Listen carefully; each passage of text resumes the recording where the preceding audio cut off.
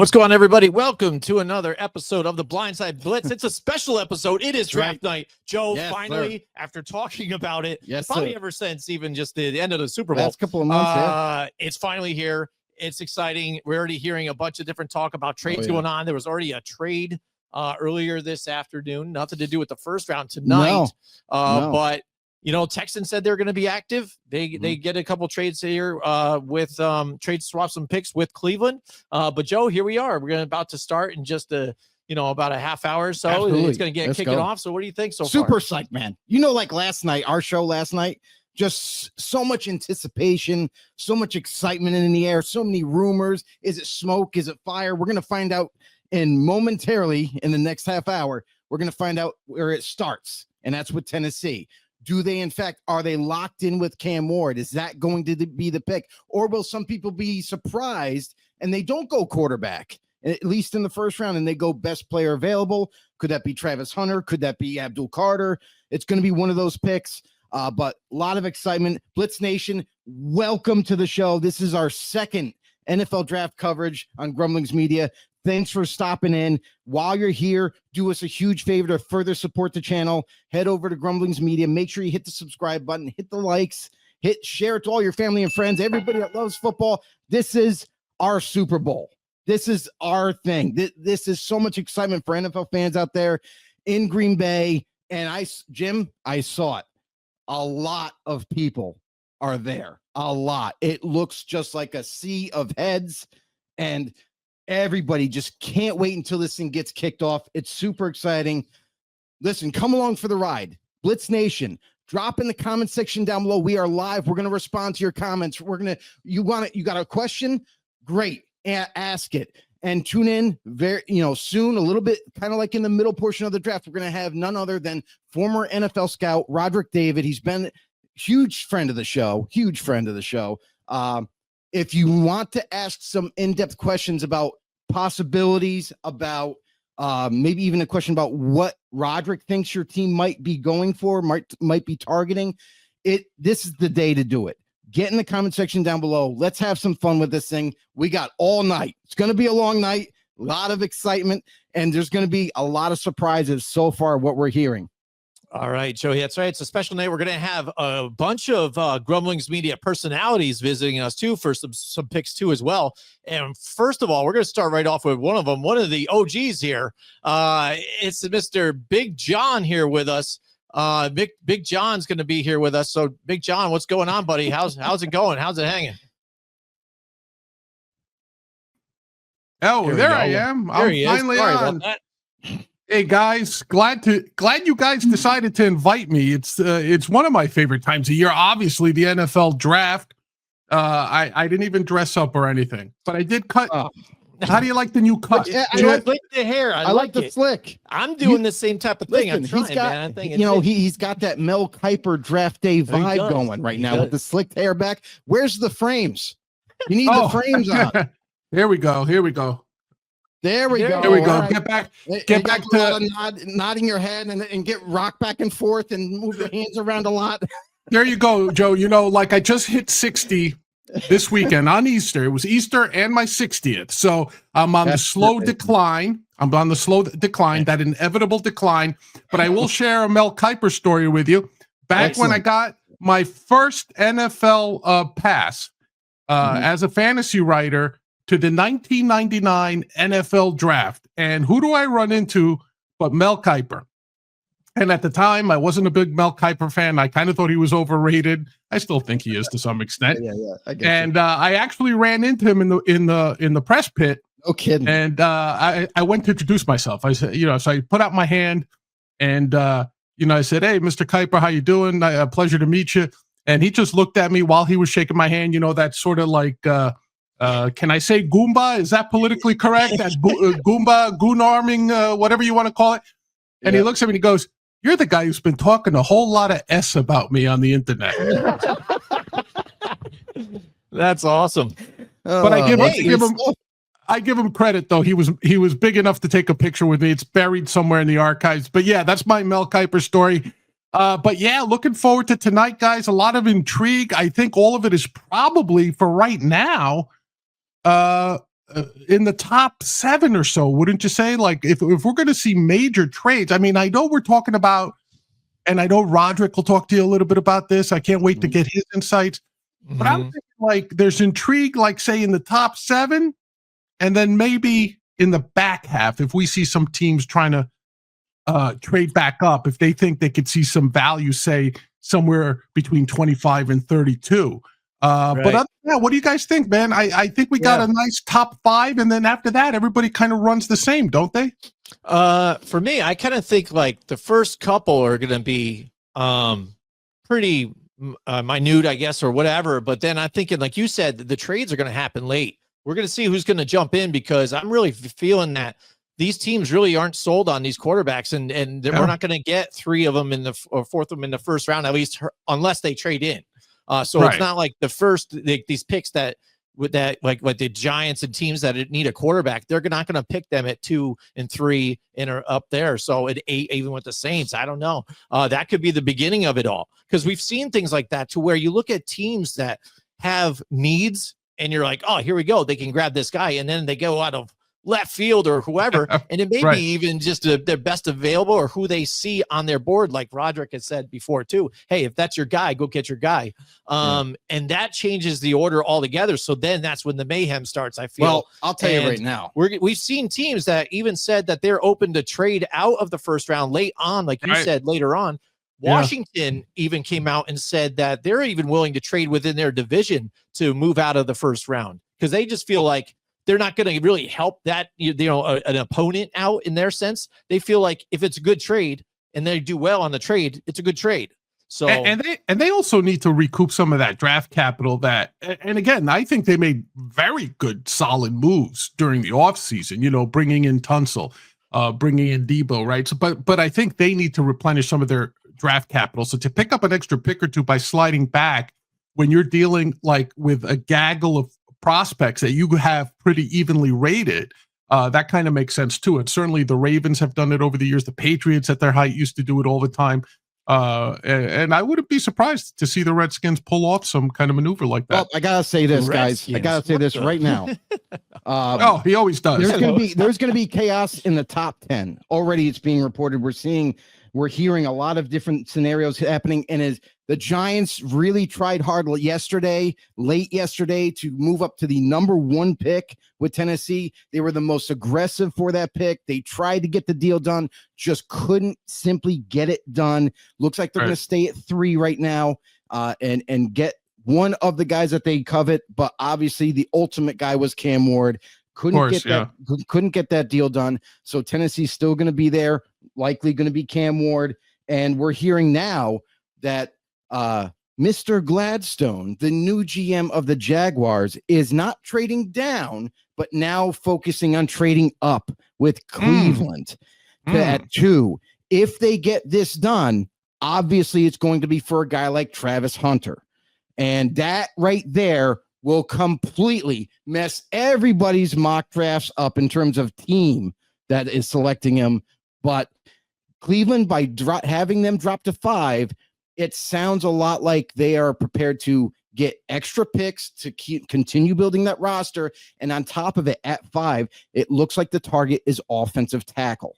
So far, we're hearing a lot of crazy stuff. We're hearing the Chicago Bears desperately want to trade up from 10 up to maybe 5 where Jacksonville is. That Jacksonville is the sweet spot of this draft, and everybody's contacting them, whether it be moving up or Jacksonville themselves trying to work out a deal to go to 2. If they can't get that done, maybe they move back and gather some more picks. But it sounds like the Bears really want Ashton Gentry, and they know, or at least have a feeling, that they got to trade above the Raiders at 6 in order to kind of lock that in. I'm wondering, as well as anybody else, that this draft is so unpredictable, and everybody is starting to they're sweating the little bullets now. They're trying to get deals done. They're trying to move on and trying to get their guy. I can't wait until this thing starts. But it's interesting, isn't it, that there have been no trades up until this point in the first round, which I think is like the first ever, right? So first ever in draft history. Yeah. So to me, it kind of speaks into that sort of, is it your guy that you're trying to get in the first round, but with fullbacks. Do you know what I mean? Like, yeah, I could see the Bears. They're obviously they would love a Gentry. Honestly, I think the Jaguars could do with a Gentry at 5 even. We know the Raiders, Pete Carroll would probably like an Ashton Gentry. I mean, of course, look, there's other fits there. But once you get past that Gentry, either it becomes obvious you're not getting them or the price is too high to go up and get them. Then you're kind of settling back. And I think that's why you haven't seen any aggressive moves till now. Because other than, like, say, what would you say, Joe? 5, 7 maybe prospects being top tier in this draft? Maybe? I would say 4. I would say 4. Yeah, I had 5 in mind, but I'll buy it 4 from you. I'll take that number.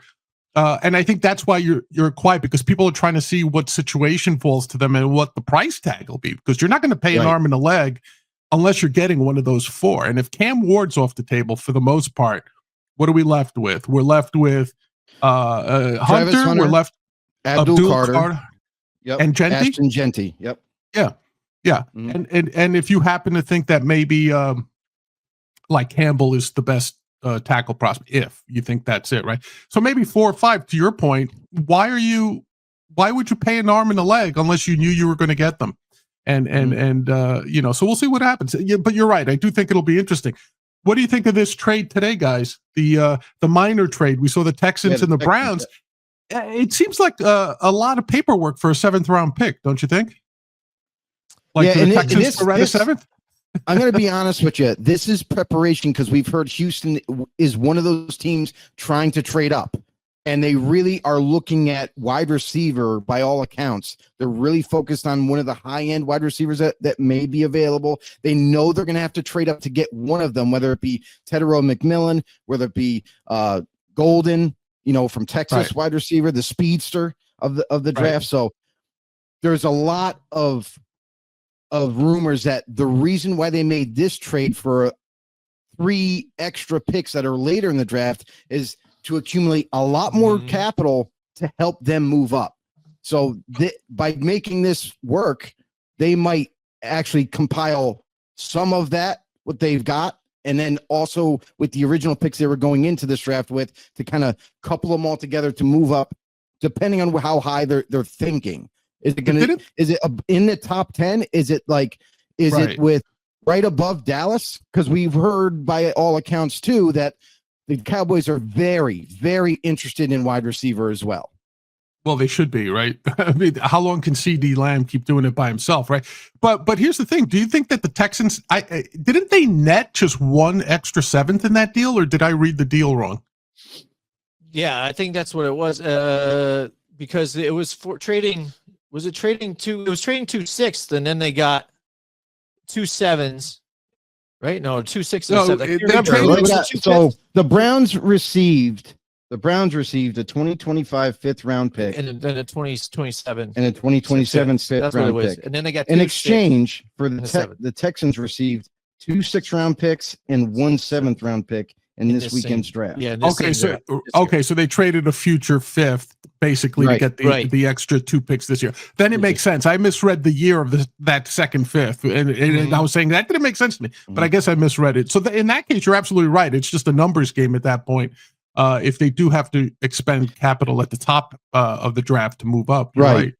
And another thing with the top 5 picks, everybody's looking at the Patriots. What are they going to do? Because as much as everybody's been funneled to believe it's Will Campbell, no doubt about it, it's got to be them, it's got to be him, there's something else brewing in New England.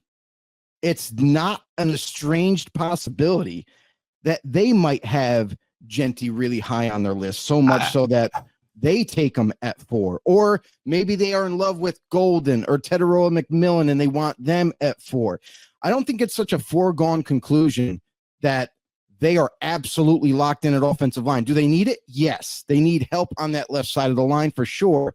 But they could also view this as, we're going to take BPA in the first round, and then we're going to go into the second round, and we'll see what we have available for developmental left tackles that they can utilize. So I think they're stuck at 4, because we've heard all the reports that they were trying to trade down, trying to accumulate picks. It just never amounted in the end result to happen. But now it looks like they're locked in at 4. They're not going to be able to trade out. So now they have to make the pick. And a lot of Pat's observers are saying, like, what's wrong with penciling in Gentry to the Patriots when you consider Vrabel, all those years he was successful. Yeah, he had a tough defense. He was a solid coach, but he also had Derrick Henry in the backfield. And if you're looking to duplicate that formula in New England, you've got your young quarterback. Granted, somebody up front to keep them upright is always welcome, but at the same time, what's a better friend to a young quarterback than a really impressive running game? And if you could get Gentry in that position, like, I wouldn't be shocked if the Patriots stood there and took Gentry. And it would also fuel speculation as to why so many teams are trying really hard to get into that number 2 or number 3 spot. Because I'm not so sure if you're a team that wants Gentry, like the Raiders or the Bears.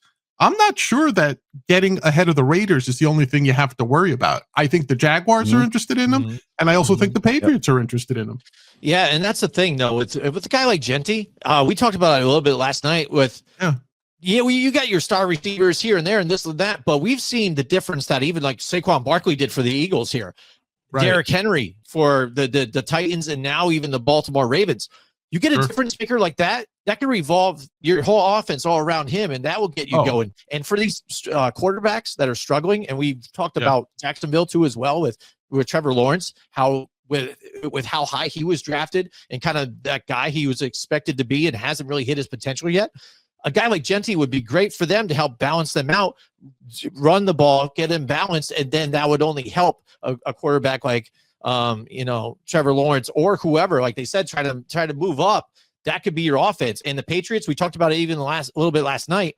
How would that look if all of a sudden they grabbed running back? Because it's not Belichick anymore. Belichick was running back by committee, whatever. I'll grab this guy, this guy, sprinkled around 3-4 different guys back there.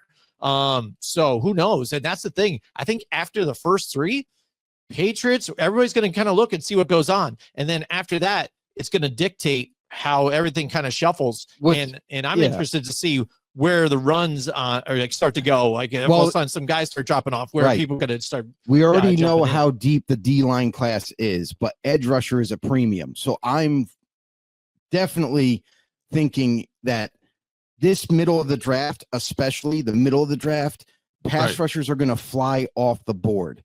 There's a lot of teams interested in these pass rushers, like Mike Green, like Donovan Ezeraku. Like there is a lot to love with these edge rushers, and even like the D tackles. D tackles, a lot of people are absolutely falling in love with Kenneth Grant from Michigan, a guy who can do a lot for a defense. So I just think that we're going to see runs on running backs. Definitely, like probably day 2 is going to be a run. Edge rushers in the first round.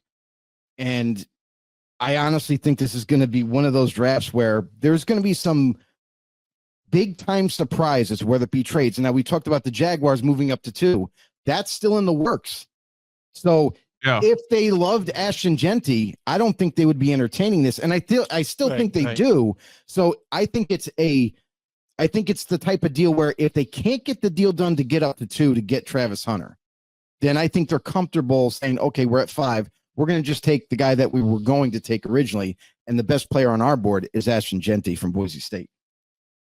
Another interesting thing that I'll mention too is Cleveland Browns. We've talked on this show. We've talked on our other show, Football on the Know, many times about this scenario where the top end of the second round, all the quarterback needy teams maybe trade back into the lower part of the first round to add that 5th-year option on the contract, get a quarterback of the future, develop him. But what we're hearing now is that Cleveland, who picks 33, wants to keep that pick. So it won't be involved if they in fact do try to trade up, which changes everything. So if they're happy with sitting there, not going to trade into the lower part of the first round, they're going to stay at the second round pick, let the draft fall where it may, and then make the pick when it comes up. And here's Joe, there's a lot of different scenarios that we're still hearing more as it goes. What's up? Oh, hey, I'm jumping in real quick. I just wanted to say, like, you were talking about Gentry and how high up he may go and all that sort of stuff. And I'm wondering here, how much does it trigger Omari Hampton's value if Gentry goes high? Let's say Gentry, either because the Jags are trading the number 2 and they want him, or they stay at 5, or the Patriots take him at 4. Let's say he goes a little bit earlier than projected. How far does that bump up Hampton? Do you think the Raiders then say, okay, let's say it's the Raiders are left holding the bag. Do they trade down and still get Hampton? Do they try to take Hampton at 6? What about the Bears? Is he their backup at 10 if they can't get their hands on Gentry because he went too soon for their blood? He became too rich for their blood. Yeah, I don't believe that Omari Hampton bumps up in the top 10 at all. I don't think that bumps him up that much. A lot of the teams are kind of split on him in a sense. Like, everybody loves Omari Hampton. There's no doubt about it. Right. But some teams view him as, yeah, he's really good. He still needs to work out a few things in their minds, but maybe he's a high-end second-round pick. Maybe he's a low first-round grade on their board. Right. Where, like, if by bumping him up and pushing him up, we've all talked about the value of running backs, and is it now turning the corner? Now, is it now going to start to be pushed up, especially in this draft? But I don't believe that Omari Hampton automatically now gets a kick in the ass and moves up to like 7 or 6 for the Raiders. So I do you think it bumps him up at all, though? Do you think it bumps him up at all, or do you think I think if anything, yeah, go ahead. So I think if anything with Omari Hampton, no, I don't think he bumps him up any higher than what he normally would have been selected.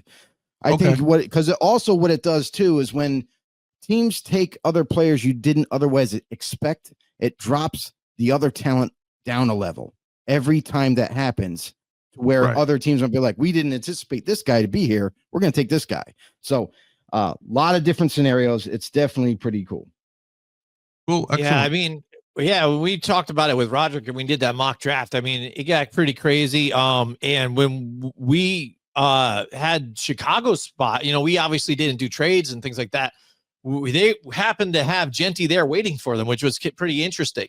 And then Hampton, fell down towards the back end. So we had 2 running backs going in the draft, and I wouldn't be surprised even if that's where Pittsburgh goes running back. We've seen them do it before when they've had other needs, but it all depends, I think, even on who's available there. I think the intriguing thing is some of these teams that don't have picks like in the second round, like Pittsburgh. So what do they do? Do they reach? Do they go quarterback? If Shedeur Sanders happens to fall that far, do they go? How much do they love that route? And how much do they? So I think the interesting thing with this draft that's kind of been following this draft the whole time, and you might be like nauseated by it all, but the fact that when we started talking the draft, it was between 2 quarterbacks and Cam Ward and Shedeur Sanders, and the love lost for Shedeur since then, I mean, just kind of fell off to where we're talking about him falling down, dropping down draft stock. An anonymous assistant coach said when he talked to him, he said he was just, arrogant and this and that, and just didn't like it and dogged him completely. That comes out today and everything. So will he drop down? So it's amazing to see the difference in draft stock with these guys. And I think that's going to be one thing to watch, and where Shedeur might fall, and if these others quarterbacks go first, and that'll kind of be telling of what these teams think about Shedeur and possibly what the baggage he might have with him, even with the Deion Sanders. We're 4 minutes out, guys. We're 4 minutes out. Ooh, it's like Christmas Eve. It's like Christmas Eve. So exciting. All right, let's get to some of the comments here. I got a couple comments in the house here with us. We've got Jordan Lott is in the house with us. What's going on, Jordan? He says, can the Libertarian Party draft the top quarterback and running back? Go Jaguars. There you go, a Jags fan. So he's looking to get something here, and he's representing the Libertarians out there. So hey, I thought I was doing that. We do remind you guys too, again. Yeah, I know, right? You're there too as well. That's right. Yeah, Big John. Speaking of which, why don't you tell everybody too, again, what show you're representing here for the Blindside Blitz and Grumblings Media? Oh, yeah, sure. Yeah, thanks. Well, I'm here tonight representing my show, one of my shows, Liberty Lens, which I co-host with Mike Termott, the 2024 vice presidential candidate for the Libertarian Party. So it's always fun. Check us out. We new episodes drop every Thursday, not live, but we drop them on the channel, grumblingsmedia.com. And guys, thank you for inviting me tonight. I know this draft season is your favorite time of year. It's not Christmas like some people might think, or any other part of year. Your best time of year is now. So I want to thank you for inviting me and the other various hosts on Grumblings Media who will be sprinkled throughout the episode tonight. The show, I should say, tonight. So thank you for that. And I can't wait to be part of the reactions for my team drafting the Giants, my team drafting 3rd overall today. Can't wait to see if they screw it up or not. Yeah, definitely. Oh, I know. And I get to watch this, being a Giants fan as well. I get to see this every single year. Right. And this is the anticipating thing about it. It's like you said, it's like our big night, but like you said, it's like Christmas, I guess, in a sense. But I think for some aspect, it kind of is to an extent. Because you remember, even as a kid, you're like, oh, you got your Christmas list. This is what I want. This is what I want. And then you wake up, and then under the tree, it might be there. But if it's not, you're kind of like, oh man, I didn't get that toy I wanted. Like, what the hell? And for us, as we're grown now here watching the draft, that's what it's like too. Because I'm sitting here when the Giants are on the clock, I'm looking to watch and see who they pick, and I'm like, I want this guy. Come on, do this. And then all of a sudden they pick somebody you don't want, and you're like, and Joe and I, we could witness this firsthand. We actually had a recording when we were out and on the scene, out about with everybody, and it was the draft where Daniel Jones got picked, and the whole bar went ballistic. It was crazy. A lot of people's heads on their hands, and it was nuts. People laughing at Giants fans. It was outrageous. And that's what's cool about going out during this too. You see the big crowds here that are gathered here in Green Bay, but there are crowds everywhere in bars across America right now, watching tonight and watching this all take fold. We're a minute out. We're a minute out right now before we get to all this here. So Jaguars, it looks like, just hearing this now, Jaguars are the trade up to number 2 looks very likely, and it could go down momentarily as soon as the draft starts. Wow. Okay. That would shake things up. Definitely. Oh, big time. Yeah. It's So already right getting off close, with a bang here. So that's the thing. This is it. This is where everything's going to go crazy. They said top 10. Don't be prepared.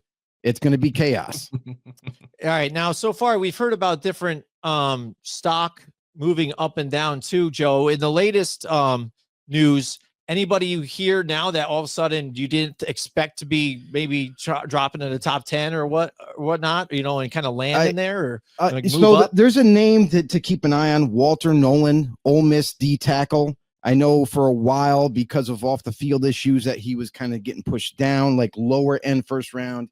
And now it sounds like he is soaring up the boards in the last 24 hours. A lot of teams really love his skill set. A guy who's very versatile, can play D tackle, can play edge for you. He's a phenomenal interior pass rusher. So a lot of people envision him as some envision him as the number 1 D tackle in this draft class, where Mason Graham has been penciled in as that guy. Walter Nolan, they don't have question marks about the arm length, disengaging from blocks if they happen to get the offensive lineman get their locks into him. So he has counter moves. So he has the whole enchilada in terms of skill set. That's what's kind of pushing him up now. Teams have obviously done their homework on him about the off-field issues, and it seems to no longer be a major concern. So he's soaring up the boards like crazy. He could end up, it's possible, he's going to end up somewhere, I imagine, in as far up as the ceiling at 7 with the Jets, to his floor probably being around probably the Bears at 10. A lot of people are in love with this guy. So that's a name to keep an eye on for sure. And obviously there's other guys like Mykel Williams from Georgia, a guy who basically played all year long injured. And some people are like, well, the dip in production, is he really the same guy from 2 years ago? And he was dominant 2 years ago. So this draft is going to be telling on how teams view him as well. I've heard he could go up to where Carolina is at 8. I've heard Carolina loves him. I heard the Saints love him at 9.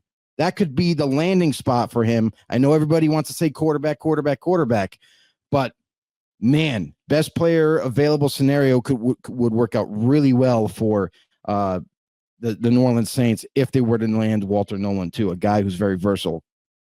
Yep. So there we go. I just showed a little bit of the screen. What's going down here? These guys are bringing in. We got Rich Eisen over there. Joe. Again, we've talked about guys that could potentially move up, guys that actually drop back too.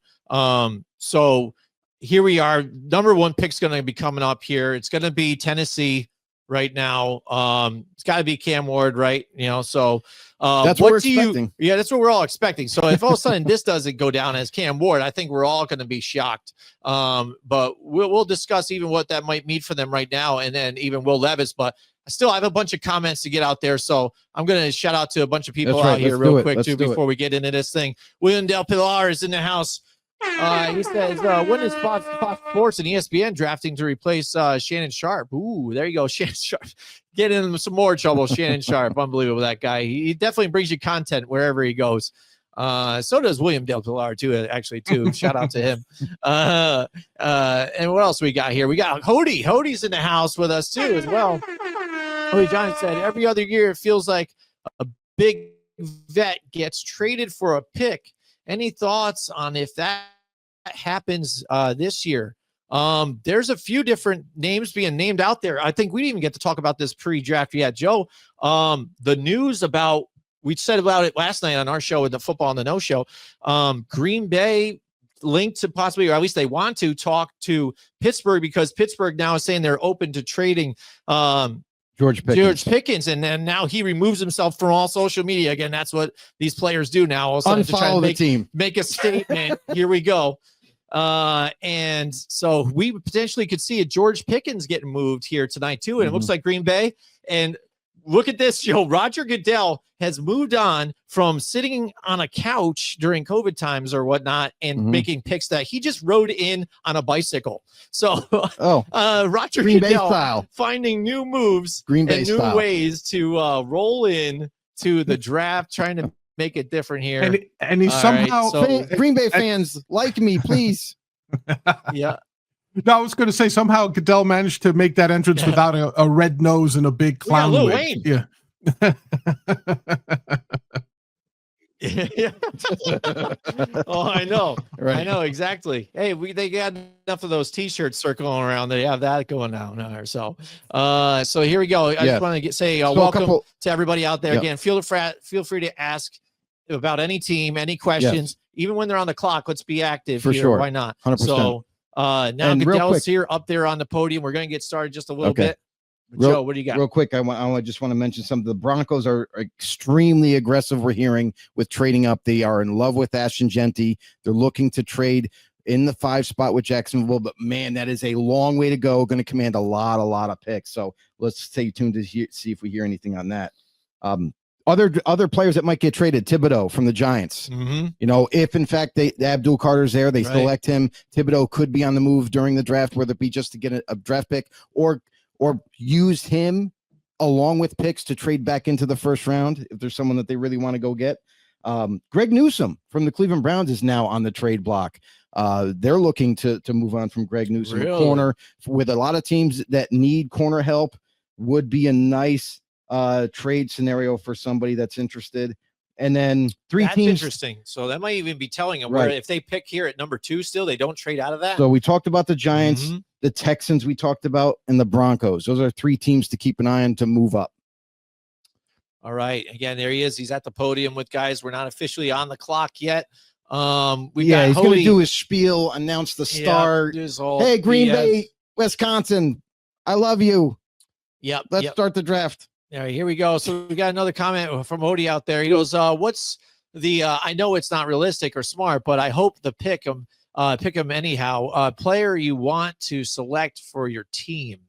So they basically say, not a realistic or smart, but I hope they pick them anyways. Like, who do you talk about with your team, especially, who did you want them to pick if the Raiders are there, if he even happens to be there, whether it be realistic or not? Well, who are you hoping the Raiders get? Here's the deal is the trenches are a big deal, right? Like everybody's going to be focused on trenches, but unfortunately for this year, this draft class, I don't view any of these tackles, guards that high. They're not worth a top 10 pick in my mind. So with that being said, I think you go BPA. So like I'm a Raiders fan. So if I'm picking for the Raiders at 6, I would hope or wish that they would take Jalen Walker, linebacker out of Georgia, a guy who can play every down. He can cover. He can help stop the run.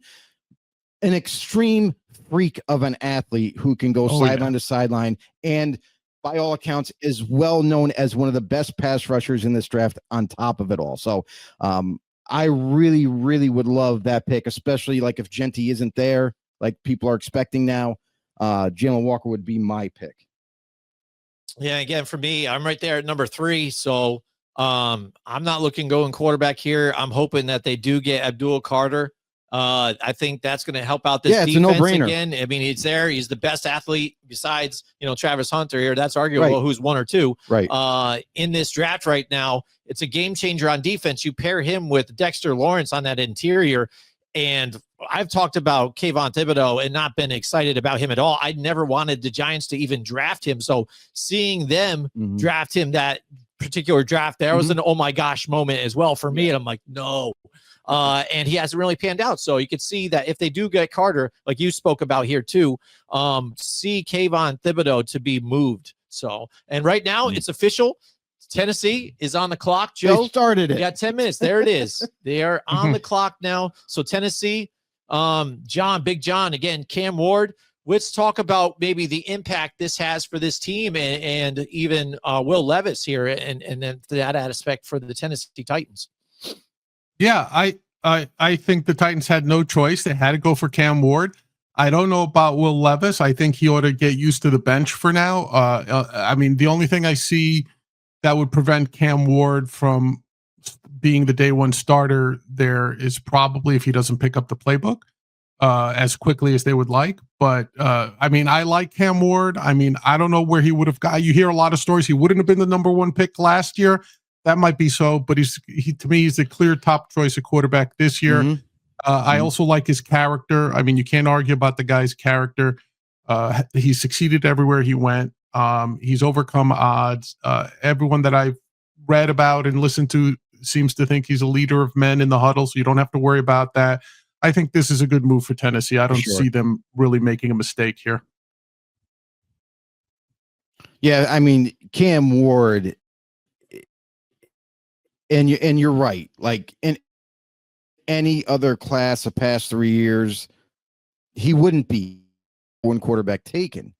But his ceiling is so high. Like his potential to be great at the next level is uncanny. It's unbelievable. So that's what the allure is of Cam Ward. Will be most likely going number 1 overall. However, if they do just decide to change gears and say, well, you know what, we only had, Brian Callahan only had 1 year of working his system in, and Will Levis, he still believes in Will Levis, can correct him. Maybe they go Abdul Carter or Travis Hunter, whatever they decide. But by all accounts, like if you have an opportunity like this to get in your mind a future quarterback, and if there's any doubt at all in Will Levis, then you pull the trigger and you go with your guy at quarterback, especially with a new coaching staff, a second year coaching staff and regime. So it makes a lot of sense to go Cam Ward. But man, oh man, I can't wait until they make that official announcement. Yeah, and they're going to stretch it down all the way to the end because the NFL tells them like you got to bring this all the way down to the end because they're even showing camera shots of them right now, and they're all sitting there just like, yeah, calm, cool, collected. What's up? And they're like, yeah. So what are you going to do after this or whatever? This. And so it's pretty funny. TV revenue is a big deal for the draft. Yep. And another thing that Roderick has also brought note to that. Yes, this is what goes down. In the draft, we were told to stretch it all out, but we're also taking phone calls too, depending on where you are. I think an interesting pick down the line, I think is going to be San Francisco and Cowboys, like around there, 11, 12-ish or something like that too. Because I know the Cowboys have been talking about trying to make trades and move up. And I'm wondering if they're interested in there's leapfrog in front of San Francisco. Because, like you said, Jerry Jones likes to get that type of splash player. Yep. And what we've seen with the 49ers unloading talent, and who do they bring in? Do they bring even another receiver to try and get going with that offense here with the issues they've had with Brandon Ayuk?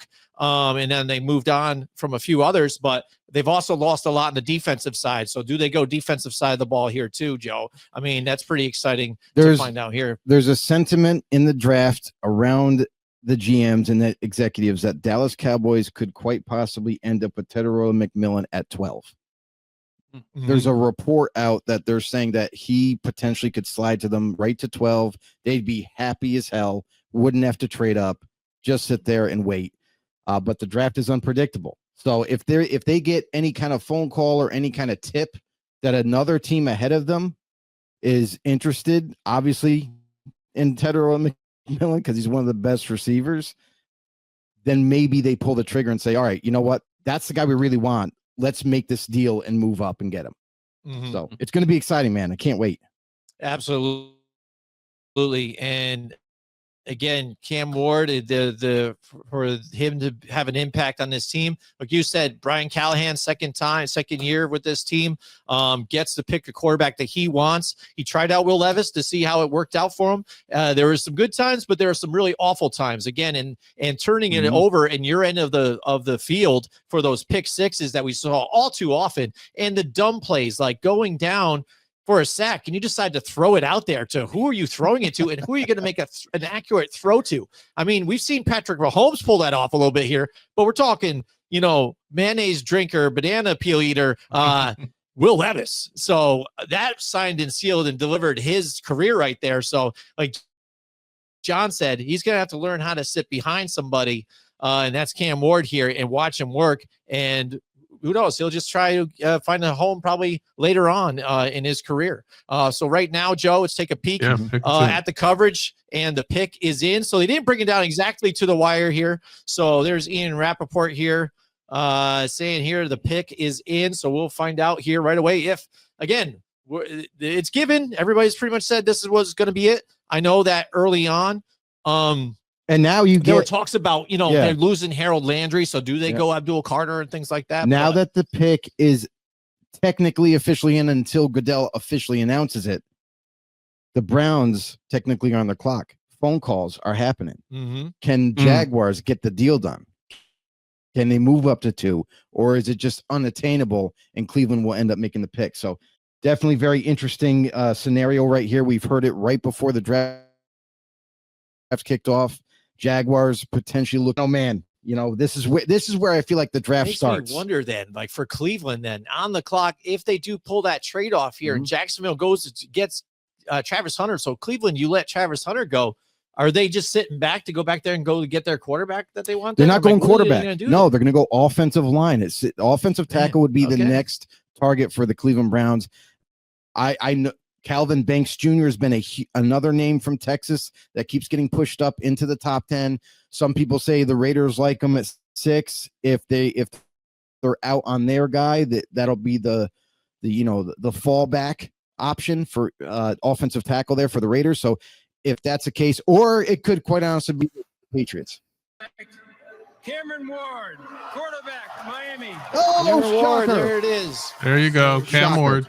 Cam Ward, there it is. Everybody's shocked. There it is. And Cam Ward. All right, so now that's everybody's draft board so far. Their mock drafts are I'm 100. Right? I'm 100% right now. All right. Look at it though, because a lot of people viewed this pick as don't go quarterback.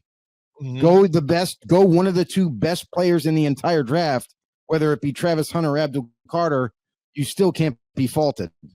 But they go with Cam Ward. This also goes to show you that Brian Callahan does not believe in Will Levis and continuing to develop him. Now there's going to be a competition between the 2, obviously, but it's interesting that now they've turned that page. Now it's like, okay, now you got your guy.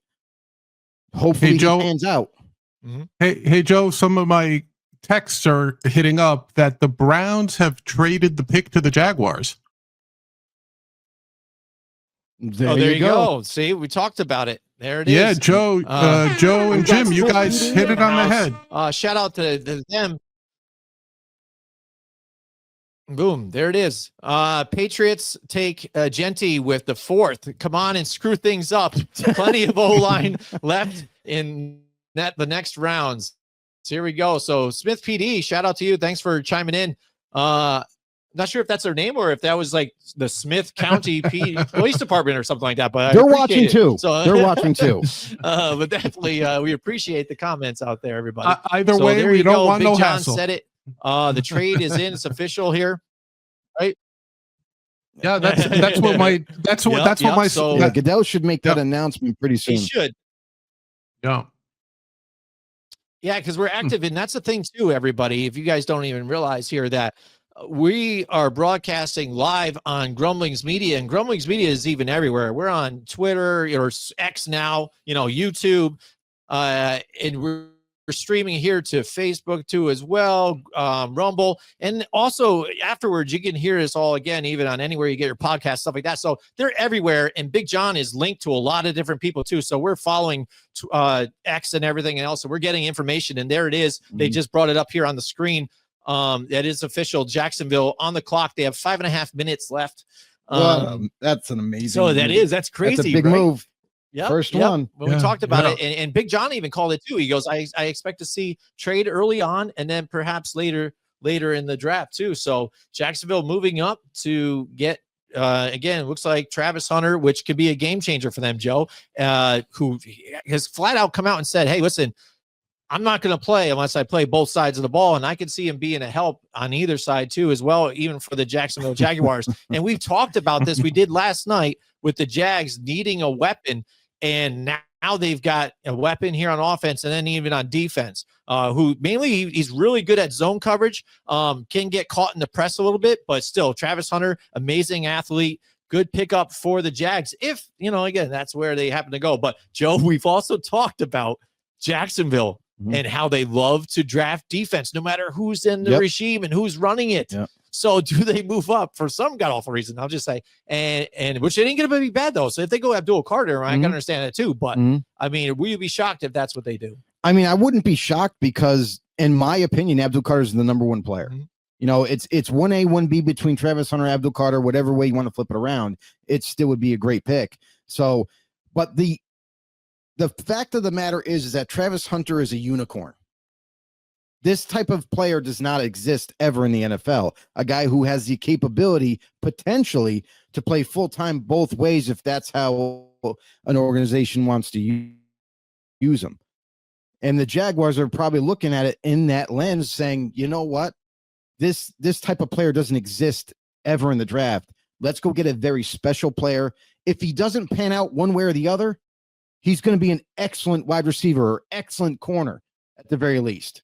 Like, you get yourself a bona fide star, and it's going to be up to the Jacksonville Jaguars coaching staff. It's going to be up to how they portray him, how they want to utilize him. We also heard that the Cleveland Browns, if they were still picking here and they took Travis Hunter, that they viewed him as a full-time wide receiver and a part-time safety on defense. So that was something interesting because that's how the Browns viewed him as. Now, if Jacksonville does take Travis Hunter, makes it interesting to see, are they going to in fact try him at both sides full time? And if he can pull it off with the playbooks and physicality, going to be crazy. That's right. Here you go. Like you said, the pick is in, so we'll find out any moment here. So Big John, you think it's going to be Travis Hunter here or Abdul Carter? Without a doubt, it'll be Hunter. There's no wrong answer. There's no wrong answer, right? Yeah. But it'll be Hunter. All right. Anyway. So here we go. It'll be Hunter anyway. So again, you're talking about really generational talent, like you're talking about with either of these guys, Joe. So, and again, and a guy who can make an impact here. If you're talking about Abdul Carter, you put him with Josh Hines Allen in that defense, and then also if you do have Travis Hunter again, your offensive weapon. You got Trayvon Walker too there. Yeah, exactly. Like they have two pass rushers, but you can never have enough. Right. And they've been reaching and trying to get another wide receiver for them too. So Travis Hunter is going to work out for them and on the defensive side of the ball too. So, I mean, that's a complete package, and you would think that they moved up. I didn't get to see what the compensation was, Joe. Did you see what the compensation that usually doesn't get announced until after Goodell had it on there. Hey guys, I've got it. The Browns traded the number 2, a 4th rounder this year and a 6th rounder this year. So 2, 4, and 6. And the Jaguars gave up the number 5th overall, their 2nd round pick, and a 4th round pick. And Interesting. their 2026 first rounder to the Browns.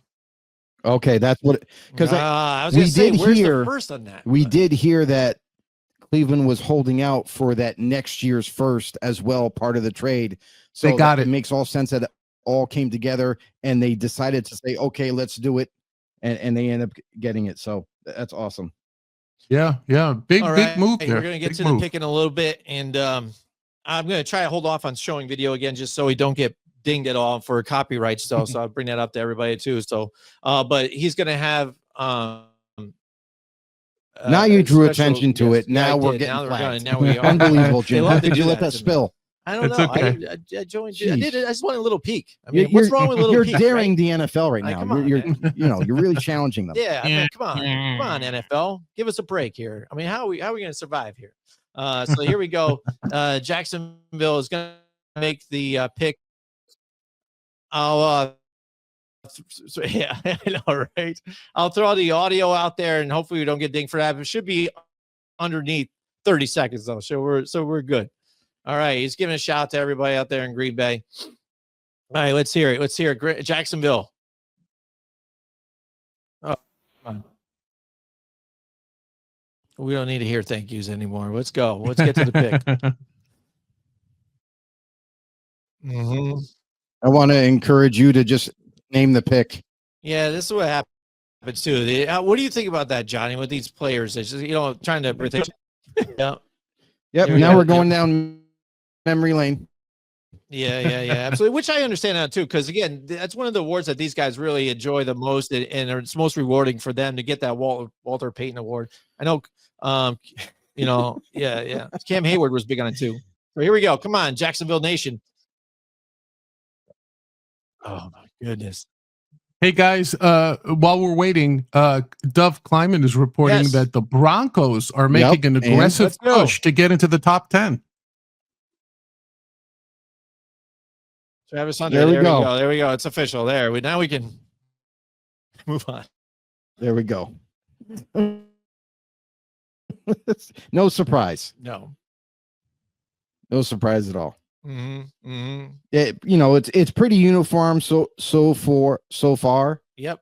We knew the top 3 picks was going to be in any combination. Travis Hunter, Abdul Carter, definitely the pick at 1. Maybe it flip flops with Travis.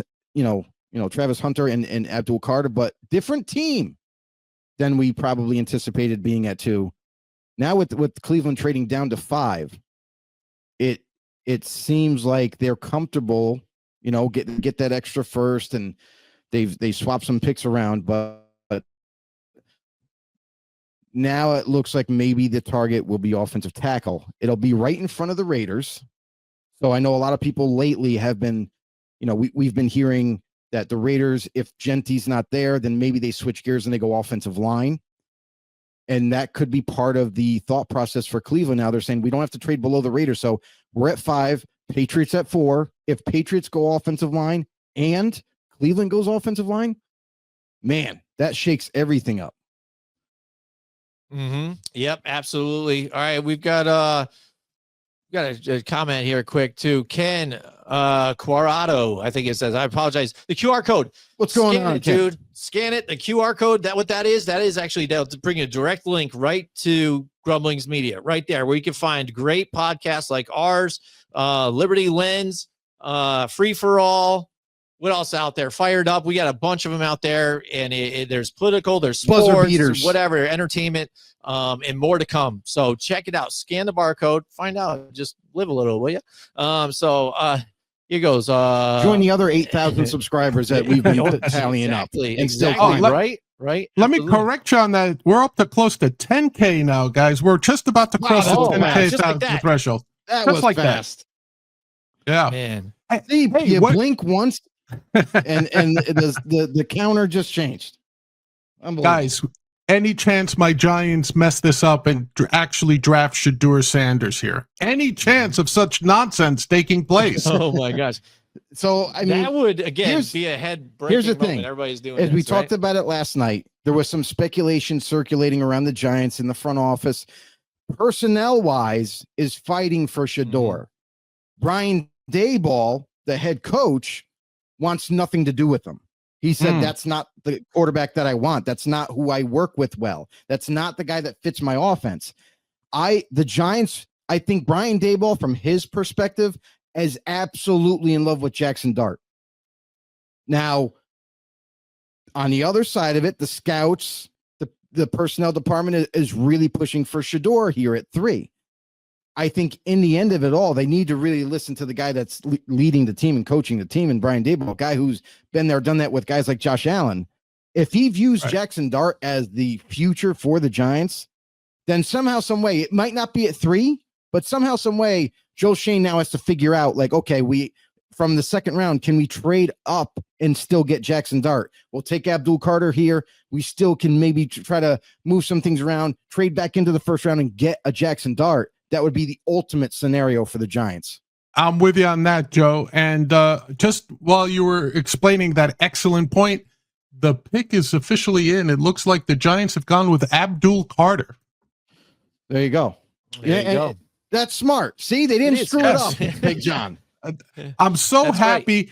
I'm so happy they got this guy. They make up for the mistake they made when they didn't take Micah Parsons a couple of years ago. And I think this guy is going to be just as good, if not better, than Micah Parsons. I say that with the objective eye of a New York Giants fan. Right. Yeah, nice. Yeah, and it's easy to draw the parallels too. Again, because schools, numbers. And I'm there with you too, Big John. Joe and I, when we did our mock draft, that was an amazing draft too. We were sitting there watching that pick, and they trade out of where they were, and then all of a sudden, when they do pick, they go Kadarius Toney, and I was just like, "What? Are you serious?" Right. Like, no. And you talk about moments where they screw it up. You're watching them actively screw it up, and to where you're like, again, it's another moment, and I've had so many moments like this to where I'm like, all right, here it is. They're going to do it. And then all of a sudden something happens. They trade out or they don't get it. And you're like, no, what are you doing? And it's happened so many different times. And there's other issues too, that you've had to where, and what's interesting with the drafts is that you see players, college, whatever, and then you might have expectations too. Everybody has a plan. Everybody has a feeling about certain players. And you're like, oh yeah, this is going to be good. This. Because the Kayvon Thibodeau draft too, they also grabbed Evan Neal, and I was like, okay, they're gonna get Evan Neal too. All right, back to back. Okay, I might give him that a little bit. And then Evan Neal didn't pan out either. Like, he's actually worse. If you look at comparisons right now with Thibodeau and Evan Neal is like a swinging door here right now, just letting anybody in. But let's listen in right here. Is the pick. So this is where I think it's going to get exciting now too. So Patriots, what goes on here at number 4? So, Giants made their pick so far. The draft, even though there's been trades, has gone the way everybody's draft boards has kind of gone. And that happens. This is traditional, Joe. Everybody knows that. So is Big John. That this is what happens. The top few, because again, you have the cream rises to the top. So everybody's going to go get up there and get those guys. And now after this, when you look at team needs and then who's best available, this is what's interesting with the Patriots, because they have the opportunity to get best available, but then also they have needs though. Offensive line looked terrible in the preseason last year, and they got a little better, but still they need to be able to protect Drake May out there. That's your investment. They worked hard to get guys in the free agency. But now the Patriots, what are they going to do here with the next pick, Joe? They locked up the center. They brought in veteran Garrett Bradbury from Minnesota. So they got the center piece there for this, at least this year. Morgan Moses was another guy that they went out and they got to bring in to play right tackle to start there. So it seems like from the center to the going to the right tackle, they're good. They're solid. They got young player Mike Nwenenu, who's a second-year starter coming into the season at right guard. Cole Strange, they could upgrade. We've all made the funny jokes, picked in the first round. Why is an average player at best in the NFL? Here's a name, Vedarian Lowe at left tackle. Mm-hmm. Does that strike fear into your hearts as a left tackle and an edge rusher? Like, I don't think so. Like, that is a glaring hole, a glaring need. That left side could use some upgrading. Now, they have their options all out on the table. They could go offensive tackle. They could go Will Campbell, which has been the consensus pick for them at 4. They could go Kelvin Banks Jr. too. Mm-hmm. I don't put it past them there. And also they could even go biggest weapon available, Ashton Gentry, which would really help out Drake May in his development and take some pressure off. Like, yes, okay, they got Ramondre Stevenson. We get it. Mm-hmm. But Gentry is different. You put him in here with Ramondre Stevenson, and oh my God, you got yourself a 2-headed monster that's going to, take some pressure away from Drake May, and they're also going to be able to maybe attack it in the second round. Yep. Hey, Joe. So a lot of different scenarios. They could go receiver if they're in love with one of these receivers. They could go, and actually, I'm going to throw out another position. Hey, Joe, real quick, want to throw that out here for you. The pick is in for the Patriots. I'm monitoring my cell phone here. They did take Will Campbell with the 4th overall pick. Oh, just like that. Again, we're getting an update. See, this is the thing, too. People following social media, too, and what comes out here right ahead of the draft, it kind of spoils it for the NFL and their live broadcast a lot of times too. And this is what you're finding when everybody's just trying to get the information so fast. And I think even, was it McShay or somebody did? Cause he's on his own now too, which a lot of these guys have been when they leave ESPN and Fox. They're on their own. And he's tried to promise, again, trying not to spoil it for a lot of people out there and letting the answers out early. But you do seem to see this happen here with social media. Yeah, absolutely. And it's always a thing every year.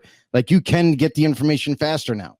You don't have to watch the TV, but I like it. I'm more of like, I like the suspense part and watching the pick as it gets announced. But now that brings us to none other than Cleveland. Well, quick here, just now Will Campbell. Now everybody says again, the thing is, this guy's aggressive, strong. He can make moves here, there.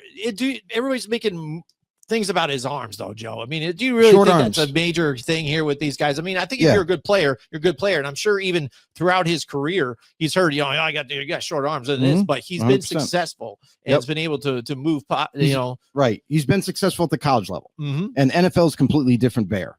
So, yes, it is a major factor if you have shorter arms coming into the league. Now, that's not to say that there aren't rarities where guys with short arms come in and they play exceptionally well. Donald Penn, former left tackle, held it down and he had 32-inch arms, but he locked it in. He was a technician. He had a very successful career. And it's not to say that Will Campbell can't be that guy. He can. But I think the Patriots realize that, like, this guy is not only just a super smart offensive lineman, he's a technician.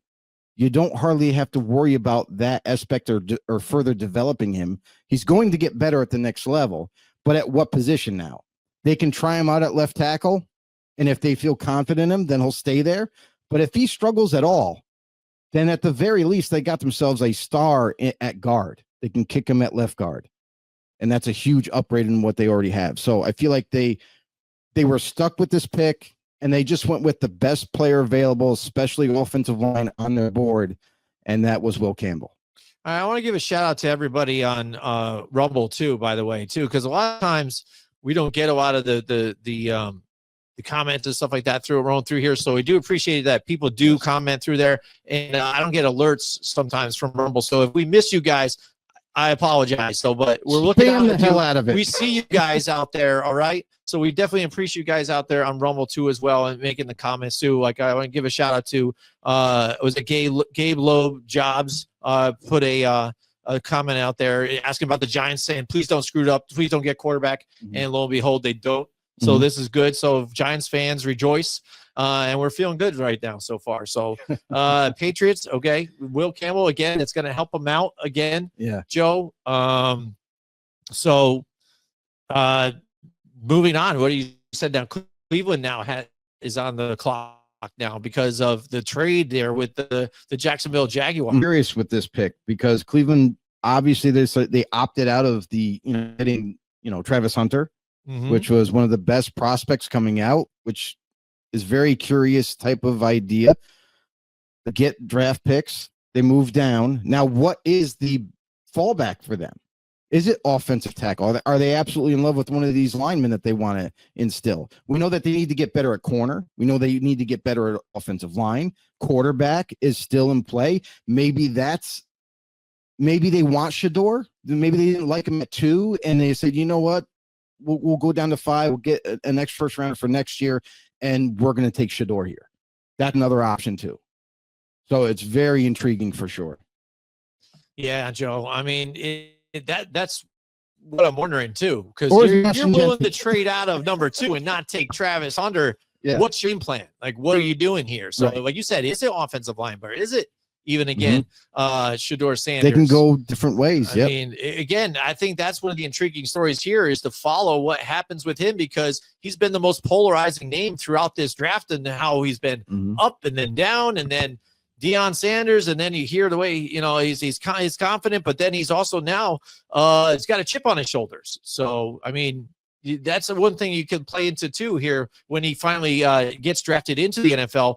He's going to be playing with a chip on his shoulders, no matter where he falls, because he wasn't picked like up at the top, number 1 or number 2. So we're getting real quick. We're getting a report right now. We're hearing that there's an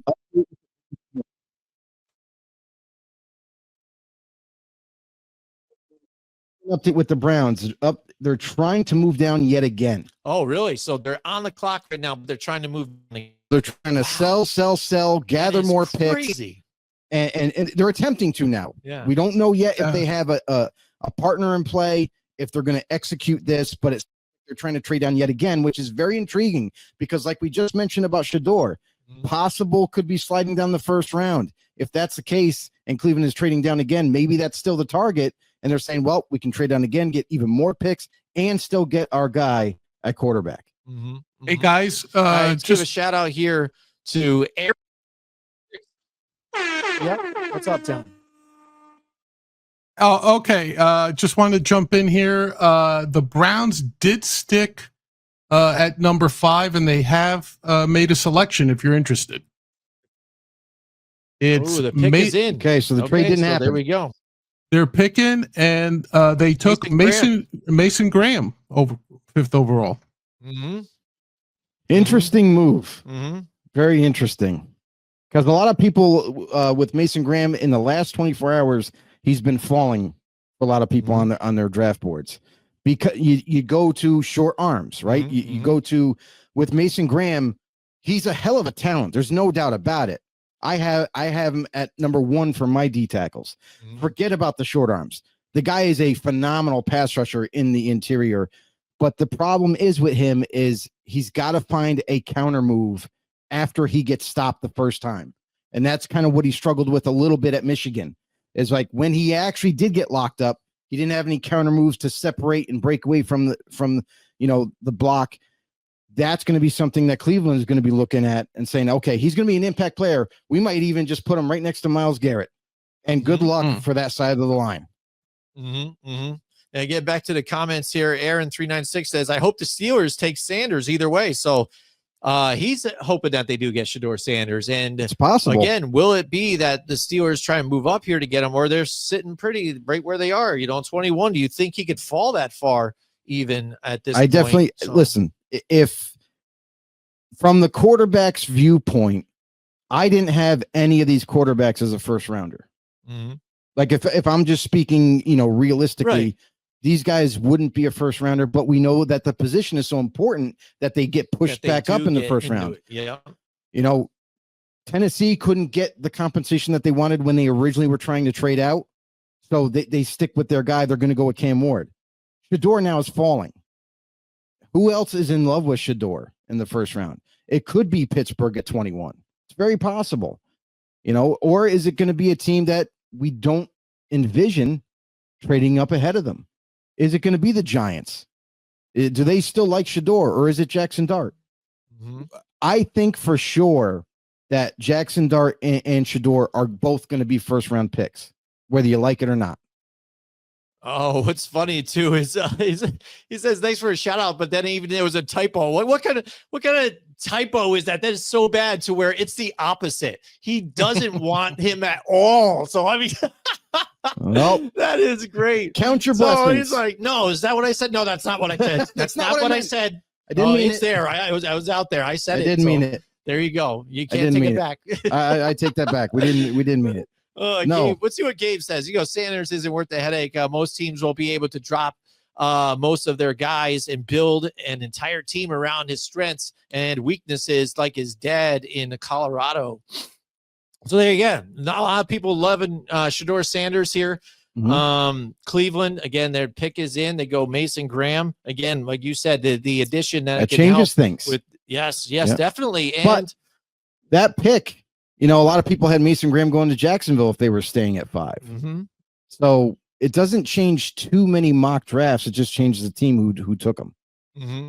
And the fact that they were trying to move back, though. So seeing that they didn't, and they were satisfied. Obviously, they're grabbing Mason Graham because they like him mm-hmm. and stuff. But the question still is going to be, I guess, yes, they grabbed Joe Flacco. They have Kenny Pickett there, and but are they going to be making more moves here to try and get back into this first round later on? Because they do have that first pick in the second round to play with at 33. So will we see them jump back into this thing and grab their quarterback of the future here? And who will that be at this point, too? And when will that be? Because that's what I think is the interesting spot here with some of these teams in the ladder that still kind of need a quarterback. But like you said, Pittsburgh, still waiting on the the Aaron Rodgers thing or whatever. I really don't think they really go into this season with Mason Rudolph as their quarterback. I mean, they've done it before. You've been there, done that. You really think now all of a sudden, after making the playoffs last year, that Mason Rudolph is going to come in, and do the same? I don't think so. And real quick too, Pittsburgh does not have a second round pick. No, they don't. So it makes a lot of sense for them to trade back and gather more picks.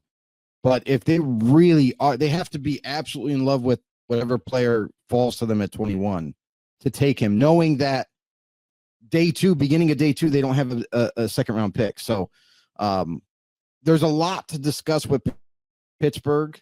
And for them right now, they're definitely going through phone calls, different scenarios, like they did the past 48 hours, trying to figure out what's the best plan for them. Is it trading back and accumulating more picks, maybe getting a second round pick, and building the rest of the team? Maybe, who knows? Maybe they still get their guy in the second round, depending on what they're looking at. They're looking at 3 or 4 guys that they love, but that's an intriguing spot right there for Pittsburgh. Hey guys. All right. I'm gonna John. Yeah. What's up? I'm gonna have to drop off, but I enjoyed going through the first 5 picks with you. It was certainly eventful enough, and I'm happy my G-Men got the number 1 player in this draft, in my opinion. Apologies to Joe, 1A and 1B, but I'll go with Abdul Carter. Hey guys, I know we got a lot of great other guests coming up to help you out later in the draft. I'm going to log off so you guys have some room, and I'll watch you along with all of our great viewers. A lot of folks watching on Facebook tonight, Rumble and YouTube. Want to say thank you to everybody and give your love to these guys. Send them your questions. They love when people ask them questions, and the Raiders pick is in. So with that, peace, everyone. Thanks, Later, Big John. We'll talk to you soon. All right, Big John. We love it. Big John's on. Definitely. The thing is, too, it's great, too, because Big John, he's an old school guy. So it's good to get his point of view, too. And I'm not saying he's an old guy. He likes the old school type of players, right? And so he brings even this knowledge that he has. Like, he had that Mel Kiper story. And I think the Mel Kiper story is amazing, too, in its own aspect, because if you're, like, we know when celebrities, we get that, they sometimes seem untouchable, but when you are their biggest kind of what do they call it, like your Twitter, person that's on there, you just nag their biggest hater, they know who you are, and that's impressive. And that Mel Kiper knew who he remembered him. He remembered Big John. He remembered him. So I think that's funny too. Is that means something, and you do have an impact on these guys. And I think that's funny as hell that he had that story to share about Mel Kiper, and a lot of people do don't like Mel Kiper, and again feel like with his career that he's kind of floated around and still had a career somehow, and has had a failed business, and then still not really hitting on a lot of his mock drafts that he does, and still considered an expert, and still landing a job, and still being out there as the guy, along with a bunch of others. So here we go, Raiders again, according to Big John again, and it shows like on social media that the Raiders pick is in, and right now don't screw it up. Yeah, it looks like it's Ashton Gentry, Joe. That's what I'm hearing right now. It looks like. So we'll play it as that so far. Ashton Gentry. It's funny because they've been doing smoke and mirrors all the time. And leading up to the draft, people are like, oh, Ashton Gentry 100% going to the Raiders. Everybody expected it, right? But then it was weird because during the pre-draft press conference that all teams do, they kind of like, yeah, we like Gentry. We think he's a good player. It was almost like they were trying to do reverse psychology and praising Gentry like they don't want him. Like they're like, oh yeah, Ashton Gentry, phenomenal player. We're gonna look at all our options. And nobody was able to either trade up, maybe leapfrog the Jaguars, or beat or trade for that pick. Jaguars had other plans, and since they executed it, Gentry is still there. So if the Raiders do, in fact, if it's official, Ashton Gentry is picked, and I don't think they screwed it up. I think they went with the guy that the whole time was their number one option. That was the guy that they wanted to get. So that'd be an excellent pick for them. Yep. And he is. He's drafted Ashton Gentry. Yep, there it is.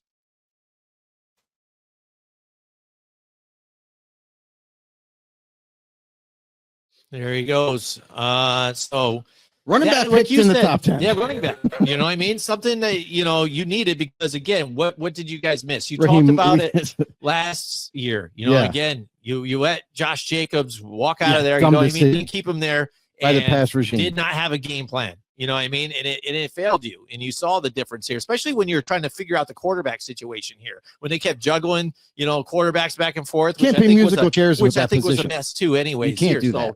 That's what we're kind of looking at. And now a difference here with this new regime coming into here, trying to fix things, and along with Tom Brady, right?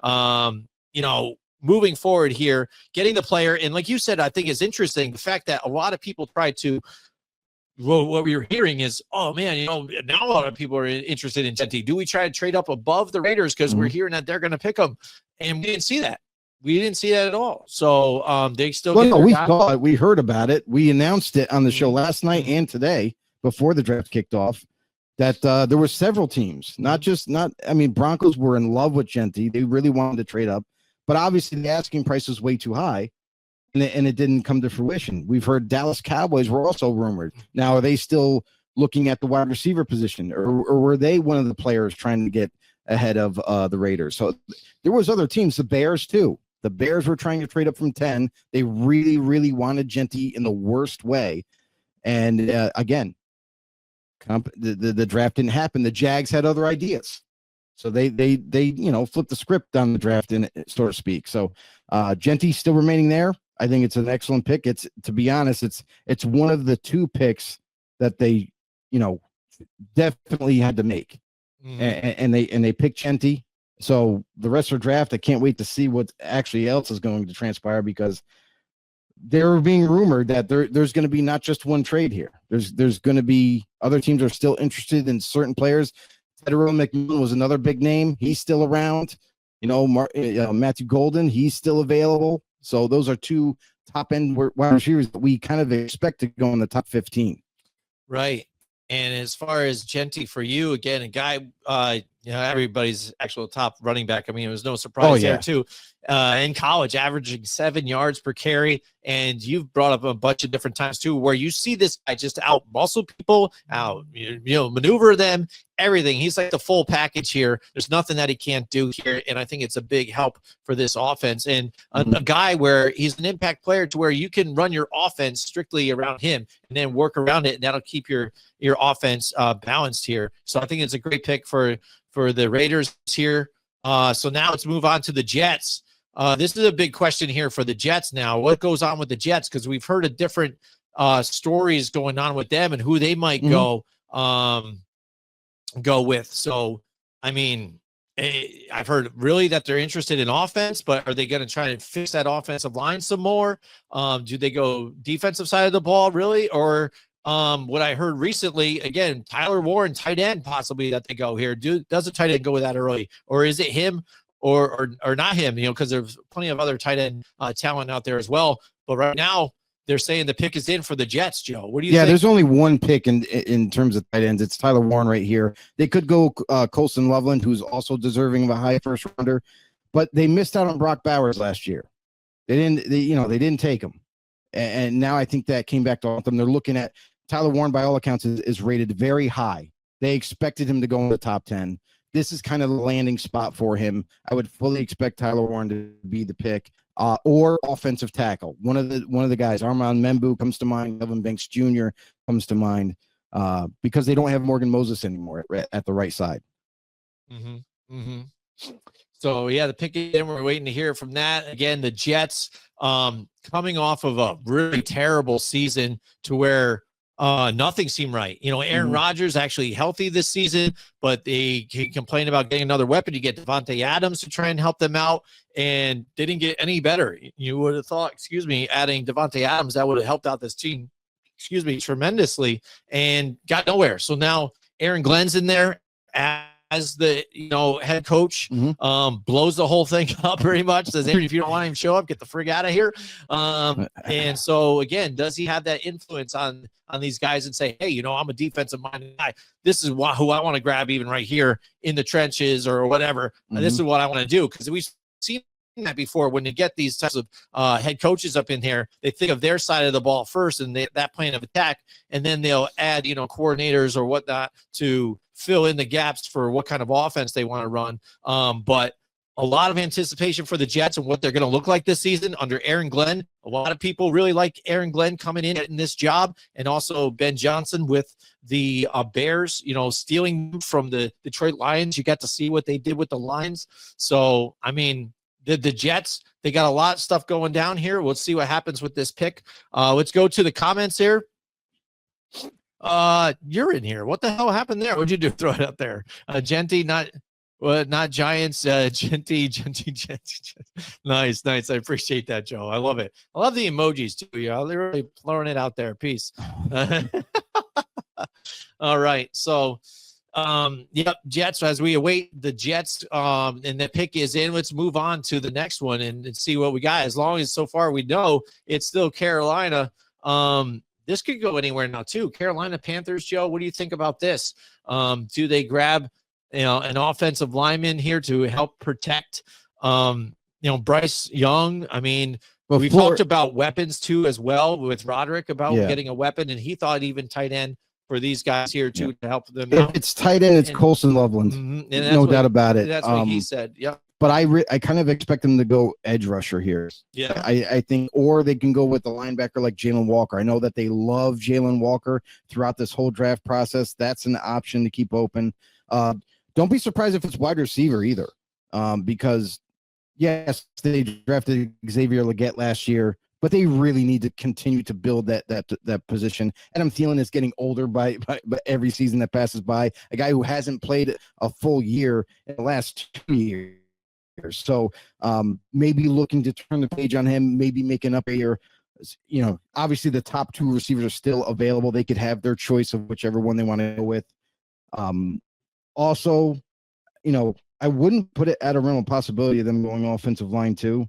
If you're going best player available, to me, it's Jalen Walker all day, or it's a different edge rusher that they absolutely love. We heard of Michael Williams being a high-end pick. top 10 pick possibly in this draft in the last 24 hours. So that's an option as well. So and the Panthers, they're in a good spot here. They're going to get their pick of whatever position they want, and definitely still get themselves a really good player, a stud. Yeah, and it's tough too because if you see, I like Tedero McMillan even go there, Joe. I just said top two receivers are here, and that's an option. Just because, at their depth chart, like you said, Adam Thielen, not it, and Leggett even not super explosive last season either, like making real impact. And after that, your depth is kind of just dropped off, you know what I mean? Mm-hmm. And Aiden, David Moore and things too. So maybe they do go wide receiver here. It's interesting. Something just popped up, and the Giants made a very surprising move in the last minute. Mm-hmm. Kayvon Thibodeau's 5th-year option has been exercised. Really? So he's saying a surprise. I thought for sure, even with getting Abdul Carter, that it wasn't going to be there. What it sounds like with Thibodeau is that they couldn't get anybody to trade for him or get the compensation that they were looking for, and they decided yet to say, okay, you know, we're gonna exercise that 5th-year option, have him in as a rotationary guy, and here we go. All right, here. So and the Jets did make a selection. So yes, the Jets offensive tackle Armand Membu. There you go. Replaces Morgan Moses. Yep. So they did go offensive line here too. Mm-hmm. So there you go. That they want to help protect Justin Fields here too. And that's the thing about the Jets when we're talking about moving forward, what they're going to do and how different they might look. They've got Justin Fields here now at the quarterback position. So, I mean, that's going to be key for them. And they could be a whole nother look here for them. You know what I mean? Right. Justin Fields ended up getting him in free agency. The fact that, you know, Pittsburgh just, you know, let him go and had him in-house. And now we're still trying to figure out questions to be answered for Pittsburgh at the quarterback position. And they're going into the season with Mason Rudolph. I think that's telling here. And now the Jets can move forward with Justin Fields, and now they've got Membu to help protect. Now we've got to see some results here this season to where that division, I think, could be a bit tighter here now. You know what I mean? We've seen the Buffalo Bills really take off and lead this division here. Miami showed a little bit of like they could be that contender, but really didn't really phase out to anything. They've kind of really dropped off. And it all hinges on Tua moving forward. But the Jets, you know, making a move to protect their quarterback. Yes. And now on to the Carolina Panthers. Great pick. We forgive you guys for the frozen up camera again. It's tough though with everything that's going on with streaming. Everybody's streaming today. Everybody's going nuts. So I've got the stream going. So bear with us again. People watching the audio, we really appreciate that. We apologize for any kind of technical issues that we do have. So thank you so much. All right, Carolina. So it's their offensive tackles, another offensive tackles off the board, Joe. Again, are we looking at wide receiver? You know, that seems like it here too. And so, out of the top two, I mean, who's your favorite? Is Tedero McMillan. I mean, Matthew Golden is a special player as well, but he's a different flavor. I tend to like the bigger, freakier wide receivers, like the taller guys, the guys with big, you know, catching radiuses, guys with solid hand separation. But man, when you have to throw up a contested ball, it's really good to have that type of player. So Matthew Golden, one of the fastest guys at receiver in this draft, if not the fastest. I know the time shows he ran a 4.29, which is the fastest, but sometimes running those 40s, these guys aren't used to that. And other guys are that formerly ran track and whatnot. So it's definitely going to be one of those two. I think if they go wide receiver, I'd be surprised if they went a different route. And maybe it's Luther Burden, who, if you go by his 23 tape, definitely the number one over receiver then. But the fact that he had a down year last year, some people are, is it him? Was it the offense? Was it the quarterback play? There's a lot of finger pointing going there. So some people have him a little bit lower, but wouldn't surprise me or shock me if they decided to go with Luther Burden based on this 23 tape. So those are the receiver options. Maybe they go that direction, but also I feel like, you know, they're starting to build that offensive lineup. They you have a lackluster receiving core. Do you want to continue to build that up? Bryce Young needs more weapons. This will be technically his second real starting consecutive, him being the franchise quarterback now, seeing that he showed promise. Can he take another step, give him another weapon? Absolutely. Again, in Carolina, like you said, they have a lot of different needs, a lot of holes to fill here too. So I think, again, for best plan for them, just best player available as it comes. Yep. And again, in a division to where that division is still going to be kind of tight. So I think any chance and any way you can make an improvement for your team here is going to matter for this division. We've seen that division to where it changed hands early on. New Orleans looked unstoppable. Injuries happened and things like that, and if wheels went off the wagon here, New Orleans finished last in the division. Carolina ended up bringing up third. Panthers took their guy. So who did they get? Took the guy. They took wide receiver like we've been talking about. There you go. And they took my guy, Tedero McMillan. Guy with size, guys with speed. This dude has the best hands in the draft. Like, he makes some insane catches where you're just like, that's not human. That shouldn't match. That shouldn't happen. He's had backwards catches with his hand the opposite way. He's had over the shoulder catches, one-handed, over top guy, just reaching straight up in the air and catching the ball, plucking it out of the air. The guy is dynamic. With Bryce Young, I feel like this is the right pick because now you have a guy that he can grow with and grow that chemistry with, and it's going to be sensational. Xavier Legette should take another step in his development. Now you have two young wide receivers that Bryce Young can grow with, and this offense can maybe start to get back on track. Yeah, absolutely. Forgive me again. I'm just trying to type things. It's going to be very busy tonight. We're getting crazy, trying to work all the social media and everything. So definitely appreciate you guys hanging tight with us. Yeah, and again, like I was saying, Carolina, now you've got a difference maker here for the wide receiver position. It's only going to help Bryce Young completely. So now you don't have to worry about, Adam Thielen trying to be the guy or whatever you got to do here. Chuba Hubbard, great as a running back, though, too. That guy has been an unstoppable force and kind of not really talked about a lot, but meanwhile, just grinding it out there. So like I said, in a division to where just a few different few games decided this division here with Tampa Bay and Atlanta and the turmoil that they've all gone through throughout last season. You could make some moves here, especially for Dave Canales, young coach for this team too, to try and move forward, to try and fix this team to where, like I said, the last couple seasons and prior were just putrid. So good pickup. You like it here. We like the need, filling the need, but then also best available at this point. Yeah, I feel like this is a excellent selection. This is one of those perfect scenarios where, yes, you have a major need, but also BPA makes a lot of sense here for this pick. So they get their guy in Tedero McMillan. What's interesting is that the fact that the Panthers had a lot of phone calls while they were ready to make their pick. They had a lot of phone calls, people that wanted to trade up. And with Gentry not there, I'd be curious to see why or who they wanted to trade up for. But they stay with the pick and they make it McMillan. All right, so that brings up the Saints now, Joe. Saints. Perfect spot for Michael Williams. You think about Cameron Jordan, who's been lackluster the last couple of years for the Saints. I've heard Michael Williams' name big time going to New Orleans, a guy who basically is a mirror image of Cam and could really produce if the doctors check out his foot, clean bill of health, no problems at all.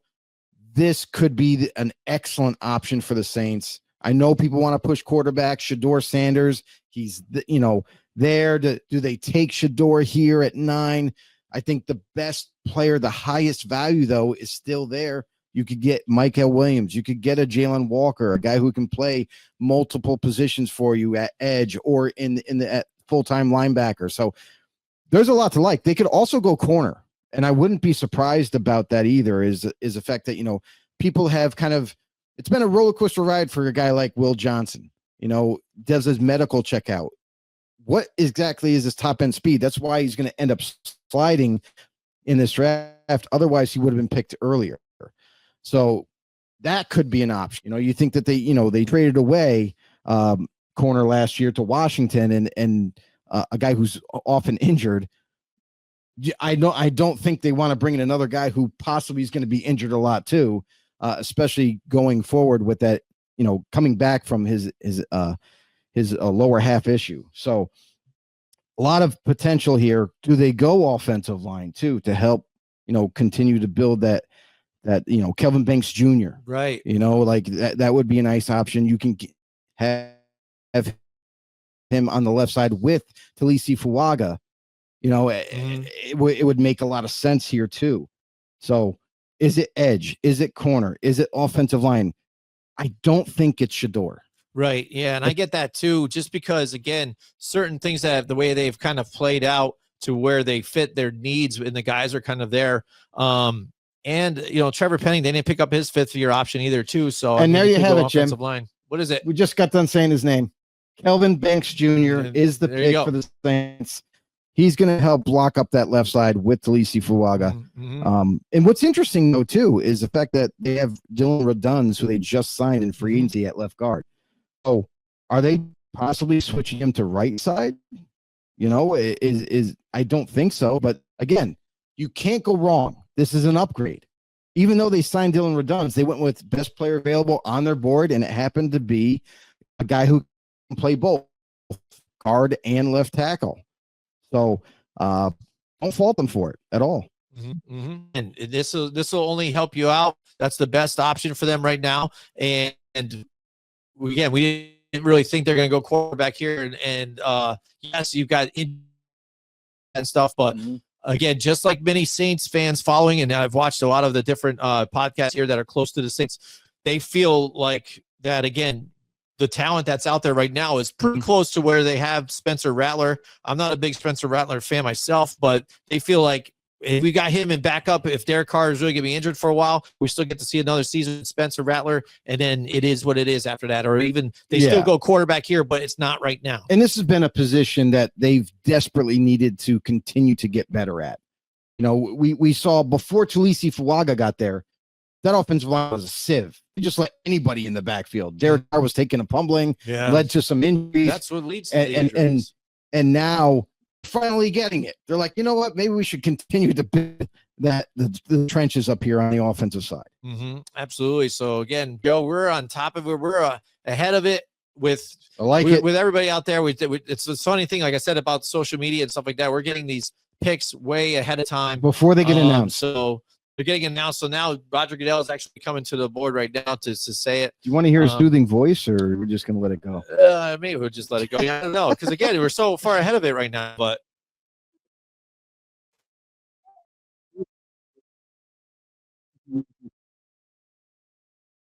oh my goodness, the woman that's holding the baby next to him almost dropped the baby. Oh boy, don't drop it. It's one thing to get me excited, but don't drop the baby, right?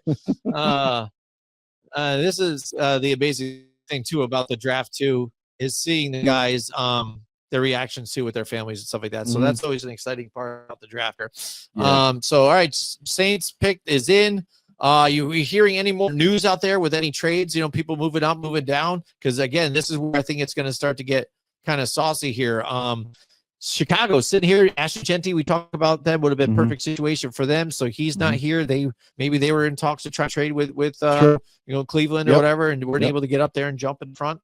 So they're here. You got Ben Johnson in this offense. Here. Ooh. What do you think? It just came to you. What do you think on this one? What's a good pick? It could go a couple different ways. They could capitalize, now that Membu's gone, Will Campbell's gone, Kelvin Banks Jr.'s gone. I think it would be offensive line otherwise if one of those guys were there. But tight end, Colston Loveland screams to me. Get Caleb Williams a weapon additionally to Cole Kmet.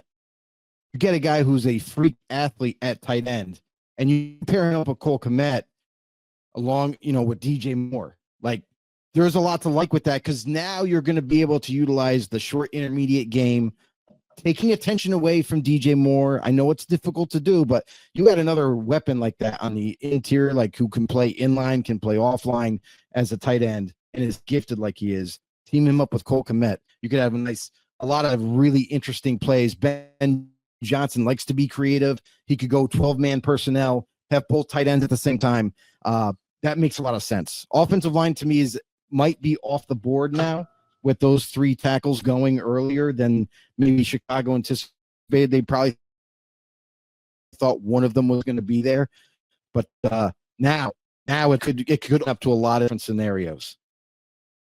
Yeah. And for me, again, I'm looking at Chicago and kind of, I guess, well, I don't know. Well, maybe.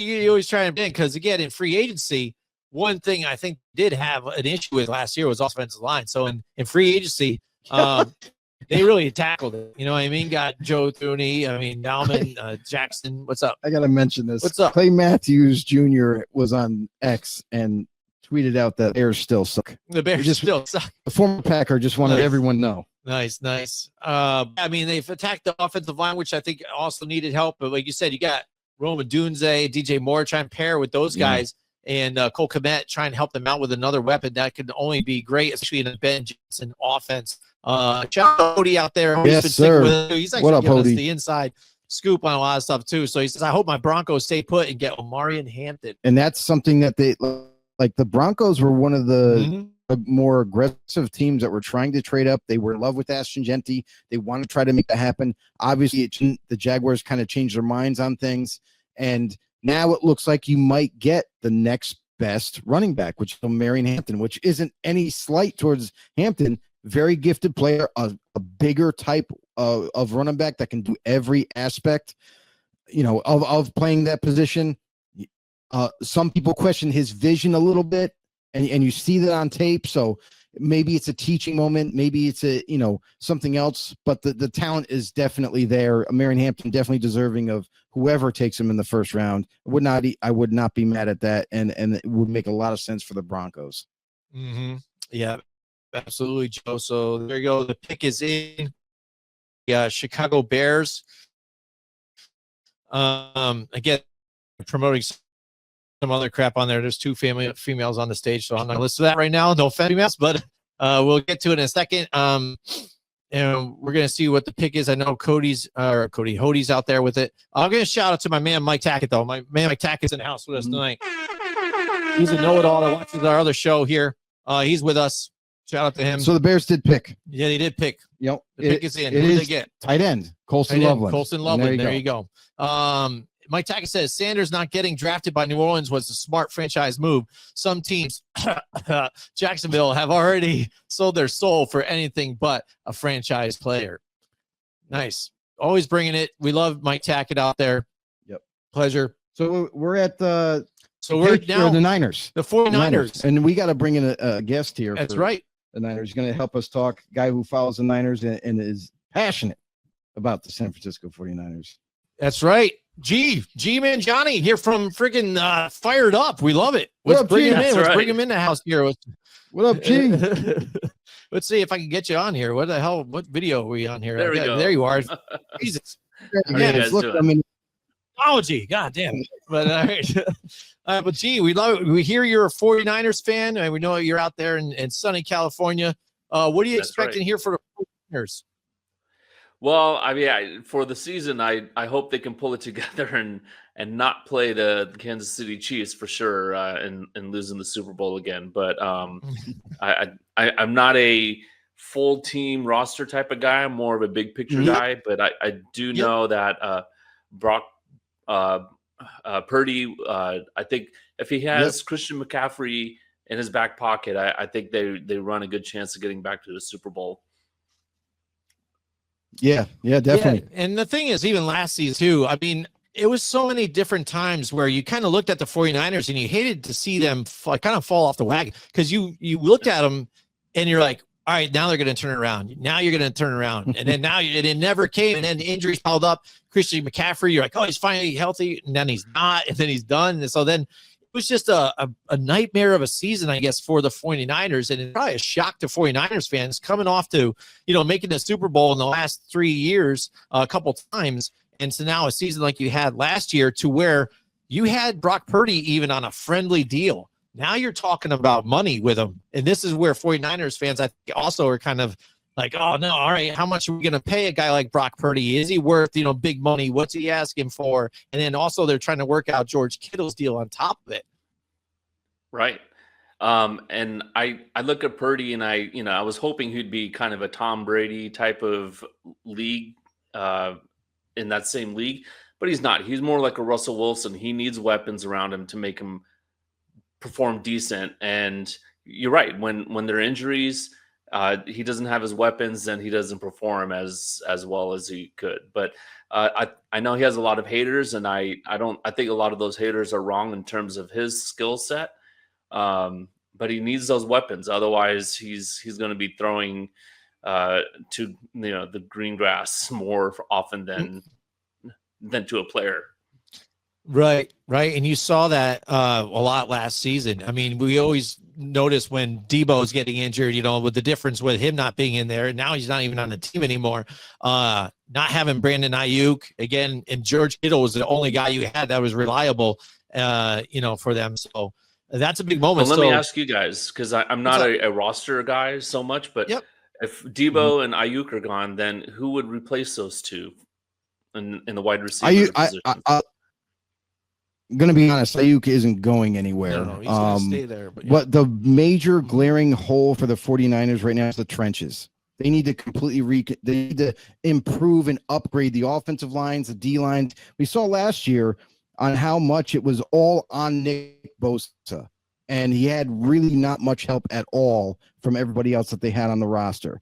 The D tackle is such a big need. I don't know. I don't think they pick at 11 with a D tackle here, but it could be another edge rusher.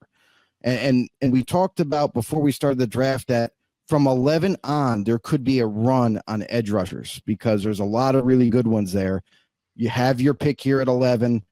Robert Saleh returns as the defensive coordinator. Makes a lot of sense. He gets another defensive guy for him to rebuild that side of the ball. All right. So here we go. Yep, go ahead. No, I think getting I believe they were double teaming Nick Bosa to keep him from being a threat, but you definitely need a number 2 guy on the line to help out. All right, yeah, so I'm still dealing with some technical issues. Again, I think just everything going down here tonight. It's a crazy night, the NFL draft. Who else is using the internet? Is going on. So the internet is breaking as we speak. All right, so again, we talked about with us. Do you think interior, Joe? I mean, again, there's a bunch of different ways to go. Off. Here's the thing: is like how high up do you feel comfortable with taking? Like honestly, Josh Simmons comes to mind. If Josh Simmons didn't have the medical issues that he had coming into the draft, he's the number 1 tackle above everybody, and it's not even close. Mm-hmm. So if you could get a clean bill of health, and maybe if you're willing to roll the dice here and take a Josh Simmons. And his medical clears, I think that's a phenomenal selection for the Niners going forward. And you don't have to worry about Trent Williams when he does move on. You got a guy who can just plug and play. That makes a lot of sense. I don't see them going because of the Kelvin Banks and the Armand Membous going so quickly. Will Campbell. It might not be offensive line if they don't have that conviction. And it might, in fact, just be defense. It's going to be a defensive player. Could also possibly be a corner. Charvarius Ward left in free agency.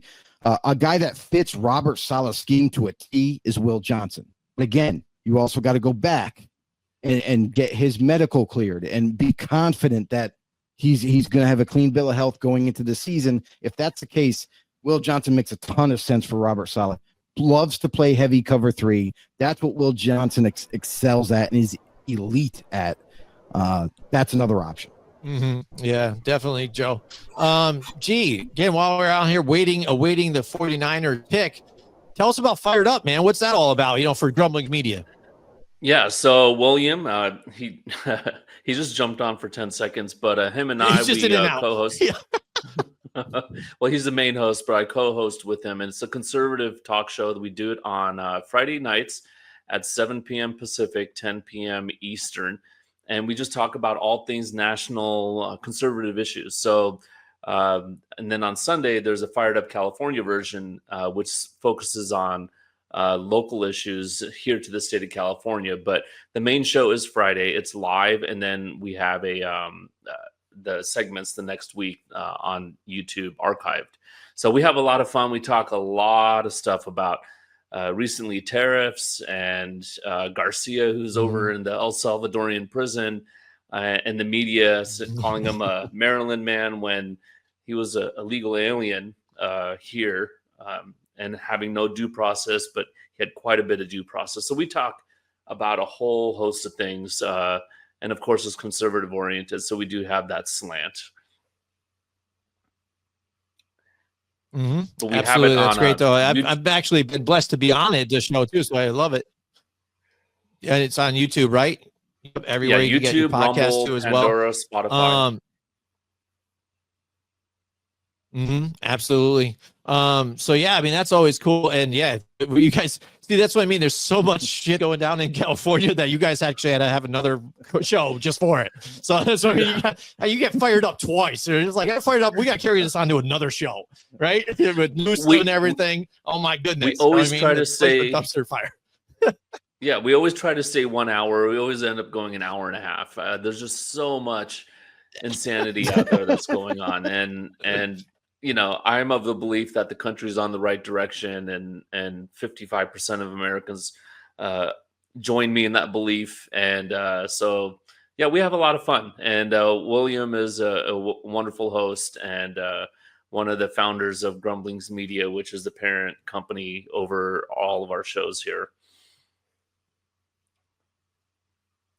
Absolutely. Well, let's see if with the 49ers, they get their pick in, and whoever they select would see if at least 55% of their fans agree with what their direction they're going in, right? You know, because again, last year's direction was in a complete opposite, Joe. And again, this is where they've got questions to be answered too, because again, they really let a lot of their defensive as well. You not only talked about Jarius Ward, but I mean, you know, Greenlaw, a lot of different guys left.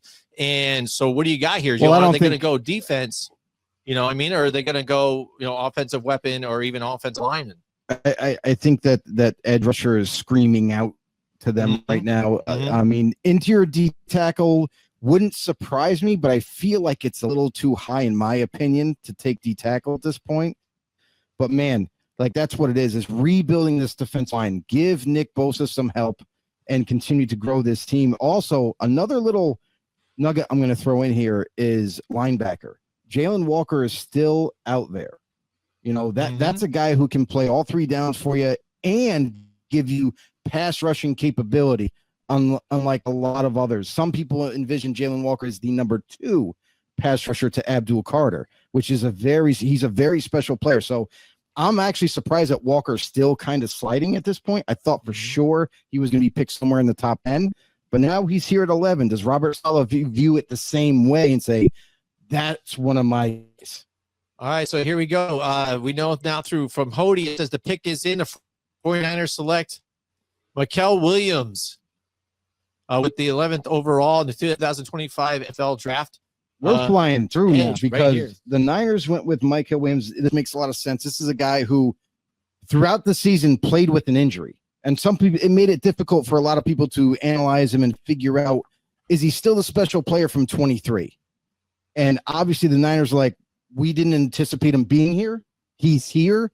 We have a lot of confidence in him to continue to build the trenches, counterpart him with Nick Bosa, and let's go. A guy with length, size. He's one of the best, you know, run defenders at edge. And, you know, definitely Robert Saleh is ecstatic right now with this pick. So that's a defensive line. So there you go. There's position, the 49ers pick. Yeah. He's an edge player, defensive edge end rusher. Sure. Yep. So he's going to be getting at that quarterback. Now, you're a 49ers fan. I know, like you say, you don't know a whole lot of different players, but you do know Nick Bosa, things like that. We saw last year, he couldn't do a lot of it on his own. Even though he's making plays, you do it all by yourself. So what does this mean to you and the 49ers here?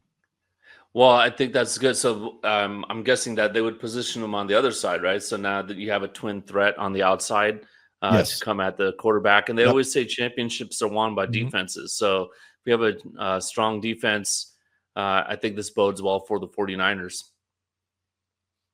Absolutely. All right. Thank you so much, Gee, for joining us. 49ers fan. So hopefully again, the rest of this draft goes well for you. And again, I'm not a 49ers fan. No problem. But, you know, I wish them the best because, again, it was tough to watch last year, and I really was hoping the best for them. And with that, we're going to bring William Del Pilar on with us too to talk a little fired up too in the next couple picks as well. William, what's up, buddy?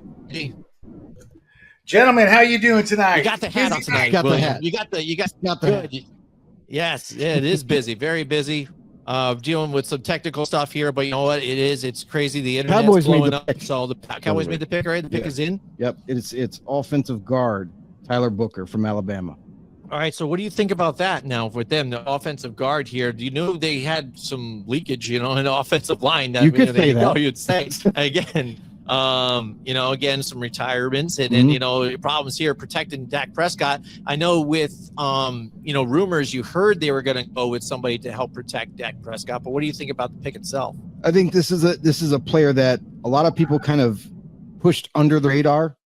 He was heavily, the accolades and everything, all the hype around him early on was great. A lot of people viewed him as a top 15 pick. But then as we got closer to the draft, he started to get forgotten about. Everybody was talking about Gentry and all the big time skill players and people forgot about him, but the Cowboys obviously didn't. And by losing Zach Martin, I feel like it was such a dramatic and big loss for them on the offensive line. We already knew going in, even with Zach Martin, they had to continue to build that position group up. And now they get their guy in Tyler Booker, who's going to plug and play. He's going to be a Cowboy for a long time and to help shore up that offensive line. It's a good pick in my mind. All right, so far, again, no real major trades right now. We're trying to follow that closely here to see if there's any other news. People trading back or forward or what. But right now in the middle of the pack, it's kind of doing what we thought it would. Not a lot of motion. I think when we get towards Pittsburgh Steelers time, 21, 23, around there, or even around the Lions had talked about moving out and even potentially moving some players too. So that's something to look forward to. And then even Washington came out and also said that, hey, they're open to trading within Division II as long as it's a good trade for them that helps them. They don't care. So that's one thing to see when the quarterback rush comes. Are we going to see some of these other quarterbacks come running into this, and who will it be? Will Shador go before Jackson Dar or Shuck or any of those guys go? Who next? And who will it be? So right now the Miami Dolphins are on the clock, right? And they're still the Dolphins, right? Yeah. And we got William Del Pilar is in the house with us. William, I love the hat, buddy. Thank you. I think the Cowboys, they got to max out their talent. I mean, their salary cap is such a mishmash. They don't really have room for quality depth, so they got to make sure they hit on all their picks. And I don't know. I just think they're a dysfunctional family. They're kind of like the Joneses. They think they're your, what doesn't stink, but in reality, they really are the Joneses, though. I think the Cowboys always think Super Bowl every year, and for the next couple of years, they're going to be fighting for just be a middling team. I'm really interested in the Dolphins, though, because I got to be honest. I don't know what direction they're going to go as a team. They seem to have their own dysfunctionality there. So I think Mike Daniels may have taken this team as far as its current makeup can go. So you guys need to fill me in on this. There was a time I used to know every pick, and those days are yours. But I love the excitement of the draft. Absolutely, and that's the thing is it's been exciting, and it's going to continue to be exciting as we go to see how this whole thing unravels. For the Dolphins, again, I think the target for them was offensive tackle. They loved Calvin Banks Jr. They were hoping that he would slide to them to 13, but obviously that didn't happen. Now they might have to switch gears a little bit. They could still go with another offensive lineman here, and they tend to like these athletic freaks, the guys with speed. Look at wide receiver, because we've heard Matthew Golden's name plenty of times. Could this be a destination for him because of the uncertainty with every kid? You could plan ahead and get ahead of the 8 ball here and go with a speedster in Matthew Golden, or do you continue to go with offensive line here where Gray Zabel comes to mind, a guy who can play all 5 positions, extremely versatile, has the athletic ability, has that speed that they like in their offensive linemen to continue to build that for the offense and Tua. Well, I'll say Joe, this, and I think William kind of makes the point that I'm kind of feeling too as well. Like the fact that the reaction that Tyreek Hill had, and then also the news of Jalen Ramsey, going to be open for trades and want out and blah, blah, blah, and you're not going to get anything for him. Their players know what's up, and they're ready to try and jump ship off of this thing. So they feel like the same way, I think, that William's saying, too. It's like they only got so far, and that's what you got. You know what I mean? So it'll be interesting to see, what Mike McDaniels can do now with this team and how he adjusts this moving forward and what it means for his career, because he's kind of been that super kind of energetic, crazy open, big personality for a little guy out there. But the formula that he's had has kind of got them to the playoffs or whatever. But I have a theory. Again, you only get so far. That's not going to get you very far with your career. So I have a theory, and I think he's taken Tua as far as Tua can go. Look, they had great speed on that team, and everybody defended Tua. But Big John was right. He lived and breathed this and kept pounding it every day.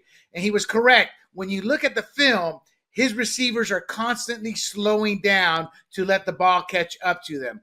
And I also think he's brittle. I mean, it's easy to I don't want to poke fun, and I'm not trying to, but I mean, the guy's just one hit away from just being out. I mean, just having his mind knocked for a loop. And I don't know. You guys tell me, what are the odds that they maybe take a quarterback in this draft at some point? I think Tua's done in terms of how far he can take this team. I think the receivers, I think that's what Tyreek Hill kind of saw at the end. Without Tua, they're not a Super Bowl team.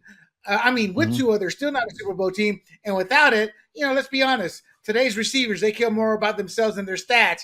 And he saw he was going nowhere without Tua. So I think they don't see a long-term future with the makeup of that team and how fragile it is. So I got to be honest. I think Mike Daniels is on his way. Mike Daniels, I'll be honest, I think he has a Bill Walsh mentality. I think he knows those X's and O's, and he can turn coal into a diamond. But the truth of the matter is Tua a zirconium, or does he have any diamond left in him? I say he's more zirconium than diamond at this point. So that's my question to you guys. When do they start looking at quarterback? Do they ignore this draft, or is there somebody there that you guys think they could grab, or what are your thoughts? And then with that, I'll plug my podcast, and after you answer, because I see Roderick, the big man Roderick's on hand. I'll say this. I'll say that if it was a different draft year where quarterbacks were stronger, then you could get your guy and continue to develop him. There's still developmental quarterbacks as we get into day 2, but I don't know if there's no explanation on these quarterbacks if they're going to pan out or not. We have to wait another 3 years to see anything from wherever these quarterbacks do end up going. I don't know necessarily if Miami will be going quarterback, especially with this pick. They need to continue to build around defense, around their offense. You look at corner, Jahdae Barron's still there, a very versatile corner, a guy that they could go with. Malaki Starks, a safety who a lot of people view as one of the next best safeties at the next level, guy who can do everything. So I think they're going weapon, whether that be defense or offense. All right, well, the pick is in. The Dolphins select Kenneth Grant, Michigan. So there you go. That's what they went defensive side again, where defense has been their soft point here. Because how many times that offense was moving up and down the field, but the defense was giving up so many points and things like that. They couldn't keep up when it came down to it. Yeah, and what's interesting is that they didn't go edge, because we've seen them have a lot of issues with edge. Joe, that's what I thought. I'm like, go edge, because when you've got a fast scoring offense like they do, you got to have pressure on the other team to be able to get a couple of punts or a turnover, and having an edge rusher can do that. But maybe they want to. Maybe I don't know their stats from last year. Maybe they were awfully weak on the run. I don't know. But I see Roderick here. I don't want to delay him. Yep. So real quick to the audience, I'd love for you guys to tune in my own Points on the Board podcast, where I talk politics and sports. Thank you, Colin Kaepernick. The history goes all the way back to Jackie Robinson with baseball. But Colin Kaepernick kind of made it an everyday issue. And I have tons of topics. This week I'll probably be talking Shannon Sharpe. And does he have the salary cap to afford $25,000 per cheek of his shirt. I love it. And that's the thing too. So points on the board.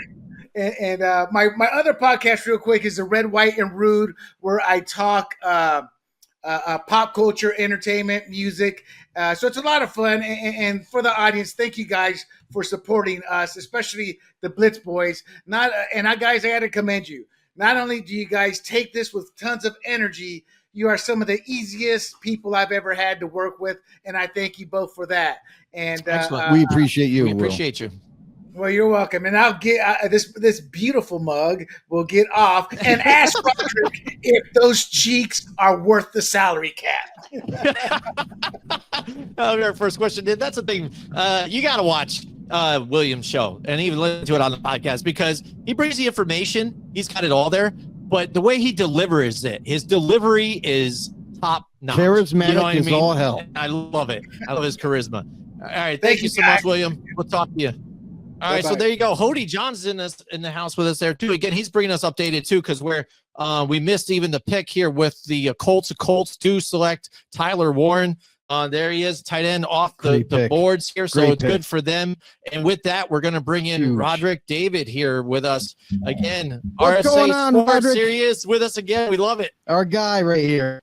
Hey, it's great to be back. I'm going to stay away from any questions regarding cheeks. Sorry to William. Shannon, Sharpe, I'm going to leave that one alone. We're going to talk football and draft coverage here. Yes, sir. Yes, sir. Excellent. And speaking of talking about football, what do you think about what the Dolphins picked on Kenneth Grant at 13? Yeah, you guys need again. I think William nailed it again. You think edge first. I thought that Tyler Warren pick one later. I thought he could have been the guy there. Knowing what Mike wants to do on offense, I had the chance to work with Coach McDaniel. He was a QC coach in Atlanta under Kyle there when we went on our Super Bowl run. Again, as smart as it comes when it comes to football. Again, getting that team over the hump, they need to be tougher, stronger, more physical in the trenches. He plays a fast game. He wants to score points, but at some point you gotta win some December games, and I think that's the Kenneth Grant pick, kind of acknowledging that right there. Yeah, I mean, are you surprised now that we hear Tyler Warren's name? Are you surprised that he got this far down the board? Yeah, again, Colston Loveland over Tyler Warren is a surprise for me. Again, I'm surprised for the Bears there because if you look at what the Bears already have for Caleb Williams, more of a true tight end. Again, Colston Loveland is not a hand in the ground tight end. Not that Tyler Warren is going to be every down in the run game, but again, he's bigger. He got more experience. Colston Loveland is there were teams that had him graded wide receiver. I know that was heard throughout the process. So again, different types of tight end, but again, going Colston over Tyler is a surprise. We talked last week, Tyler Warren, I thought he was, maybe going to sneak in there to that 5-6 range. So again, you're getting a really good player, really versatile player for the Colts there that again, hopefully him and Anthony Richardson can grow together. All right. Yeah, definitely. I mean, that's what, the Colts needed, even another weapon. We've seen some of what Michael Pittman Jr. has been able to do for him then too. But to get a guy like this here at the tight end position, that's only going to help a guy like, Anthony Richardson, who's open to a competition even too, and even saying learning something from Daniel Jones. God forbid. I hope he just doesn't learn to turn the ball over like, Daniel Jones was for the Giants, though, right? Hey, Roderick, let me ask you something here. With the picks that have already transpired, is there anybody that was a surprise to you or maybe a surprise to a team that ended up going after him and picking him? Anything like that comes to mind? Yeah, they're the two that, again, with that Cleveland trade, 5-2, again, Jacksonville making the splash, going and getting Travis Hunter. Again, that one didn't surprise me. It was, really brewing really the last couple of days as it sounded like that one. When Cleveland went ahead and went Mason Graham, I love Mason Graham. Again, he was my DT1. I think he's a good impact player. I would, imagine Cleveland was really hoping that phone was going to ring. I think they would have been happy to move back maybe a couple more spots. A team that wanted Ashton Jantty, hey, come up, give us a few picks and come get it. Again, it's a good player. It is that's a Cleveland type player. He's going to be gritty, tough in the trenches. I think that's a good one. And then again, down at number 11, again, I like Mikael Williams out of Georgia. We talked the production. We talk, can he be edge one? I think you love him as edge two. He's going to be really good in the run game. He's going to play a lot of snaps. Is he going to be a 10+ sack production guy? He hadn't done it in college. He hasn't looked like it in college. He's got, some freaky traits, freaky size. But again, those are kind of the two that I'm just looking at and like, okay, good football players, but guys that again, Mason Graham at 5, again, that's a tough one. Mikael Williams, there's probably some guys I go there. Again, Mike Green, probably go grab him in front of Mikael Williams. And but again, San Francisco's got a plan. They got solid back, and again, I expect that defense to take another step forward with some new faces. Excellent. All right, so here we go. Atlanta's on the clock right now, Joe. We talked about this, Roderick, didn't we, when we had our mock draft? Yeah. And look who's there. Mike Green is there. Is that their guy? Do you think that they definitely go edge in the first round, or do you think there's some other position in play? I think the question, if it's not Mike Green, is what was the consensus team grade and team position for Jalen Walker? I think that is the other one that they're going to be debating on. And it becomes one of those really fun, fascinating things through the draft process is you have an area scout, and then you have a regional, then you have a national, then you have in Atlanta, they've got a college director and an assistant college director. Then you get your coaches involved. I mean, how many different positions? Is it inside linebacker? Is it Sam? Is it edge? Is it defensive end? I mean, how many different grades? How do you ultimately view Jalen Walker as a true Swiss Army knife? Do you view him as hey, we're going to let him line up and rush 60% of the time? He's going to move around in base packages, but he's going to be an edge and nickel. I think that is the question that Atlanta has to answer. And if they are consensus, this guy's an edge that's going to get us 10 to 15 sacks, then yeah, let's go get him. If not, if they view him more as that inside piece and they don't think ultimately he's going to be that guy for Jeff Ulbricht's defense, which traditionally Brick has not had one of those hybrid guys, then yeah, you go true defensive end, go get Mike Green and upgrade that pass rush. Yeah. Is there a shot where Atlanta goes with one of these corners here? I don't think so. Again, I believe, correct me, I believe they just re-upped and they've spent a lot of money in their secondary. Yes. There's some good corners. Obviously, there's some good corners here. But again, I think, that you want to compliment. You're already solid. You're already good outside guys. Go get a rusher.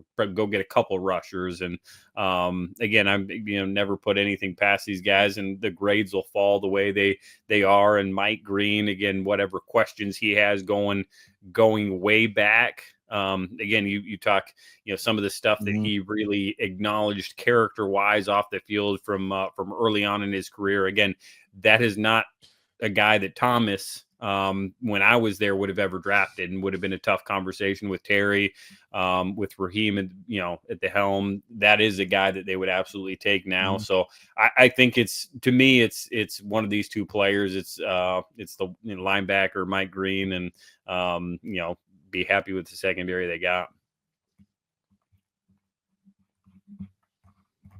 All right, here it is. Pick in yet, Joe? Do you know it? Is it popping up? So yeah, Atlanta, again, some questions to answer here to try and bounce back into this division. They started to, fall apart here with Kirk Cousins. They still now, with that situation, having him still at the backup spot, they had said they were comfortable with him being there, and then all of a sudden now they're like, oh, we're keeping the phone open still too to accept phone calls on this, but nobody wants to absorb any of that money.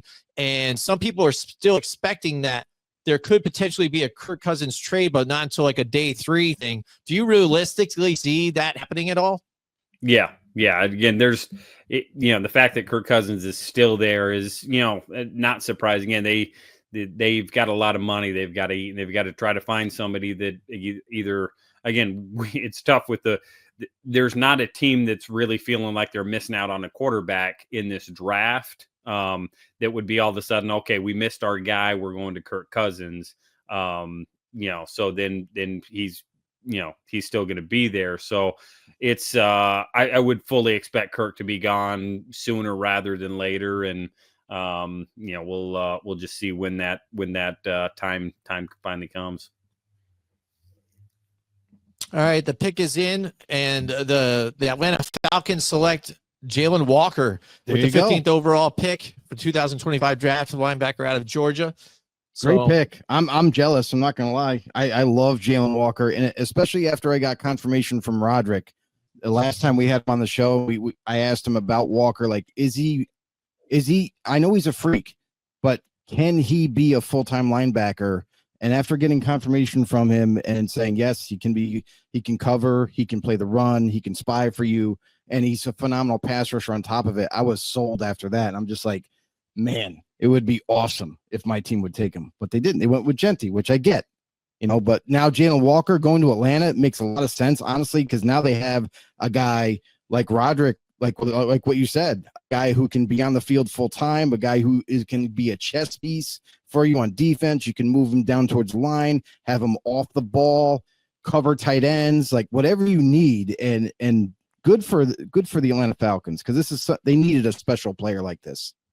Yeah. Again, it's always nice when it works out that he's right down the road. Again, just doesn't have to drive real far to go from campus to Flowery Branch there. And again, happy for Brick. Brick is going to Coach Ulbrich. Again, he was, in 2016 when we drafted Deion Jones and Devondre Campbell, he spent an unbelievable amount of time getting those guys ready for their rookie year, and both of them had big rookie years on our march to the Super Bowl. And again, I expect that to be the case again. Brick is going to have his hands all over Jalen Walker, getting him ready, and they'll be ready to go. And it's going to be fun to see how he uses him.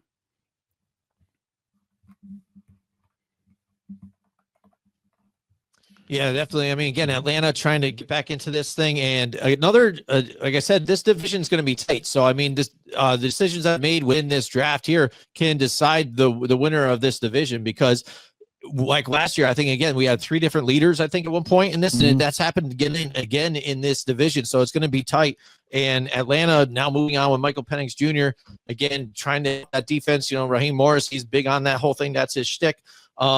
Make a viable, push for this to challenge the Tampa Bay Buccaneers, who again were, post Tom Brady happened to get Baker Mayfield again, and probably the best of Baker Mayfield after coming out of Sean McVay's offense. So it just happened to fall right into their lap in that situation there too. So Atlanta trying to move on, and now we've got the Arizona Cardinals on the clock, Joe. So what do you think with the Arizona Cardinals in position that they probably need, or even best available player right now on the board? Is there somebody out here too, even that you're surprised hasn't gone yet? They're still kind of lingering out there that might even be a fit for the Arizona Cardinals. I mean, I that's the thing is you look at like wide receiver to continue to give weapons to Kyler Murray. And a guy by the name of Matthew Golden's still around. A guy, a speedster that would be a nice counterpart, I feel like, to Marvin Harrison Jr. They could go defense and build that defense up even more, grabbing another edge player. We know that they re-signed Calais Campbell. Delvin Tomlinson they brought in to play nose tackle for them.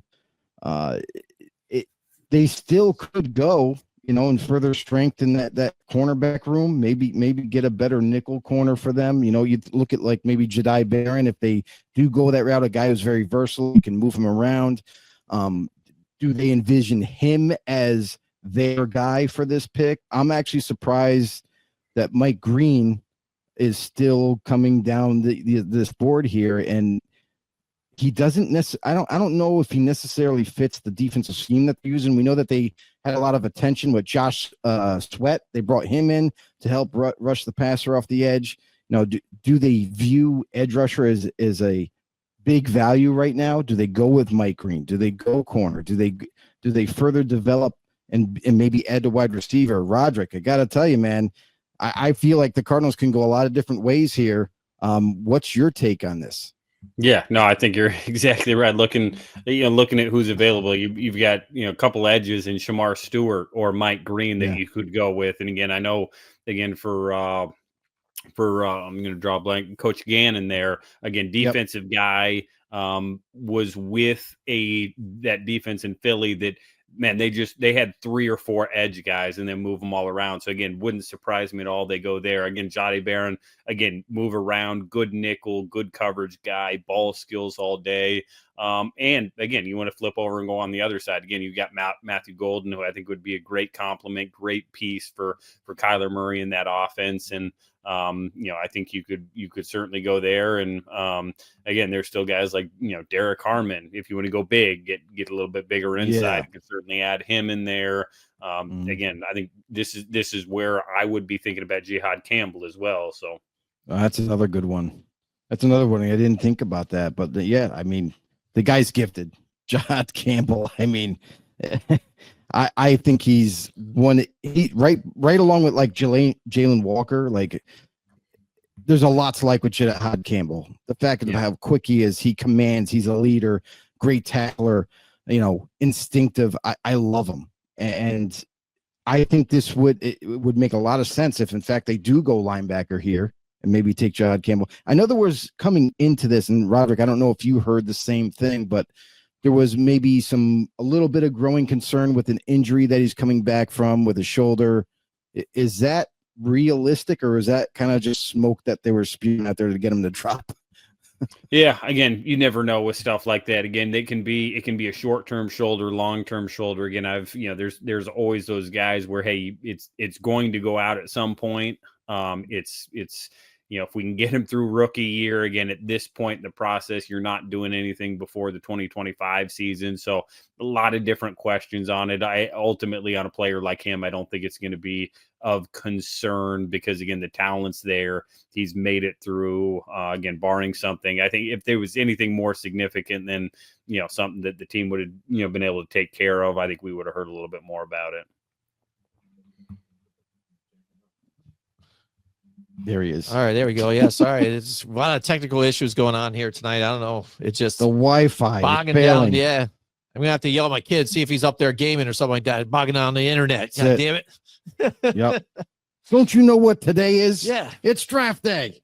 I know. Get off the game for one damn night. Will you? Come on. It's the most important night of the NFL season right now. Come on. So yeah, Cardinals here. I don't think the pick is in yet, right? Or there we go. It is. Cardinals will select Walter Nolan right there. It's funny too. I was just going to ask you guys about this because I know, Joe, you said you wouldn't be surprised. He moved up your board and you said, hey, I wouldn't be surprised if this guy jumps up in here and moves up. And here he is at the 16th overall pick out of Ole Miss here, Joe. So what do you think? I like it. I mean, I heard that Walter Nolan, there's a possibility he was flying up draft boards. He was, at one point in time was kind of being undervalued a little bit because of the off-field issues. But listen, teams do their homework. They have a lot of confidence in him. And Walter Nolan, very versatile as a defensive lineman, a guy who D-tackle specifically, but also you can kick him out to the edge if you want to. The Cardinals would love him because they do tend to play that zone, that 3-4 type of scheme for them defensively. I feel like he's going to be a nice piece for them that they can kind of have some creativity with on that defensive side. Roderick, what do you say? Yeah, I mean, still a lot of upside with this pick. It's funny because I remember doing Walter Nolan prior to him jumping into the transfer portal last year.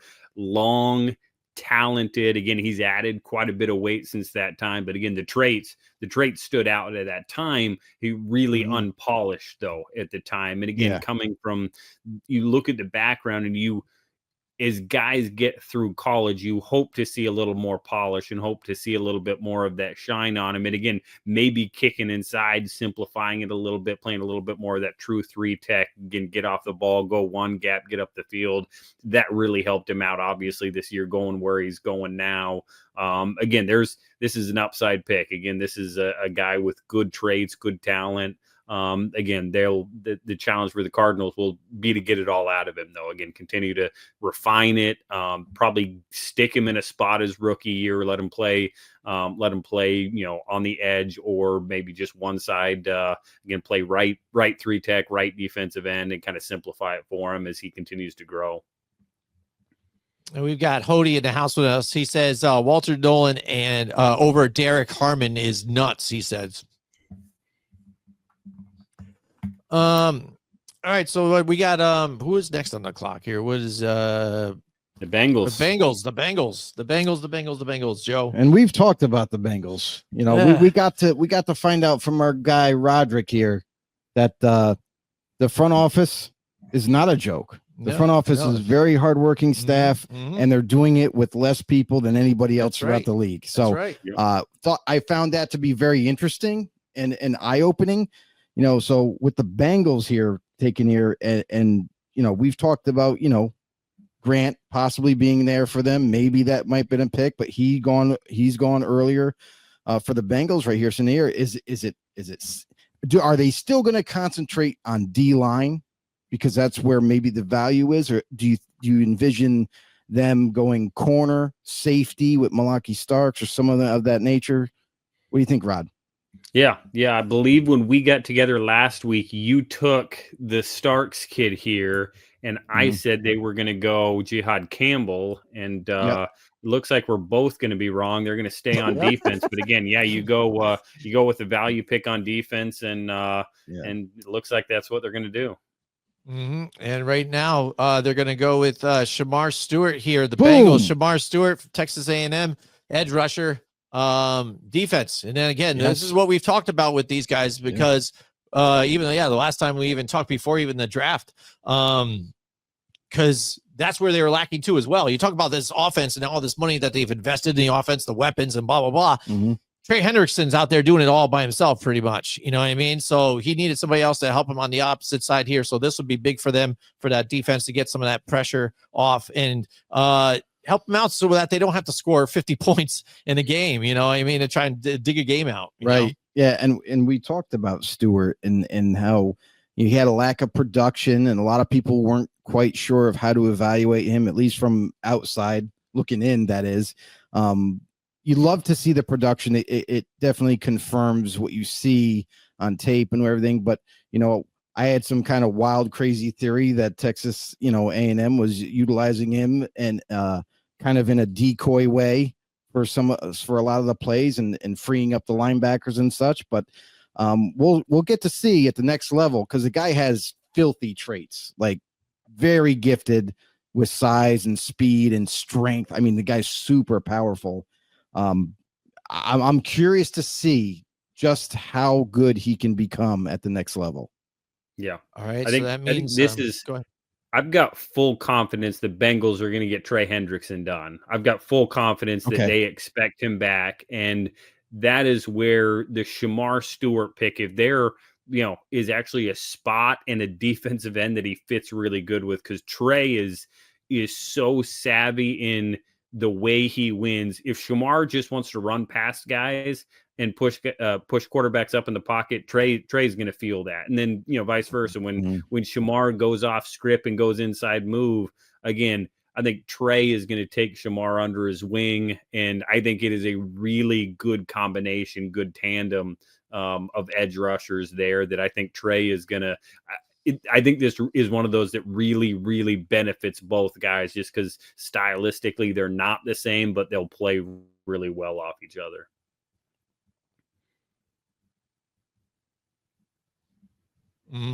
Yeah, that's the thing though too, because we've seen when you got those two bookend rushers things, if one guy's creating the havoc, the other guy cleans up, you know what I mean? And when you vice versa the other way too as well.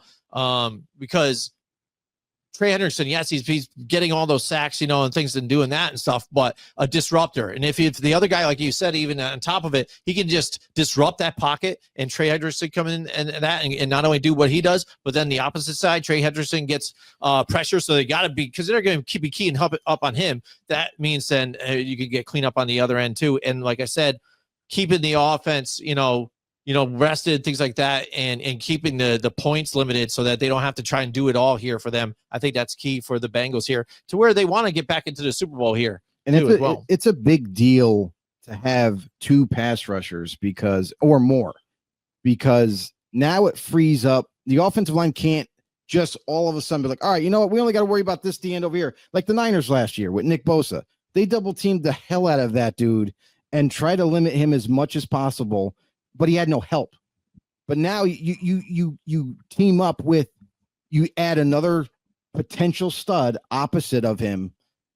You can't just hone in on Trey Hendrickson. You can't just hone in on Nick Bosa now. Now you got to worry about the guy opposite of them, where you can't just double team, sometimes triple team if you have a running back in the backfield. Like now you have to be like, all right, well, we didn't need to pay attention to the opposite side now. It actually opens things up for the defense. All right, here's Seattle Seahawks now. We'll talk a little bit about them. They made a lot of moves. Sea chickens. Sorry. Well, the big move they made in the offseason, getting Sam Darnold here now. Sam Darnold come off a good year with the Minnesota Vikings. Now is the starter here for the Seahawks as they move on from Geno Smith. Geno Smith goes to the Raiders now. And I'm looking again at wide receiver. And yes, they grabbed Cooper Kupp, who's, got some great moves, always got, good ball handling skills too, as well on top of it. But Smith and Jigba is the guy there. Then you got Cooper Kupp, Marquez Valdez-Scantling. So that's a pretty good receiving core here. I wouldn't mind adding another weapon here, though, with these guys here on the receiving end. But what do you guys feel with this one, with Seattle, where they're going to go? Do you think with Mike McDonald, you're going to go defensive side of the ball here on this one, possibly? I mean, it's definitely possible. You have a defensive-minded coach who wants to continue to build this defense to be a juggernaut. And then I understand they brought in DeMarcus Lawrence, but I don't know how good of a signing that's going to turn out for them. Right. Having a little bit, some down years with the Cowboys. Is he, has he reached his breaking point? Is it time to move on? But like you said, you got, McDonald there, and, he could look to upgrade. He definitely could. Does he look at safety as a need here? Does he go linebacker?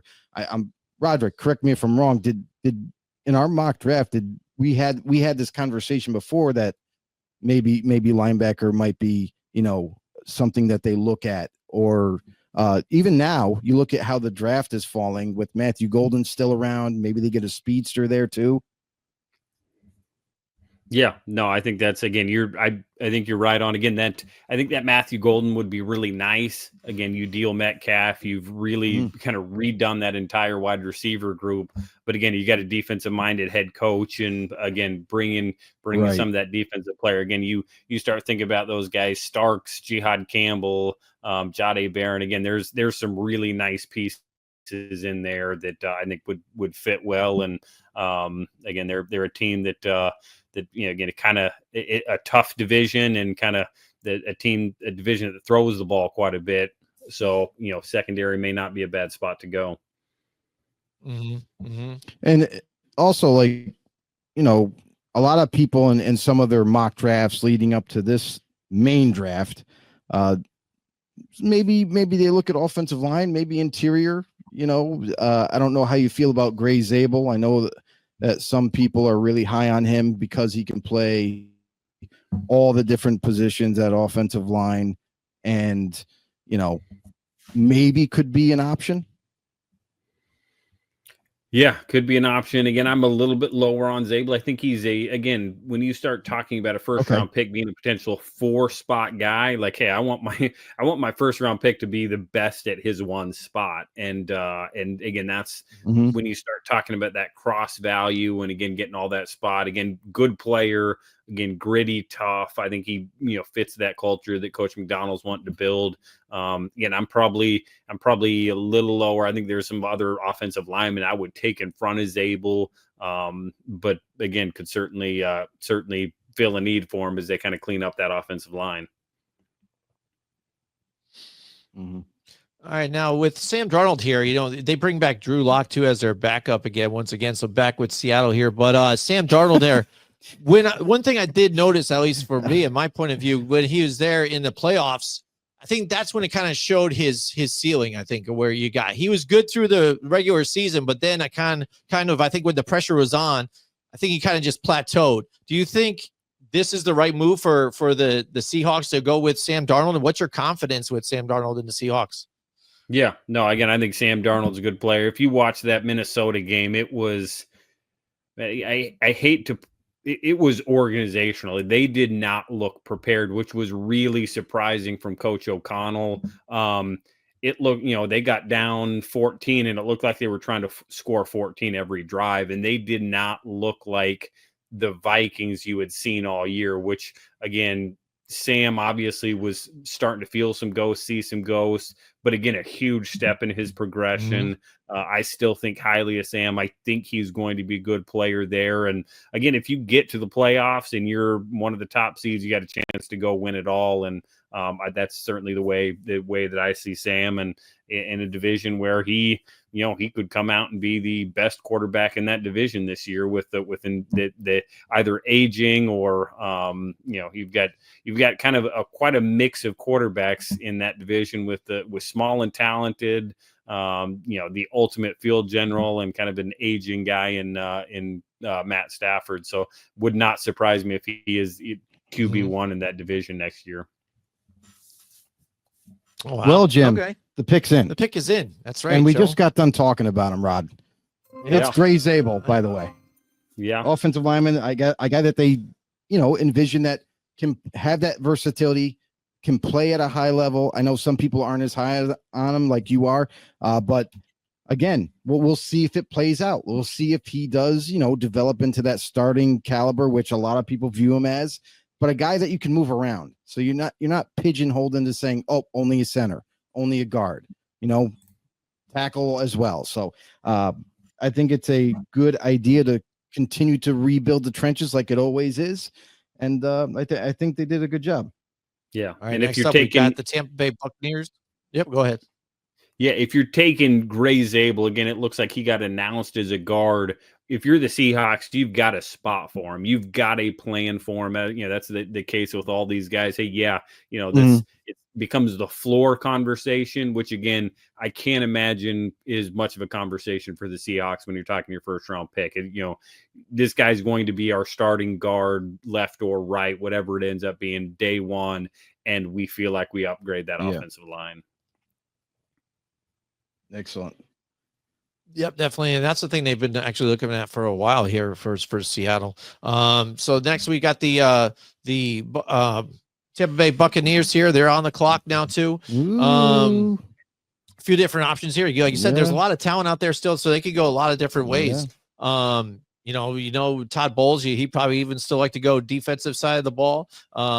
You do have some aging wide receivers too, let's put it simple here, so I say they could maybe even go wide receiver on this one. I think even too they just gave a big contract to Chris Godwin to bring him back. Yep. You got Mike Evans still there. Jalen McMillan was a nice little pick for them last year, and seems to be moving along well and developing. So you could go wide receiver, you could, but linebacker, that's kind of been that's another thing too. One of those things where they definitely could use a huge upgrade there. I think Jihad Campbell, it makes all the sense in the world for him to go to Tampa, and it fits need, it fits value. Rod, what do you think? I'm going to go defensive side, but I'm going to kick about outside to corner. I think this may be a corner spot again, knowing what this division has, young quarterbacks. You've seen, highly drafted wide receivers. And again, you've got a player in Will Johnson who, again, at one point was a top 5, top 10 guy sitting right there. Again, wouldn't surprise me at all if he ends up being the pick right here and, improve that defense and, go cover some people. Makes sense too. Like, I mean, Will Johnson had to go to the right scheme, and as long as the Buccaneers are confident and his medical checks out fine, like Will Johnson would be an excellent player for Tampa Bay, and especially in this scheme, man, he would thrive. All right, here. But we got a different pick. We do have a different pick. So Holy crap. Rod, we were talking about the defense. They went the opposite way. They went wide receiver from Ohio State, Emeka Egbuka. Yeah. All right. Pick is in. Yep. Yeah, good player. What does he say? Was that? Yep. It is the Bucs. Yeah, right. I mean, Yeah, so Emeka Egbuka is consistent and steady.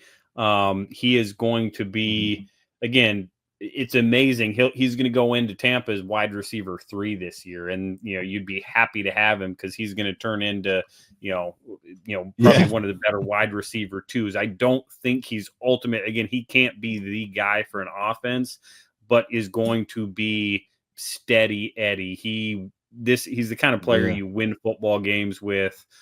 He's going to make the plays he needs to, and you can't sleep on him. Good luck sticking your third corner on him because, again, Baker's going to find that matchup and is going to do a lot of really good things. Yeah, it's a good one for sure. All right. With that, the Denver Broncos are going to be on the clock. And with that as well, we're going to bring in Hodey Johns, who's actually been helping me out all night long just with all this lagging that's going on. So I love this guy. What's He's up, new Hodey? to the Grumblings media family here, and I love him already. We Welcome love you, Hodey. aboard, man. Hey, thank you. Long-time listener, first-time star of the show. I appreciate you guys letting me hang with you for a little bit today. Excellent. All right, no problem. All right, here. So why don't you tell everybody quick, too, what you're representing here for Grumblings Media? Oh, sure. So I'm lucky enough to do the free-for-all with Big John on Thursday evenings. We're a libertarian show. Love Big John. You had him on earlier. Real down-to-earth guy. I'm the young hothead anarchist. I get to say young because I'm 40, but I wear a hat, so you can't tell exactly how bald I am. It's a signature among we Broncos fans here. Whether it's John Elway or Peyton Manning, we hide that hairline. I don't want anybody knowing about that thing. But yeah, we just Look at the company I have right now, though, Hodey. You're in good company right here. Come on. That's true. That is true. I'm too broke to afford the razor. This is why you don't bet on the Nuggets every single time. It's a real mistake that I make. No, we just, we have a real good time. John is very down to earth. I'm very bookwormy. We love to provide, alternative. I know that Grumblings has a lot of, conservative roots, but I appreciate William being willing to reach out, balance it out with some libertarian voices. Obviously we see things a lot differently. We have our disagreements, but I'm not a burn it all down anarchist. John is not a collapsitarian. We all want to see people grow. We want to see people thrive. John comes from a place where he really loves his kid, and I really love my family. We come from a love first place. I'm not eager to own anybody. I don't want to own the libs. I don't want to own the conservatives. I'm not here to make anybody look stupid. We want to offer real practical solutions that are possible in this life. And sometimes libertarians get a little wonky, right? We're big on philosophy brain. We're big on logic, and it's like, great, that makes sense in your little sphere, but what happens in the real world? And, he and I are so attached to the real world, and we have so much investment in it that for us, it's people, right? Everybody's people. And so, for us, it starts with culture. It starts with stuff like this: sports, church, music, dance, poems, TV, movies, video games. It starts with just your community is where it's at. We like to try to swing for home runs, but until you know how to hit a single, you're not hitting it in one over the fence, so right. That's kind of where we're from. It's the free for all. We tackle a lot of different subjects. Like last week, we were talking, tariffs. This week, we're talking RFK and autism, and we're going to talk bans and everything like that. And so kind of goes all over the map. We have guests about half of the time. This week, we got an autism specialist coming on. Ordinarily, we're on Thursday nights, but some hooligans kind of took our time. Yeah, slot, that's right. So we'll be. That's right. We're on the takeover. Yeah, Right? yeah. So Absolutely. we'll be over So thank there. you. Yeah, we'll be over there on Friday tomorrow this time, but we'll be back to our regular slot on Thursdays, unless of course some important sport happens, and then you guys obviously take priority. Anyhow, I hate talking politics because that's why I'm a libertarian. Let's talk some football here. So I'm really yeah, absolutely. excited. So there you go. Broncos fan, I can tell you right now. So what's up? What are you thinking? So, Broncos fans, I mean, I got to be happy where I'm at. I said before the stream started, I did not want us to trade up to Gentry. I know we tried to do it. He's a great runner, but the next two running backs on the board are both better blockers and both better at receiving. And so this is something when I look at Bo Nix and how often he tries to go for that home run ball, but if it's not there, we need somebody who can do the dump pass. We had people fumbling all over that dump pass last year. We did something really risky. We cut our running backs before the draft. Now, it's a really nice thing to do for players, right? That way they can try to find a spot. That way, hey, teams are like, hey, I know I got this guy on the back burner, so if I want to bring you in, great. But it's real risky. So right now, I'm really hoping we either get Omarion Hampton or Travion Henderson, one of those guys. Travion I really love, but he's probably closer to a second-round pick, so I would love to even see the Broncos trade down here for him if that's their plan to go for him. I just really want to see somebody who can bring that extra dynamism from that spot. When you have like no running backs, you're not just missing a runner, you're missing that pass blocker from the backfield, right? You're missing a ton of stuff here. If we don't go running back, some people are thinking we're going to go wide receiver. This is Courtney Sutton's last year on this contract. I'm going to miss him. I almost hope we fail to get a wide receiver, so it forces us to negotiate with him. But I understand, hey, he's getting older. They don't last forever. Maybe it's better to just, take a swing and see what happens. What do you guys think? Joe, what do you got? Well, the consensus is always running back here. Like you definitely have a need there. Like, do they really believe in Omarion Hampton? Is that their type of guy? Is that Sean Payton's guy? Heard a lot about Travion Henderson here, sneaking into the first round. Could be the pick. A guy who's, in my opinion, the best blocker as a running back. And that is such a key thing, is protection for your quarterback when your back is out on the field. Definitely two running back options. They also could go and look a different way too. I mean, you think about Jihad Campbell, they could definitely have an upgrade there at middle linebacker if that's how they want to go. I'm going to defer to Roderick to kind of fill in anything else that he might have to say about this pick. Yeah, I mean, all good players. I've got to push back. Ashton Jantry was the best player at everything he did. He didn't get some of the sample size receiving and blocking. Again, but Travion Henderson, Omarion Hampton came in as running back one into the year. And again, Ashton Jantry didn't come from nowhere, but again, this would be an outstanding spot for him. Again, with what Sean Payton likes to do, Luther Burden also makes a ton of sense for him if they want to stay on the offensive side of the ball. I think he does. I think he would give Sean a lot of options to do things on that offensive side of the ball. And again, you've kind of got your two philosophies, because of we keep talking about these guys in the secondary or the linebacker. Again, are you going to, in that division, do you want to try to outscore people because it is going to be such a good division and point scoring division, or do you go with one of these guys on the defensive side and try to, hey, we're going to just slow them down a little bit. We like what our offense is doing. And again, with the running backs, you're going to be able to get a good one. Again, whether it's at 51 or their next spot, or again, throughout this draft, again, that's going to be a spot they're going to be able to fill out fairly, not with that level of player, but fairly easily. And you called it. Yeah, they indeed went with Jahdae Barron, the 20th overall pick. That's a cornerback. The highest one. Just going to say. So yeah, it's I'm really excited. Here's the thing about last year. We got two great cornerbacks in Surtain and Moss, two of the highest rated cornerbacks. When one of them was out last year, which happened pretty frequently, both were injured at various points. We immediately looked like the worst defense in the NFL. And so I understand you do this to just say like, hey, even if we just plug them in case something happens to one of our big two guys, at least then we're not gushing. You know, it was a real rough situation. So that's exciting. And just what you said, will we be able to get a good cornerback later or a running back later? I think we will. Nobody else, in fact, I'm looking here, according to NFL.com, nobody else has running back in their top 3 needs. So the Broncos having it at number 1, that's bad, but we're not really competing with anybody else. So that's how it goes. Yeah. Mm-hmm. Yep, absolutely. So there you go. And Steelers are on the clock. Here we go. This is, I think, the decider here. This was an interesting one for me. So it's out here. All right. So the Steelers, what will they do? You know, good without that second round pick. You know, what do they do here? It all makes sense. You know, go all in. What are you doing though? You got to do defense, you go in offense, you got to do the quarterback. Is Shador's back down there. So what's going to go on, man? This is going to trade it out. We thought this was the pivot point of the draft, and here we are. Shador slides down there. How much does Mike Tomlin act? Does he love Shador, or do they just like him to where they're not going to take him?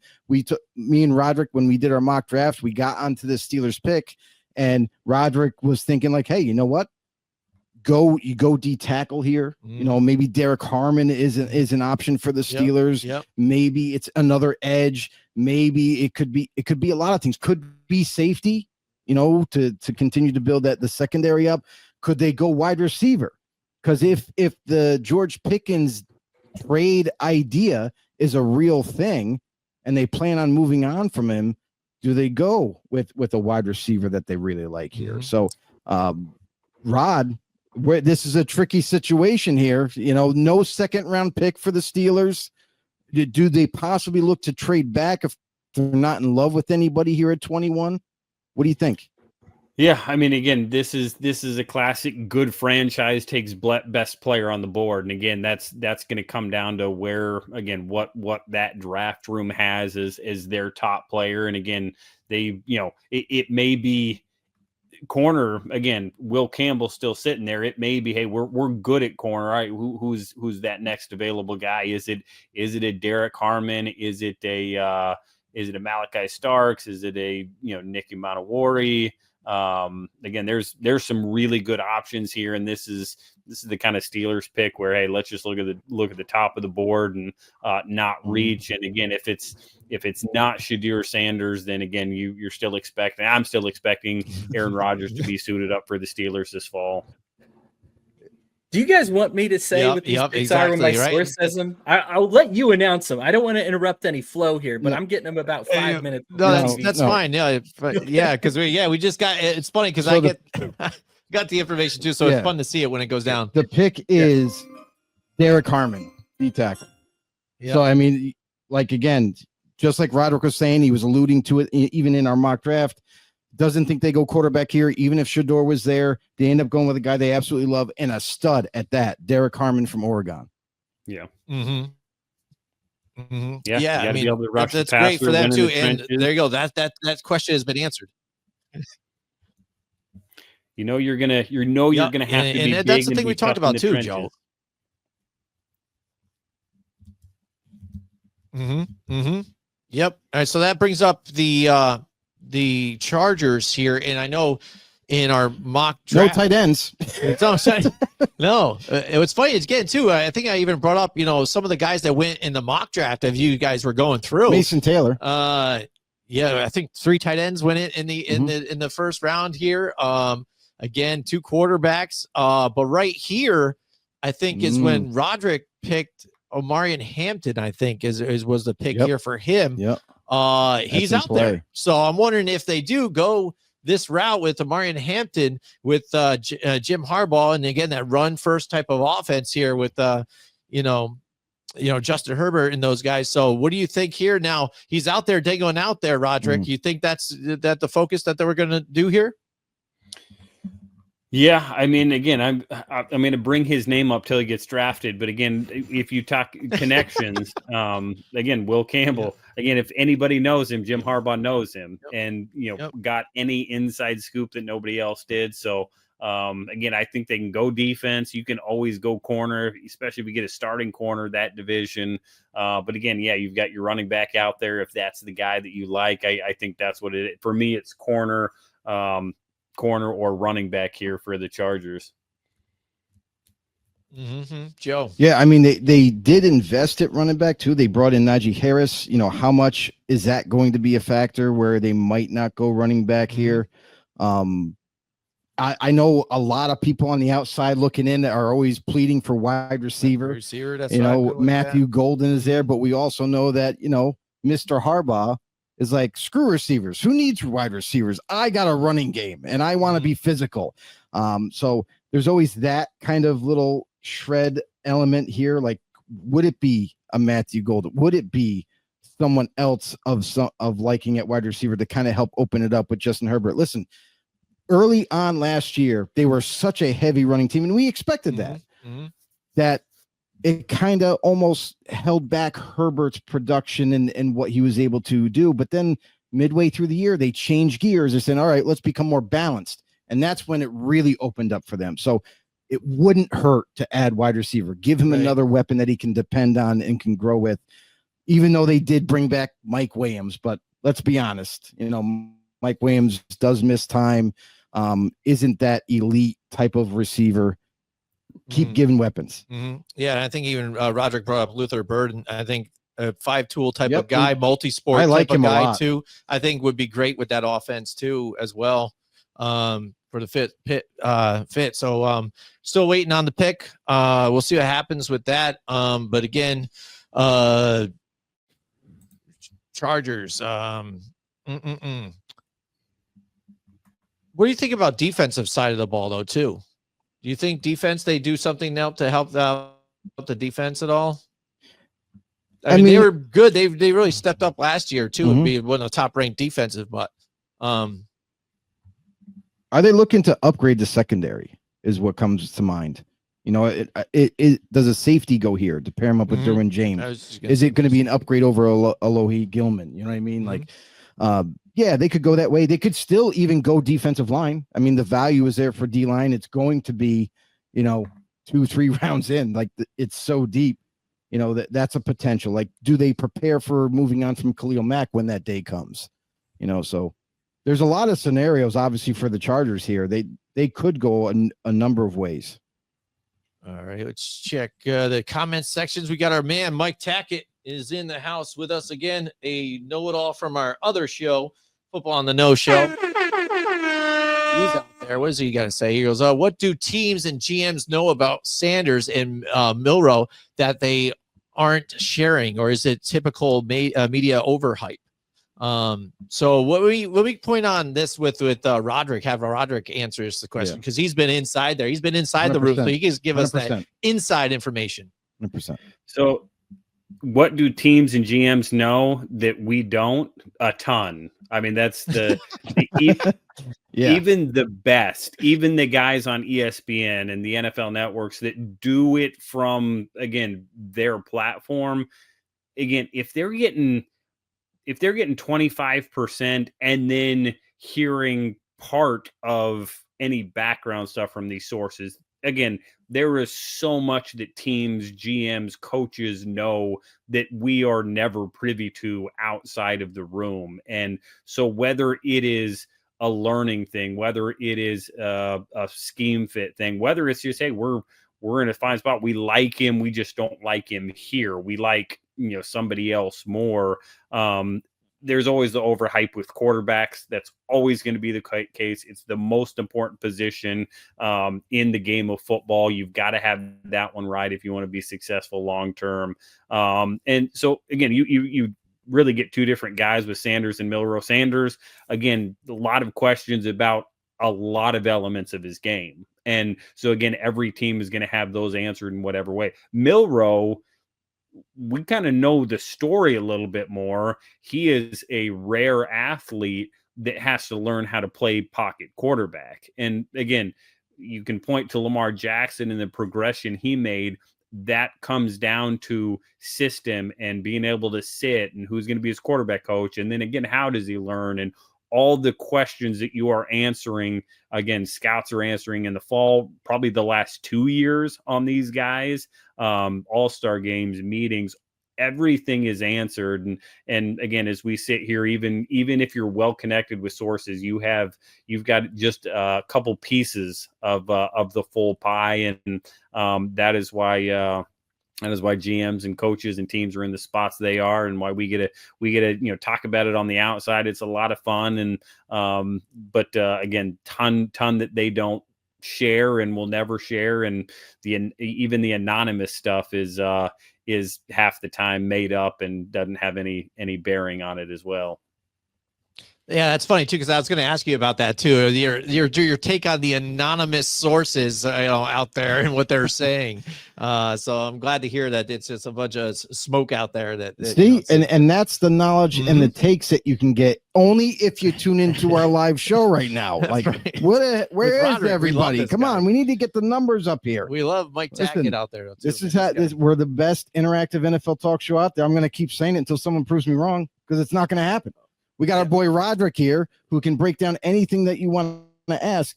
Listen, we've had him on the show before, and we were curious about just how the draft process works. Like, how do they go about building their board? He dropped a lot of knowledge about that, and it sucks to be you guys out there that missed it. Like, you got to tune in. You got to watch. So our boy Roderick, also his podcast, if you're interested, Scouting the League, right. I highly, highly, highly recommend it. If you're a football nut like us, definitely check him out. Go subscribe to his channel, because, oh my God, the knowledge drop there is untapped. You just can't pass it up. Definitely. Again, and shout out to Mike Tackett out there again, who's right now in the Bill Walsh coaching portal there too. Right. We're wishing him luck too, and how far he gets in that one too. So hopefully he can land a big job here for the NFL or whatnot too. So shout out to him. All right, so is the pick in for the Chargers yet, or is milking this thing down? What do we got here? NFL told them to slow down. Milking it all the way down. The NFL's like, we're going way too fast now, guys. You gotta just chill. Come on, we need milk some this all the way TV out. revenue. Come on. Yeah, let's go all the way to the midnight. Somebody is trying to get in front of Green Bay to go grab Matthew Golden. Mm-hmm. Yep, makes a lot of sense there. And the Packers definitely looking at wide receiver. Could they possibly get their guy? Too. But someone could be trading. This is kind of like, from this point on, it's a lot of, it's a minefield where some teams that are picking high in the second round might want to kind of swoop back into the first round. Right. Maybe they're kind of playing it out. Maybe it's, this is what the interesting part is whenever these situations do occur, what is the real reason they're taking so long? Is it because they're on the phones and they're having these, trade negotiations or whatnot? Or is there a debate, Rod, at Atlanta?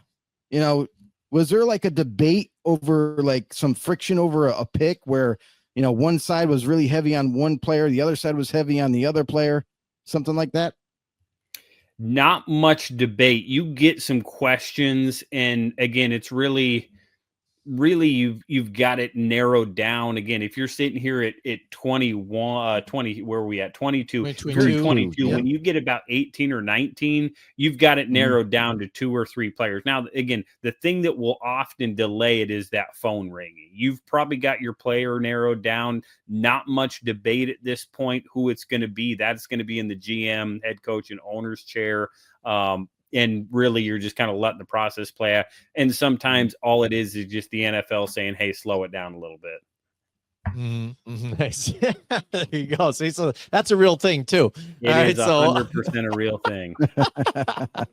All right, so there you go. The Chargers have the pick. They're in. It is Omari and Hampton here out of North Carolina. They do go running back again, even though we did bring up they did go and get Najee Harris again, but hey, what's another running back for Jim Harbaugh's offense, right? Doesn't hurt. And again, to be able to dish it out to him too in the passing game too, all around player like that to help that offense out. Yeah. That works and fits for them. And again, they probably were still I forget too that we're talking trades here, and these teams now, I think, especially ones that either want to try and move up and get that player that's still been lagging out there, hanging out there for them to jump in front of these other players, other teams.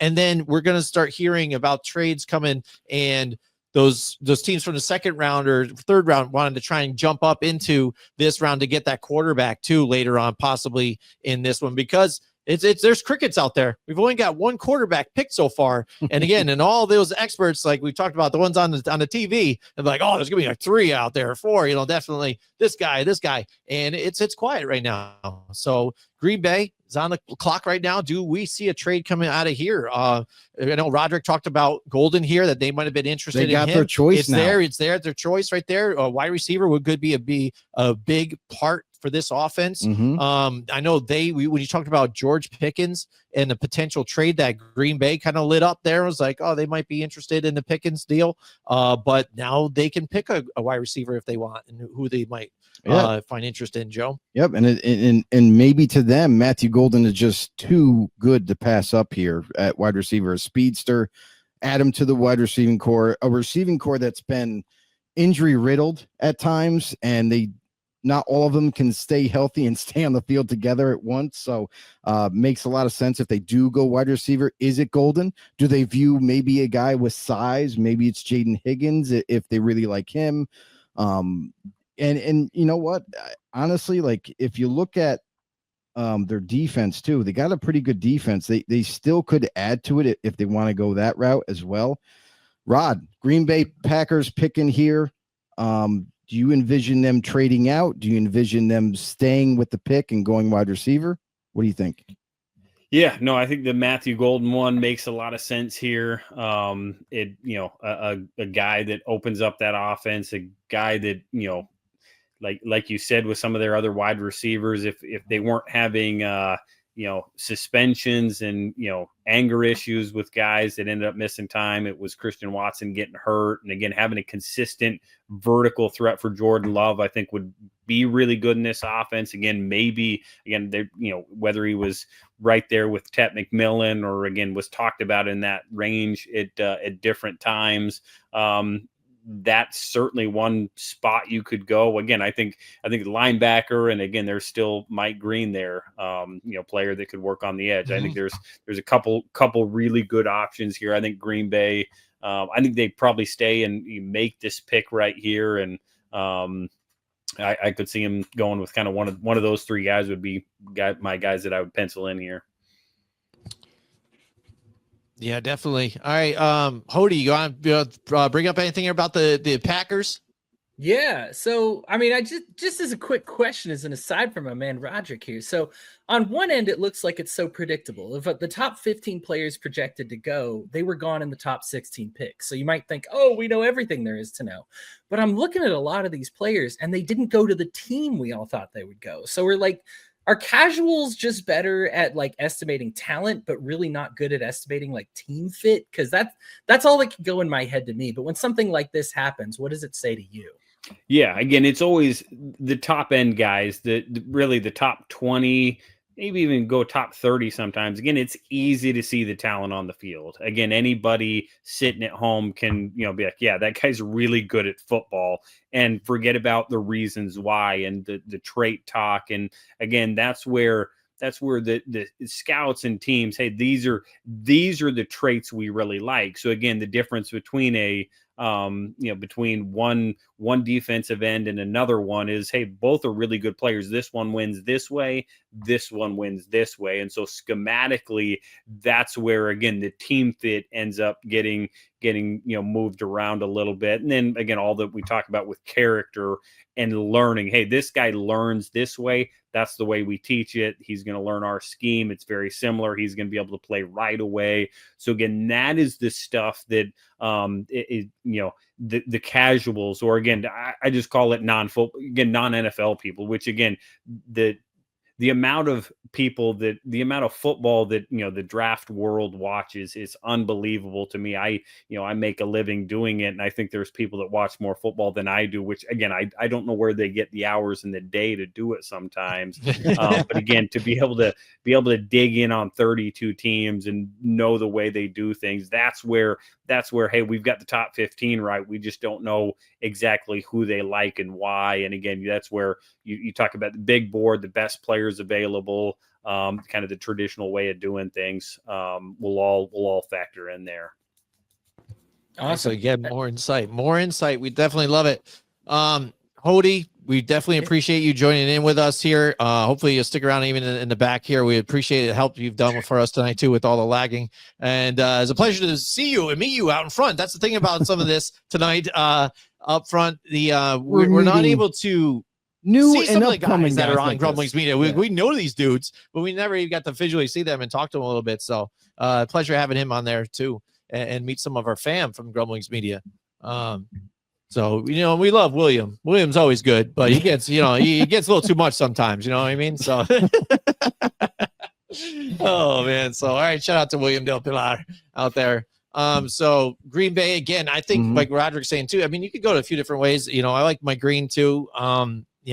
Because you can always help out too, defensive side of the ball, offensive weapon. I mean, and that works all together here too with what they're doing. And last year for them to get, kind of as far as they did and then fizzle out, I feel like, there's more to them too. And what Matt LaFleur really has done for that team, I think is amazing, because when I first saw Matt LaFleur being hired to them, I only saw him as like, a quick offensive. He was only offensive coordinator for the Titans, I think, for a season or so. And I was kind of like looking at that offense and I'm like, they weren't spectacular. I'm like, so what's he going to do for Green Bay? And he just blew my mind. So I was actually shocked by that. And I'm amazed at what he's done here with Green Bay, even post Aaron Rodgers. What do you think that even attributes to here with that, Roderick? You think it's just a system that he's running, or?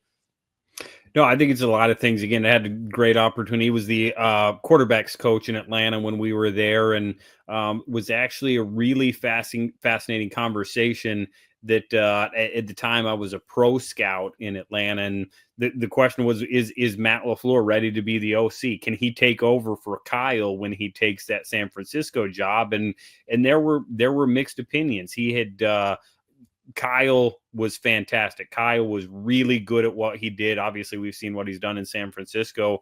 Again, you absolutely go learn under Sean McVay. He was the non-play calling OC there for a year, and then calls the plays in Tennessee, successful there before he gets to Green Bay. He's got as good of organization in Green Bay structurally, the way they keep their front office, the way their scouts operate. So he's got a really good building where he could really focus on football. Fantastic offensive mind, really good motivator, understands the guys, understands quarterbacks. Obviously, took his time with Rodgers, got Jordan Love now playing well. Again, it's just going to be a matter of getting that run game back to where he wanted it to be. And again, Kyle's philosophy, before he left Atlanta, was sometimes you throw to set up the run. And again, this pick right here, if they end up going golden, maybe. But again, Matt LaFleur, think highly of him. Really good guy, really good person. Excellent. That's again, I love the insight. And you're right, they do go Matthew Golden here, wide receiver out of Texas. Perfect. Again, just a playmaker here for them. They needed wide receiver, I feel like, too, because, like a few of their guys there, too. But I know, Christian Wilkins isn't like the answer here for them, or what the hell is it? Christian Watson. Watson. Yeah. He's also injured, still trying to work his way back. A lot of concern there. Right. You look at the other receivers, too, like we mentioned before, like, they get banged up, they miss time. It seems to be like a revolving door there with injuries. So they're hoping by adding a guy like Matthew Golden, it not only gives them an upgrade, but also a guy who's going to stay on the football field, become a playmaker for them. It makes a lot of sense. And what's interesting about this pick too, is that we were hearing at the time we were just talking, that the Eagles really wanted this pick. They wanted to trade up and get this pick from Green Bay, work out a deal. Obviously, the compensation wasn't to their liking, and they were like, you know what, you got to give us something extra in order to move away from Matthew Golden. So they stay, they take the pick. So just a little interesting little wrinkle that transpired. And this happens all the time, right, Rod, where phone calls are made constantly. There's some negotiation, maybe it's lukewarm, and they try to feel each other out. And then maybe in the end, you just still stay there and make the pick. Yeah, sometimes you take the phone call knowing that there's 0% chance that you're going to trade that pick, but maybe you give them a hard time, find out what their buffet looks like over in their draft room, and compare that, and again knowing that your pick is Matthew Golden all along. Now we're at 24 with the Minnesota Vikings, a team that doesn't have a whole lot of draft picks. Potentially could be on the phones, maybe looking to trade back, accumulate more picks. Rod, do you view the Vikings here as one of those teams that are having these conversations and possibly looking to trade back?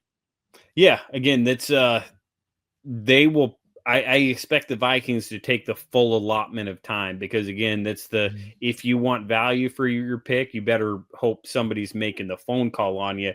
It's tough at this point, because is there a player? Is it Will Campbell? Is it one of these linebackers? Is it Mike Green? Is there one of these guys that somebody is going to jump up? Again, you start looking, all right, who does Houston really want? Who does LA really want? Again, you start looking at teams that have already made a pick or back end, 30, 31, 32. You're hoping that they all of a sudden look at it like, hey, if we want this guy, we've got to go get him now. You've got to pick in your pocket. You're really having two conversations. Hey, if we trade, hopefully the phone rings. You're not picking up the phone and calling somebody else to trade, because that's not going to end up well for you. But again, at the same time, you've got the card in your hand. Again, whether it's corner, whether it's safety, whether it's linebacker here, or again, the other guy that I think it could be, I think they could go guard here, get Donovan Jackson. I think that would be a plug and play starter. Again, when you don't have a ton of picks, you better go get starters. I think that would be a nice pick right here, solidify that offensive line for them. They've had a little bit of revolving door at guard. I know they've kind of addressed it, in some ways here, but again, maybe a pick like that if they sit here and stay and take it. Yeah, it makes a lot of sense. I mean, the Vikings, this is another team where it's an interesting spot. It's a possibility that they're working the phones, and hopefully, like you said, it's the other way around. It's teams interested in their pick versus them making the desperation call and saying, hey, please, somebody give us something. We want to move back at more picks. But yeah, like they could go a number of different ways. Guard makes a lot of sense. I love Donovan Jackson. I think that you mentioned plug and play, but also the versatility for me. The fact that he was able to prove not only was he an excellent guard in college, but also he kicked out to tackle and held it down for Ohio State. So that right there to me makes him super valuable. A guy that can play guard or tackle for you. I think could play it at a high level too. Could end up being one of the best offensive linemen coming out of this draft. And it fills a need. I think the value is tremendous for him. I think it makes a lot of sense if, in fact, they're stuck here and they have to make the pick.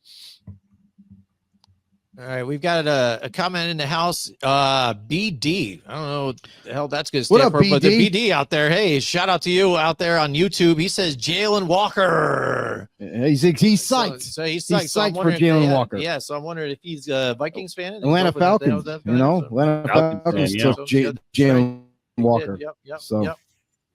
Yeah, it's good reason to be excited. Representing out there. BD.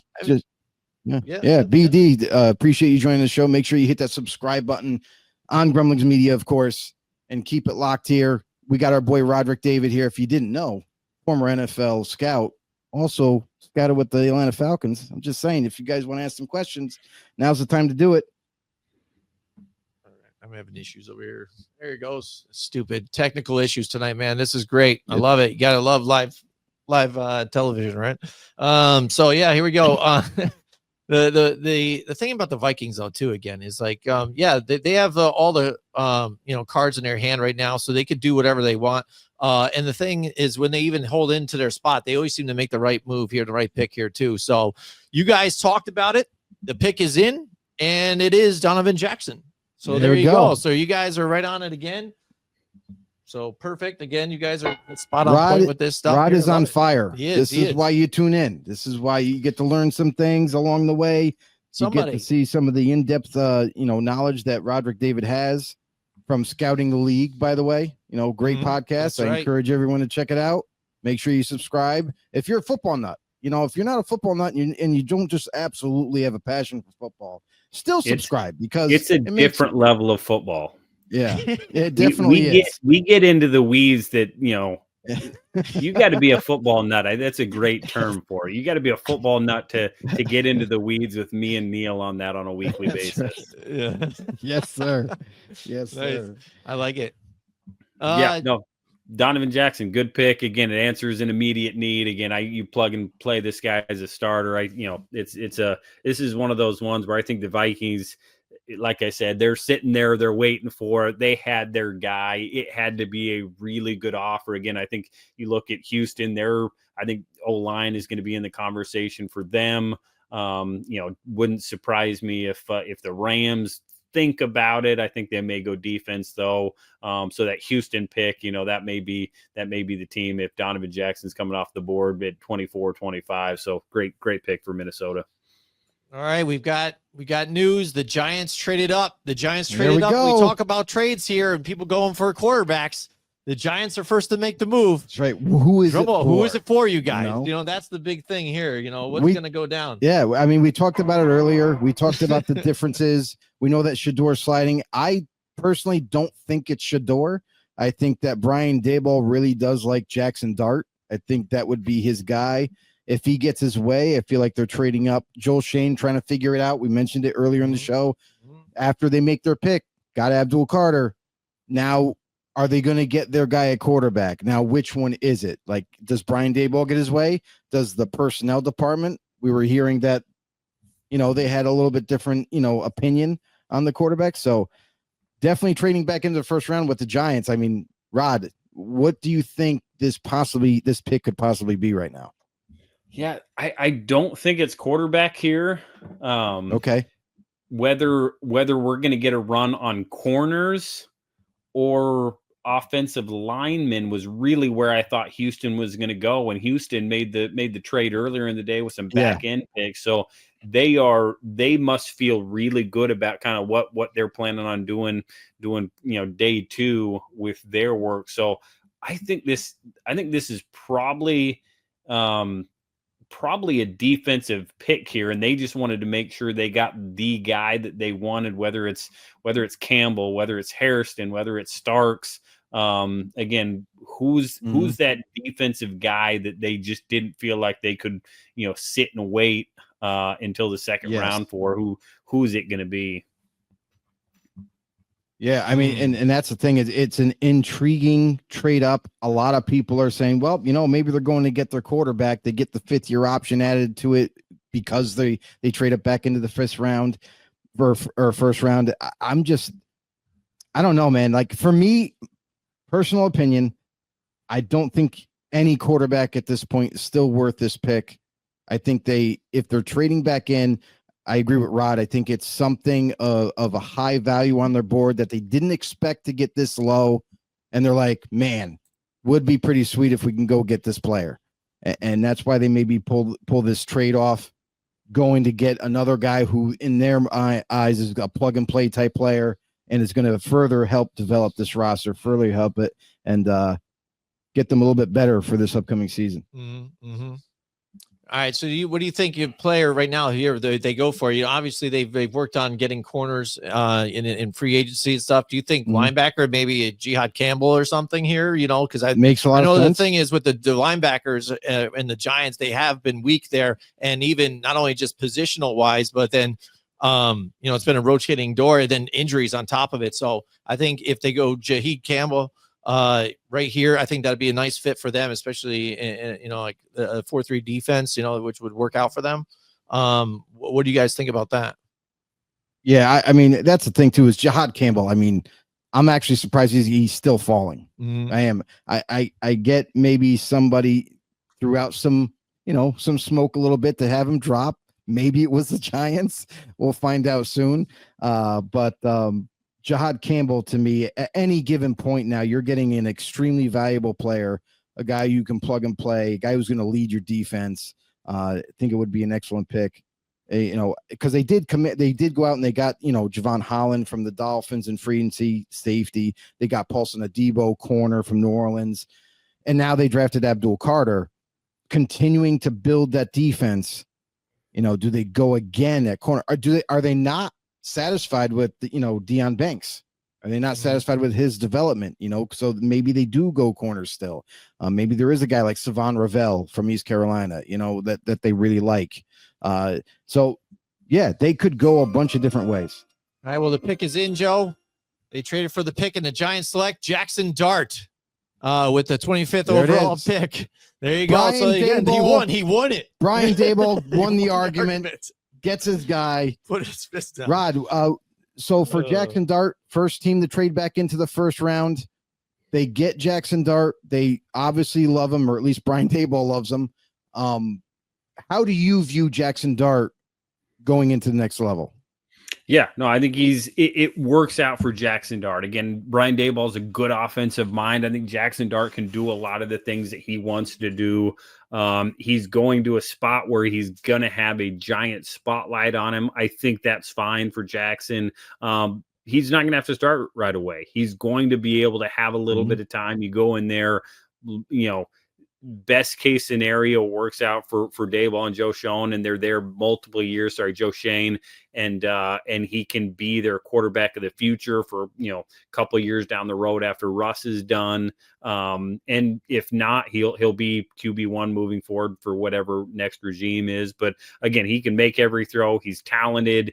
The learning curve coming from Coach Kiffin's offense is fairly substantial. He does not put a ton on those guys in terms of huddle, in terms of what they're doing at the line of scrimmage. And again, that will be something that he's going to have some time to learn now. And ultimately he's in a good spot with an organization that really liked him, because to jump back up here and make this move to go get him is significant.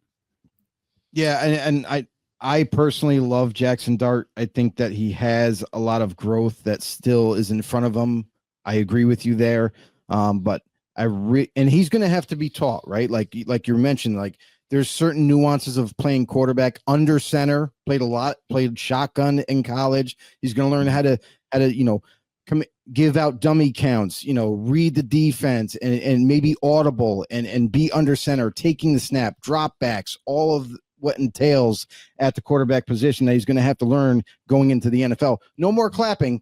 Forget about the clapping there, in Lane Kiffin's offense. And that's all they did. No commanding of the huddle, that type of thing. But I do believe he is a leader. I do believe he's a quarterback with a lot of confidence, a lot of swag. And I think he's going to put in the work to be that starter for the Giants eventually in the next 2-3 years. So I love it. All right. The compensation they got here, the Texans got a 2025 third round pick and a future 6th round pick. To the Texans here to trade up here, and then they'll take the Giants spot. So that's good. I like that. Not too bad. The first team to jump in here. So is that the only team now afterwards? Is that they move on? Team? So probably. And it makes me wonder then too, because again, we've heard speculation about the Rams potentially going quarterback here. I know a lot of people have said about Shook maybe here to kind of be that next in line. To be drafted by the Los Angeles Rams to supersede Matthew Stafford here for the future. Do you think the Giants thought that maybe Rams were going to go quarterback here, and that's why I decided to try and trade up there? Or this was the only team that was kind of looking to be the negotiation, kind of team that would work with them? I mean, when it comes to for the Rams anyway, Again, they're sitting in a good spot to where they can go any one direction. They're not a team with a lot of needs. I mean, is this the time where they take a quarterback that they really like that's left? Was it going to be Jackson Dart? You know, maybe that's why the Giants felt like they had to trade ahead of the Rams, you know, and that was their guy. But we've also heard that maybe it's not Jackson Dart. Maybe it's someone else that we're not really thinking about. Are the Rams another team that, you know, maybe if a team really wants to trade back in here for, you know, guys like Mike Green or whatnot, maybe they might drop back because there's lack of needs. Well, it just happened. The trade to get back in. The Atlanta Falcons are now on the clock here again. The Falcons are back. We love it. The guy who knows the Falcons real well. Oh, my dude. What are we doing here? That Rams spot was interesting because I would not have said the Rams were going to be the Jackson Dart spot, but for New York to make that pick and then the Rams to move out makes me think that they probably had something in place. If, you know, as we were getting close to that pick, again, it's very common for teams, hey, if Dart's on the board, we're taking it. If not, what would it look like for you? Again, you know, with less need and Terry Fontenot making that deal. Again, they probably had that deal, you know, a couple picks ago. So again, maybe the Rams were in play on Jackson Dart. It certainly makes sense. And now the Falcons can go and honestly grab another rusher. Again, if Mike Green is sitting there, if it's James Pearce, again, yes, Donovan Izuruku from Boston College. Again, go get your guy and you know, develop him. And now you answer it again, the pass rush need. Yeah, and Rod, the pick's in. The pick is in, and they do go. It is edge from Tennessee, James Pearce Jr., a guy with freakish athletic ability, elite traits already. He just needs a little bit more grooming, a little bit more development, maybe build. And all these, you know, prospects are going to get a little bit stronger at the next level. They're going to be focusing entirely on training and how they eat and all that and diet. So, man. Rod, I mean, what we making of this here now? Like they get, you know, they get Jalen Walker, which I was thrilled about for the Falcons, and now you add another guy that's freak and James Pearce Jr.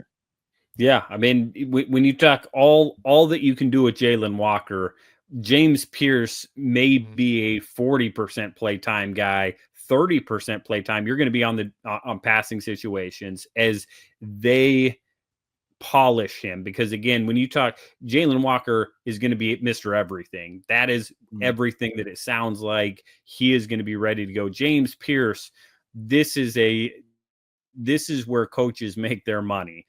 Because again, it's not just going to be the learning, the X's and O's, doing it on the field. Again, the strength coach is going to get their money's worth. Their dietitian is going to get their money's worth. Like, this is an full organizational pick, because this is a top 10 traits guy that fell to 26 because he had a lot of questions off the field. It's not a matter of if he had issues. It's what are the issues and what are we going to do to deal with them? And again, this is, as I sit here, this is under Thomas. This is not a player we would have ever taken. I can't imagine Thomas and the structure that we had. This would have been a player that we would have ultimately pulled the card on. But again, it became very clear with when Terry came in, with Arthur Smith, with Raheem Morris. Now, again, this is now a player either they are comfortable taking, they put resources into player development and all that kind of stuff.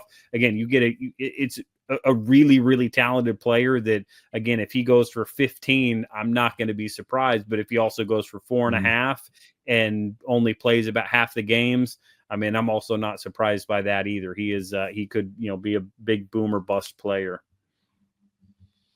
All right. The trade details are out here. The Falcons obviously get the pick there, and the compensation is a 2025 third round pick to the Rams. Oh, no, wait, no, that's what they also got. And they got 2025 second round pick, number 46, and 2026 first round pick, and 2025 seventh round pick. So a couple of different ones this year, and then next year's first round pick for that. So there you go. There's the compensation. So that means the Baltimore Ravens are on the clock as for right now, until something else happens, even right now. So this is some of the predictions that are actually coming true now that we've all kind of had throughout this draft here, especially Big John. He's blowing up our phones here in the Blitz chat here on Teams, tooting his horn here about the Jackson Dart pick, and then also the trades that are going on. He called it very early, and then also right here and now at this end here, we're seeing it get shuffled around. Yeah, and we talked about these scenarios last night too. We brought up Jackson Dart's name, how he's such a Brian Daboll guy. We thought that was definitely, if they were going to trade up back into the first round, that was definitely the target. And it wasn't Shador. It comes to fruition, and Giants fans rejoice, be happy about it. I mean, I think this is excellent for them. And then honestly, like the Falcons and what already making a huge impact on that defensive side of the ball.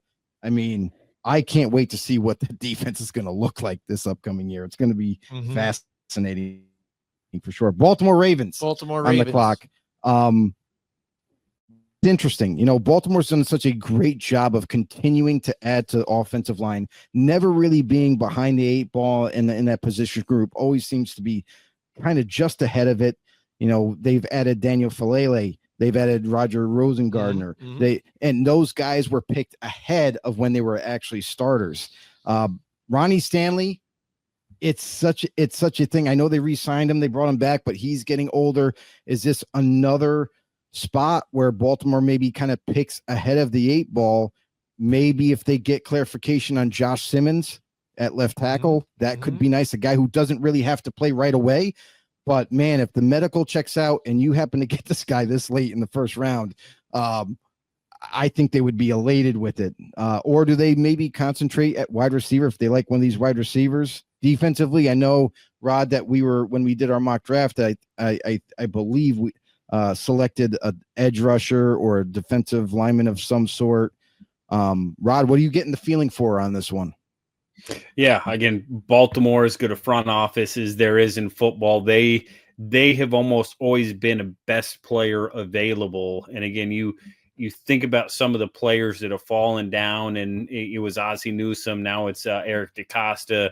Again, you're talking a top 10 player in Will Johnson that could be sitting here that is, now well past where his value is if the medical and everything checks out, and if they feel good about all that.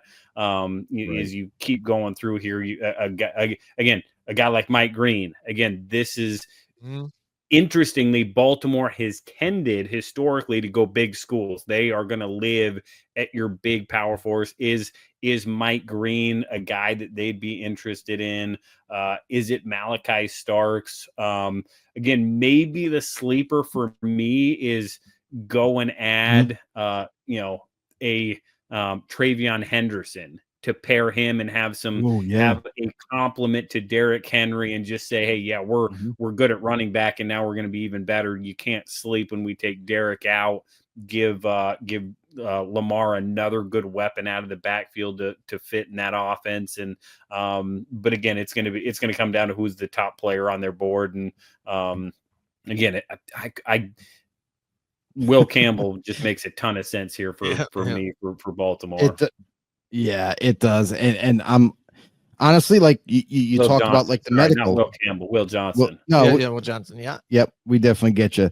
And you talk about that medical. I wanted to ask you this. So like when medicals get, involved in this process, think of Josh Simmons, and is there, like, let's just say, for example, at what point do you take a player, regardless of how talented he is, if there's a little bit of medical concern? At what round or what spot do you feel comfortable in taking that risk?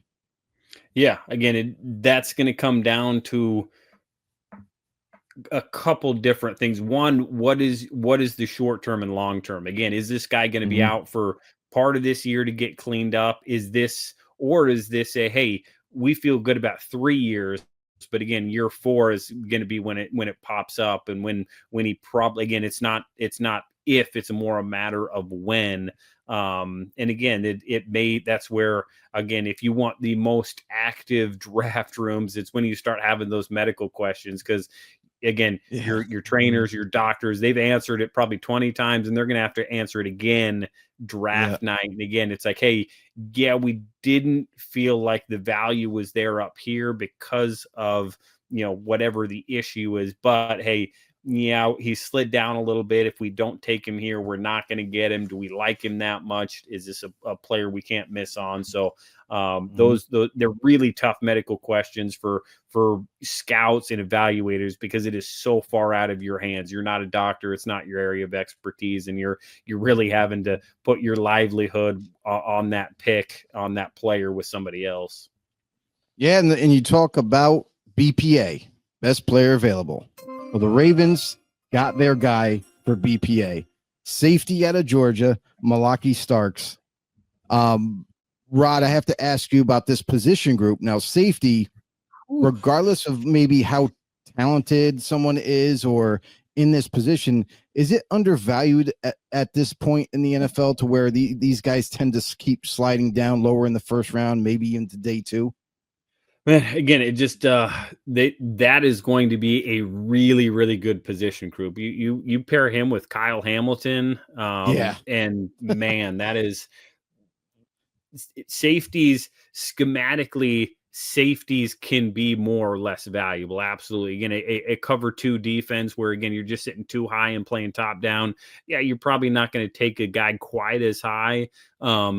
With what Baltimore is able to do with Kyle Hamilton being, in a lot of ways a unicorn. He can cover in the slot. He can cover outside. He's going to be a really good player. And then now adding Starks to the group.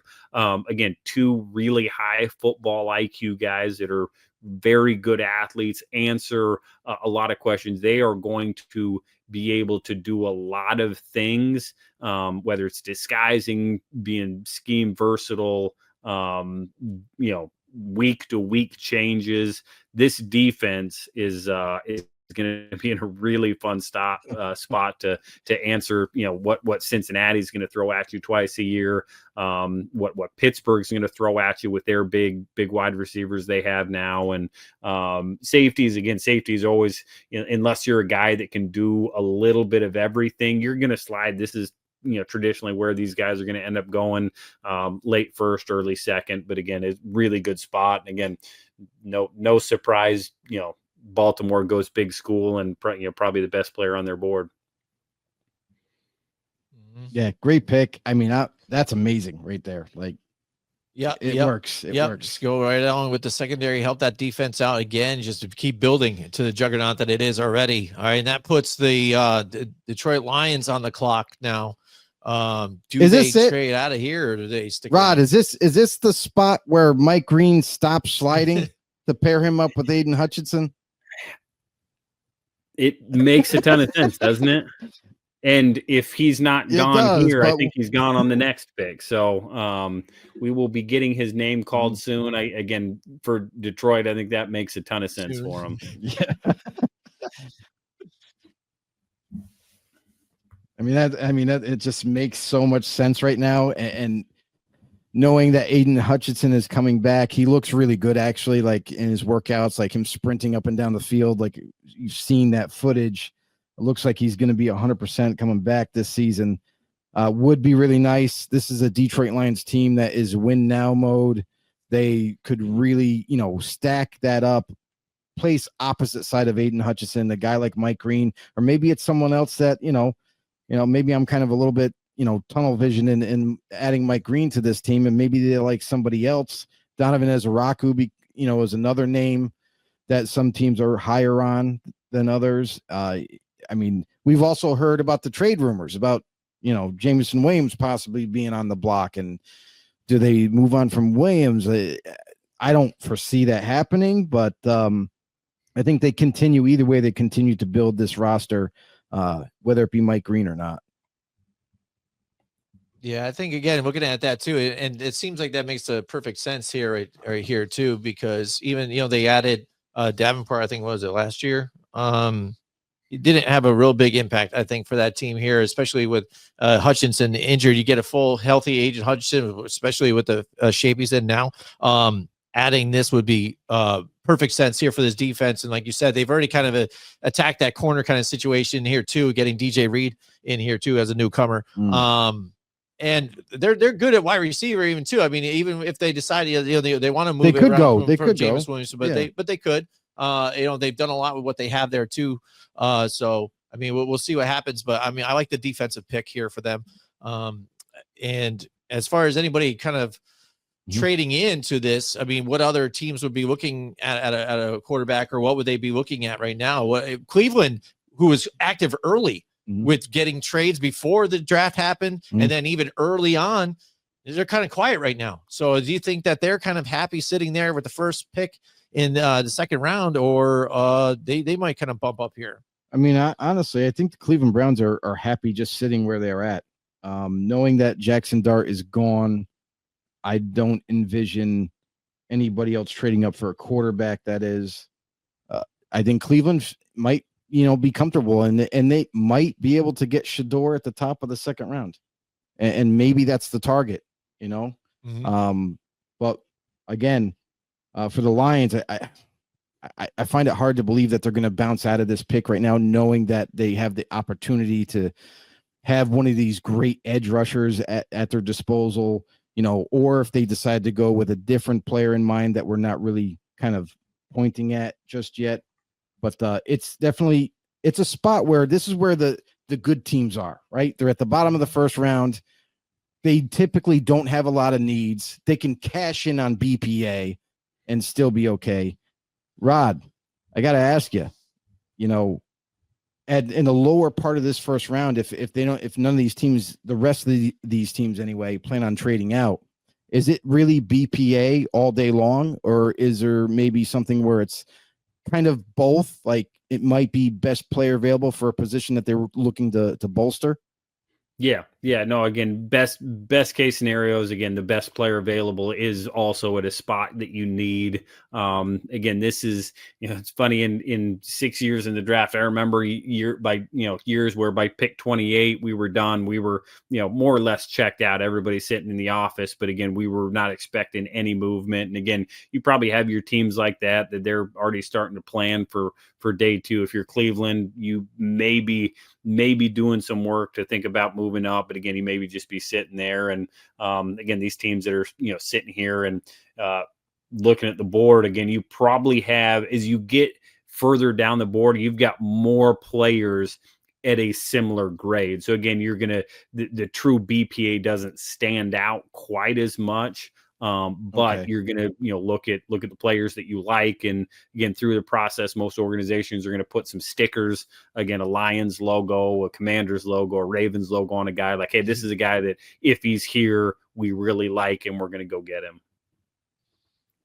All right. Well, the pick is in now, Joe, and it is Tyleik Williams, right? Yeah. Tyleik Williams out of Ohio State, defensive tackle. So that's out of left field, at least according to where you guys have been going here and looking at best available. But again, like Roderick said, though, too, if you guys have a guy on your board or who you like or whatever you're going to do, I mean, take him. That's what you're going to do. Yeah, Tyleik Williams has been a name that's been popping up, in the last, probably past week about a possibility of him going into the first round.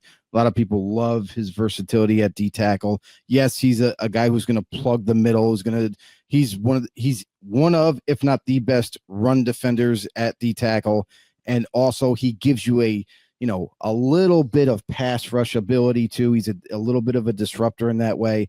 So again, to Rod's point about when we were talking about BPA versus need and all that, they view Tyleik Williams as a guy who can come in and really help out the interior of this defensive line.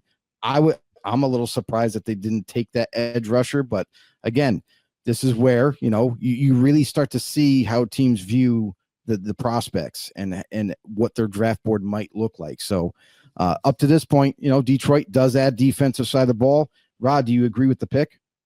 Yeah, again, I like Tyleik Williams. Again, then he becomes one of the really the first guy that, from everything I heard, his grade was really brought down for a number of teams because some fairly serious off-field concerns they had for him. And again, don't want to get into that, but I know there were teams that really were knocking him for that, and that was a major question for if he gets into the first round. And again, for Detroit, again, they've got a really strong culture. Dan Campbell and Brad Holmes, they've got it they've got a lot of accountability guys there that are going to keep Tyleek in line. And this is a guy that I think probably goes 15 to 20 with the type of traits and talent he has. If he had not had some of those concerns pop up on him, but again, a good pick. Again, I'm with you. I think a little more edge. They've got a really good interior defensive line now. They're going to be throwing them all out there. And again, if you want to help Aiden bounce back, well, get a bunch of inside pressure and not give the quarterback anywhere to go. And that's always going to help your edges. All right, we're going to get a couple of reactions here in the comments. Comments What do we section got? still live. BD's out there, the What do you Falcons fan. He says, I can't believe we traded our 2026 first-round pick, and he's crying all over. Well, he shouldn't be crying too much. BD, you traded your 2026 first-round pick. That's because the Falcons strongly believe they're going to be in the mid-20s at least next year. Again, you make that pick, the division you're in, the talent you have coming back, you're not expecting that to be a high pick. So, again, if you're good thinking about a pick in that 25 range, again, feel better about it. All right, here we go. Mike Tackett, our brother's in the house. He says Sanders goes to Cleveland early tomorrow night. Makes too much sense. Milroe to Vegas. Ooh, the plot Joe, thickens. what do you think about that? Vegas fan. I mean, as a Raiders fan, that's coming up, by the way. The Washington pick, you know what I mean? Mike Green, like Rod just alluded to it, like Mike Green, like this just makes all the sense in the world. Add better pass rushers, upgrade the defensive side of the ball, which was lacking last year.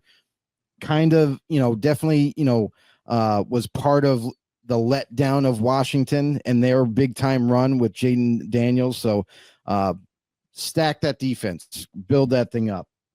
For Vegas, if Jalen Milroe is the pick in day 2 tomorrow, I don't know if I agree with it. I get the physical traits. I get it's amazing to see a quarterback run as fast as he does, and that's nice. He does throw a nice deep ball, but when you break it down and you look at some of the short to intermediate throws, sometimes he's overthrowing guys. The accuracy just not there. Mechanics needs a lot of work. Rod, how do you feel about a guy like Jalen Milroe, possibly day 2? He's talented. He is very talented. If there is a spot that I actually like him, it's with Chip Kelly. Again, okay. Chip Kelly is going to be a little bit creative. Pete Carroll is going to be, he's a fantastic head coach to play for. He would not be expected to come in and play right away. Again, all of a sudden you get a bunch of shades of Lamar Jackson going late first round, sitting a little bit, and finally coming in with, again, in Baltimore at the time, you expect them to really grow and develop, and it makes a lot of sense. Again, so does Shadir Sanders. So does not taking a quarterback. So, Jalen Milroe, there's not a lot of guys that can do what he does. And again, anytime you're in that conversation, again, it's no surprise that a player like that could be in the conversation. All right, here we go. We've got information that the pick is in for the Washington Commanders, and they go Josh Connelly with the 29th overall pick in 2025 draft, tackle from Oregon. So what you're telling me is that, they didn't have a lot of confidence in Brandon Coleman. That's what you're telling me at right tackle. So, but yeah, this is a big key, right? You get Jaden Daniels, you get your franchise quarterback. Now it's time to rebuild that offensive line. It's time to bolster it up, help protect him even better. I'm not mad at the pick. It makes a lot of sense. Rebuilding that offensive line, they still got a lot of areas. And this is where some teams view, they're like, hey, you know what? This draft is super deep at defensive line. If we want a defensive lineman in day 2, we're going to be able to take him. Let's get a guy to help out this offensive line instantly. Josh Connelly. Rod, I got to ask you, Josh Connelly Jr. out of Oregon, how did you view him before we even got here at this point? Yeah, again, another one of those guys that came into the season, and he made a case for OT1 early on in the year. And again, in a class where Will Campbell was kind of the guy. From a trait standpoint, Connelly is as talented as any of these guys. And like you said, with that was the one major question I had on Washington going into last year was their O-line, and they really overachieved. But you see him go out and get Laramie Tunsil, and you have to imagine Brandon Coleman's going to be kicked inside, and now you'll get Connelly on the outside, and it's going to be another really new group. But again, Jaden Daniels is going to cover for a lot of those guys. So if you upgrade that position, which they absolutely do here, get a big long guy that can be working the zone stuff that they want to do in the run game, and just run guys past Jaden Daniels and open up some lanes. It's a good pick. And again, for them, I'd imagine this is one of those best player available picks. Again, that kind of the way it makes sense for me is, again, there's some talent there. They've kind of redone that defensive line, but again, let's go and help the theme of the day, go help our young quarterbacks, and whether that's it with weapons or offensive line. We got Mike Tackett with another question here. He goes, does Will Johnson's knee cost him to fall out of the first round so teams can save money taking a lesser risk? Yeah, the money thing I don't think is the question. I think it's just impact. Again, is this guy going to be an impact player? Again, the money is, if anybody in the front office and scouting staff at draft times thinking about money, they need to be kicked out, because again, that's with the rookie wage scale and all that kind of stuff. It's peanuts at the end of the day for these rookies coming in, and it's really about impact. And again, what are we going to get from him in short term and long term? And again, for a player like him that's continuing to drop, again, I think there's a couple teams here, two in a row that wouldn't be surprising. The Bills could be thinking about him here, but again, it's just a player where again there is some concern here, and less concern with players with a similar grade is usually what it comes down to.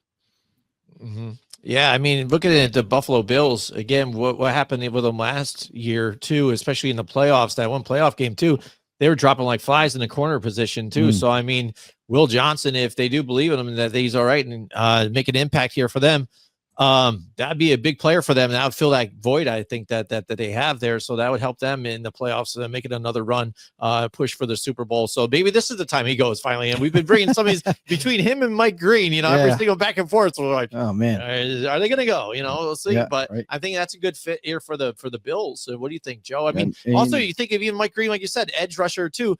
They, tried to get, Von Miller a while ago, to try and jump on and kind of get one more Super Bowl out of him or whatever. Yeah. But he's obviously not the guy he was before and things. So, I mean, another compliment on the side for them, I think would help them out too as well. Yeah. I mean, and that's the thing is, for the Bills, like they could still go corner. I mean, you look at, they brought back Tre'Davious White, who, he's at the end of his career, and everyone knows that. Like now, do they focus at corner, get ahead of the game? Because who knows? There's no guarantee for any of these players to be healthy going into the season. Maybe White ends up getting hurt again because of his age getting up there, body breaking down, and things of that nature. You also look at Joey Bosa, where they just added to the defensive line. Will that deter you from taking edge? I don't think so. There's a lot of really good edges available. They could go to look at that as well. Again, yeah, you talk about the injuries that have mounted up for him and how he is it's consistent every year. He's missing some kind of time. So that's an option. And then even wide receiver, adding more to that side of the ball, surrounding more talent. Keon Coleman is as high as he was seen, in 24 when he got drafted. Again, he's still developing. He's not an outside guy. In my opinion, I never thought he was going to be an outside guy at the NFL level. I think he'd be an excellent slot guy. But now maybe you go ahead and add a taller guy, a guy with size, a guy with speed. I love Jaden Higgins. I know some other people aren't as high on him as I am, but it makes sense if they do in fact go that route. Get yourself an outside guy that can kind of go and challenge the deep ball. But again, I'm not going to be, I don't think I'll be surprised whatever the Bills do end up deciding. I'm going to add one more wide receiver to the group. What about a Luther Burden? Perhaps I think he would be Who's a been nice sliding, fit in the offense. Again, Yep. with some of their short yardage woes that again are all too relevant for everybody to sit here and see on video. I think Luther Burden would be a nice option. Give him some good versatility for Josh Allen. Mm-hmm. All right. Can't disagree with that. Definitely makes a lot of sense. All right, here we go. The pick is in, selection made. Let's see what happens here. Let's see if they describe it. Maxwell Hairston out of Kentucky, corner. Yeah, they did go corner. So again, they did fill a spot here for them, Joe. And this is where the Bills defense, some people, were knocking Hairston because of his size. Can he be the do-it-all type of corner at the next level? Obviously, the Bills have experience in that realm with having Tre'Davious White, who was small in stature, but again played way bigger than what he was measured at. And I feel like that's why they view Maxwell Hairston as that next guy, the guy that's going to be the answer for Tre'Davious White, either now right away, or if they in fact are going to put him, challenge Tre'Davious White this offseason and see may the best man win type of thing, and the Bills continue to build that defense up. All right, and right now the Eagles are on the clock. They made a trade. They swapped, right? Yeah. Boom. See ya. Why not? One pickup. Like, let's do it, right? Let's just do this. All right, so here we go. Eagles, what do you think? Now, again, this is the thing, and Roderick's brought this up too. And how much, Howie Roseman wants value. He doesn't want to, but he takes a lot of the credit, but it's about that good scouting group that he has too here. And what they do in the draft has been phenomenal, and time after time, and grabbing guys, especially for a team that's been finishing so much further down in the draft, what I mean? And to be able to grab good quality guys here too, and plug and play starters. And that's what he's also said too, the fact that you want to try and get an impact player that's going to impact your team like right now. Start right now for us and let's go. And that's what the Eagles have been able to do. And I think that's why they've been so good right now. What's interesting is the trade. It's you're swapping picks. What was the reason to swap picks? Were you worried about a team on the phone with the Chiefs maybe trying to trade ahead of you? Is there a guy where you're just like, maybe we're even a little worrisome about the Chiefs taking our guy? We're not really sure what they're looking at on their board, so it's an interesting trade, but clearly, could it be a guard that they envision on just kind of like, adding to that offensive line and keeping that young and keeping it moving forward, or is it someone else that they envision? Rod, I'm gonna let you got to take point on this one, because this is throwing me for a loop. Swapping the picks here. Who could it possibly be for? Yeah, I mean, the guys that I'm thinking about, Josh Simmons, again, both we know the Chiefs have that need at tackle, at O-line. Yes. But again, that's also Howie's MO, to go again, plug, find the next guy and live with the developmental time. Is it a Will Campbell where again all of a sudden that's just the absolute best player available? Again, you just start. This is an interesting one where Howie's going to go, get the value pick, and again the other top 20 pick that we've talked about all day. Jihad Campbell, could it be Jihad?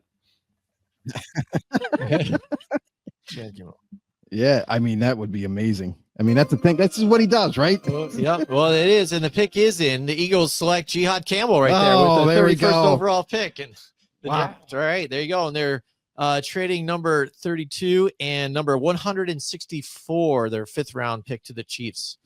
Man, that front office is just, they do it every year, and it's the scouting department, like you mentioned, Roderick, like it's really the unsung heroes in the front office that have done the due diligence, have done all the homework, and they make Howie Roseman look like like gold. So unbelievable. I think it's I'm flabbergasted. I don't even know how to react to this, because it's such a solid pick. The value is tremendous, and again, a team that when you're picking this low, typically you don't have needs. it's one of those freedoms that a lot of teams wish they had, and just taking best player available. And again, the Eagles do it again in the first round. Look at something here quick. We're searching. Yeah, well, I want to see something just because.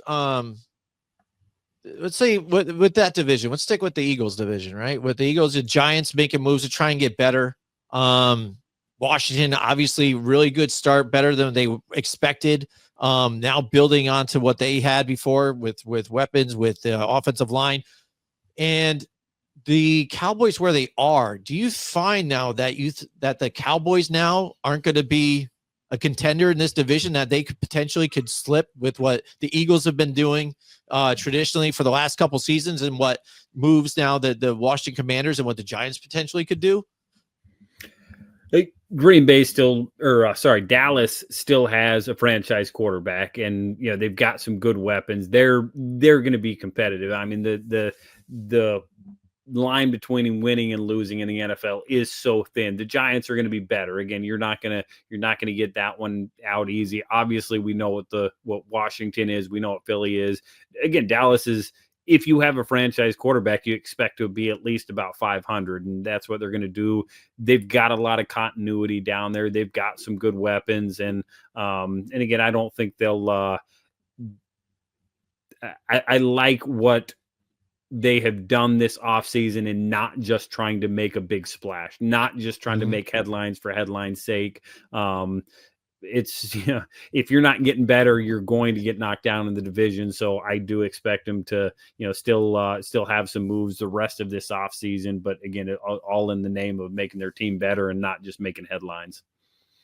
All right, Joe. Chiefs right here with the final pick. We're finally at the end of this one. This was a marathon again, Joe. Always, but is. We made it through. So here we go, Chiefs. Your rival. What do you expect them to do here? I hope they make the worst pick possible. To be honest with you, you had to do the pick for them in the mock too. But here's the thing: is they invested a lot of money in Jalen Moore, bringing him in to place him in at left tackle from the 49ers in free agency. They really do love him. They expect him to be the starter on the left side. Is my thing is looking at this team, like now with the way the draft has fallen, do they go edge? Like, because Donovan Ezra-Who's there, Mike Green is there, and on opposite George Karlaftis is none other than Mike Dana. And it would be a huge upgrade if they do go edge. It could be maybe a D tackle that they like. It could be a lot of different scenarios. Maybe it's corner, maybe, safety. So I think on the defensive side of the ball, it really looks the part, but they also could go receiver too. If they value one of these wide receivers, like a Luther Burden, like Rod brought it up, just moments ago, you add, now you're starting to add a guy who in a lot of circles, if you look at just 2023, Luther Burden was the number one receiver coming out, hands down. And because of his dip in production, people are kind of tending to slide him down here. I mean, this would be a steal for the Chiefs. I think they could go a bunch of number of ways, and that's why I think it's hard to kind of pinpoint. Roderick, what do you feel? What are you feeling with this pick? Do you think it is offensive line still? Do you think it is a different direction? Yeah, I just don't know. Again, it is the offensive lineman there that they feel is worthy of this pick. Again, I think Mike Green would make some sense. Again, Mike Dana's really, his best spot is rushing inside. Again, that is where he's really going to make most of his hay. There's some good corners on the board. Do they go Josh Simmons and just give him a little bit of time and kind of have a backup plan on the offensive line? Or again, one of the guys that I could see the Travion Henderson, do all of a sudden they make that running back pick that seems like, they just always end up taking the Clyde Edwards-Helaire pick 32 that seems to be a good fit. And again, Travion Henderson has been connected with them a little bit. So again, I think there's a lot of ways they can go. And if they may be having the phone ringing right now for somebody that wants to jump in here as well. And one thing that I do want to ask you about too, like Josh Simmons, like the medical, all that. Do you believe that Josh Simmons could also play on the right side, or do you think he's clearly just a left-sided offensive lineman? Yeah, no, again, as he comes back, again, most of these guys have cross-trained at some point in their career. It's not something you want to just throw him in and have him get ready. He's not gonna have to do it in a game week. He's gonna have a lot of time to do it. I don't have any question. Again, he's stylistically with what the Chiefs do. Again, it's not, a little bit of footwork differences, and you learn it with your hands and your hips, and, absolutely the kind of guy young enough that he could certainly grow into that. Yeah, I mean, the Chiefs, again, with what they have been able to do, especially even at wide receiver, it seems like they shuffled around guys that have been there before, kind of know the system in and out, and don't look like they really need a big star receiver here like they've had before with Tyreek Hill, with what Patrick Mahomes kind of brings to the table. Because we've seen even last season where Mahomes put a lot of those games all on him and made a lot of big key plays just to keep the ball moving and get it going for them. But they also had a lot of guys that were out. You missed Worthy for a little bit. Rashee Rice didn't even see the field really because of the off-field issues and stuff like that. Mm-hmm. So do they go wide receiver talent here on too, which I could see that possibly happening too, because they do like a little shifty guy here and there, making some plays, some of those jet sweeps. And do they, want to just say, hey, maybe Juju Smith-Schuster, we can maybe make him a roster cut or something like that here because we don't really need him. They moved on from him before, and grab a guy like that, another talent, or again, maybe bolster up that defense a little bit, on that line to help out. I was happy that the fact that they did bring Nick Bolton back and give him a restructured contract, because I think if they didn't kind of re-sign him, I think that was another key player that they needed to really hang on to, because they have let other guys walk. But I think Nick Bolton was one of their key guys that they brought back. All right. Pick is in. And it is Josh Simmons. There you go. You guys were just talking about it. And there you go. That is a player just for them. And we'll see what they do with him. If they do want to shift him around, move him around. I mean, if here's the thing is the dream scenario for Josh Simmons for the Chiefs is if Jalen Moore pans out, because he really hasn't been proven yet. There's a lot of expectation of him, but if he pans out, now you have a guy who can learn to play right tackle. You can replace Juwan Taylor, one of the most penalized linemen in the NFL, and alleviate that, waterworks at right tackle. So great pick. Let's see if it pans out. Let's see if the medical checks out and all that. And it's something that's been haunting them for some time. So maybe this could be the answer for them. All right. So there you go. There's the first round of the NFL draft. It is a wrap. It was a long one, but we made it again, Joe. This was nothing. I was fully preparing myself to be just kind of you know what? It's going to last forever. We're not going to get here. But I think I think the biggest change for the draft used to be 15 minutes a pick. Mm-hmm. And now that we're down to 10 minutes a pick, it's definitely helped speed the process up a little bit more. But Roderick David joining us, special guest. If you haven't done so already, make sure you go and check out his podcast. You got to be a football nut. We've said this the whole show, but Scouting the League, make sure you head over to YouTube, hit Scout, search it up, Scouting the League, head over there, subscribe to him, like it, thumbs up, share it, all that jazz. This guy is one of the most knowledgeable assets we have on the show, and we really do appreciate him a lot. Roderick David, thank you. It's always been a pleasure every time you get on our show. And we also, the greatest thing too is that we also learn a lot from you as well. So as we keep going through these processes and things of that nature, players, you name it, we really do thank you so much for joining the show. And it's been awesome so far.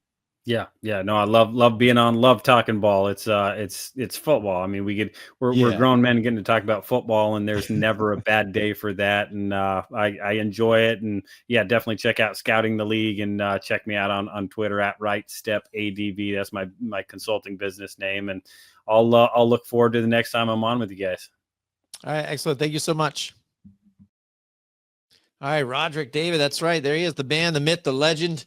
All I gotta say is, have him on again. I mean, all I gotta say is like that. We just signed off with him. I can't wait to have him on again. Right?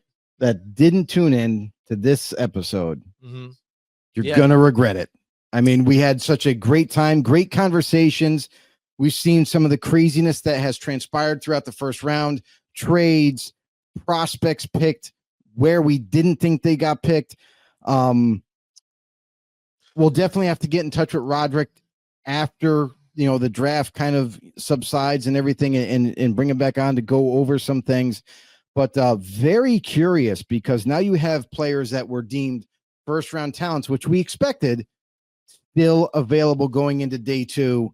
When does Mike Green go? When Right? the hell does Donovan Ezeraku go?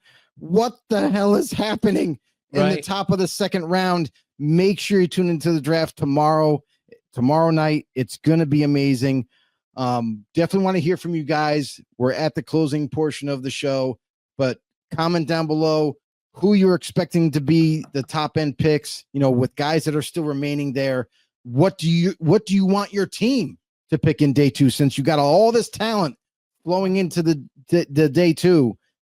It's going to be exciting. Can't wait to see what happens for a lot of these other teams, but really appreciate you staying with us through this whole journey. Long episode, we know. Thank you guys so much for that support the show. And if you want to be a supporter, if you want to be part of the Blitz Nation, it's really simple to do.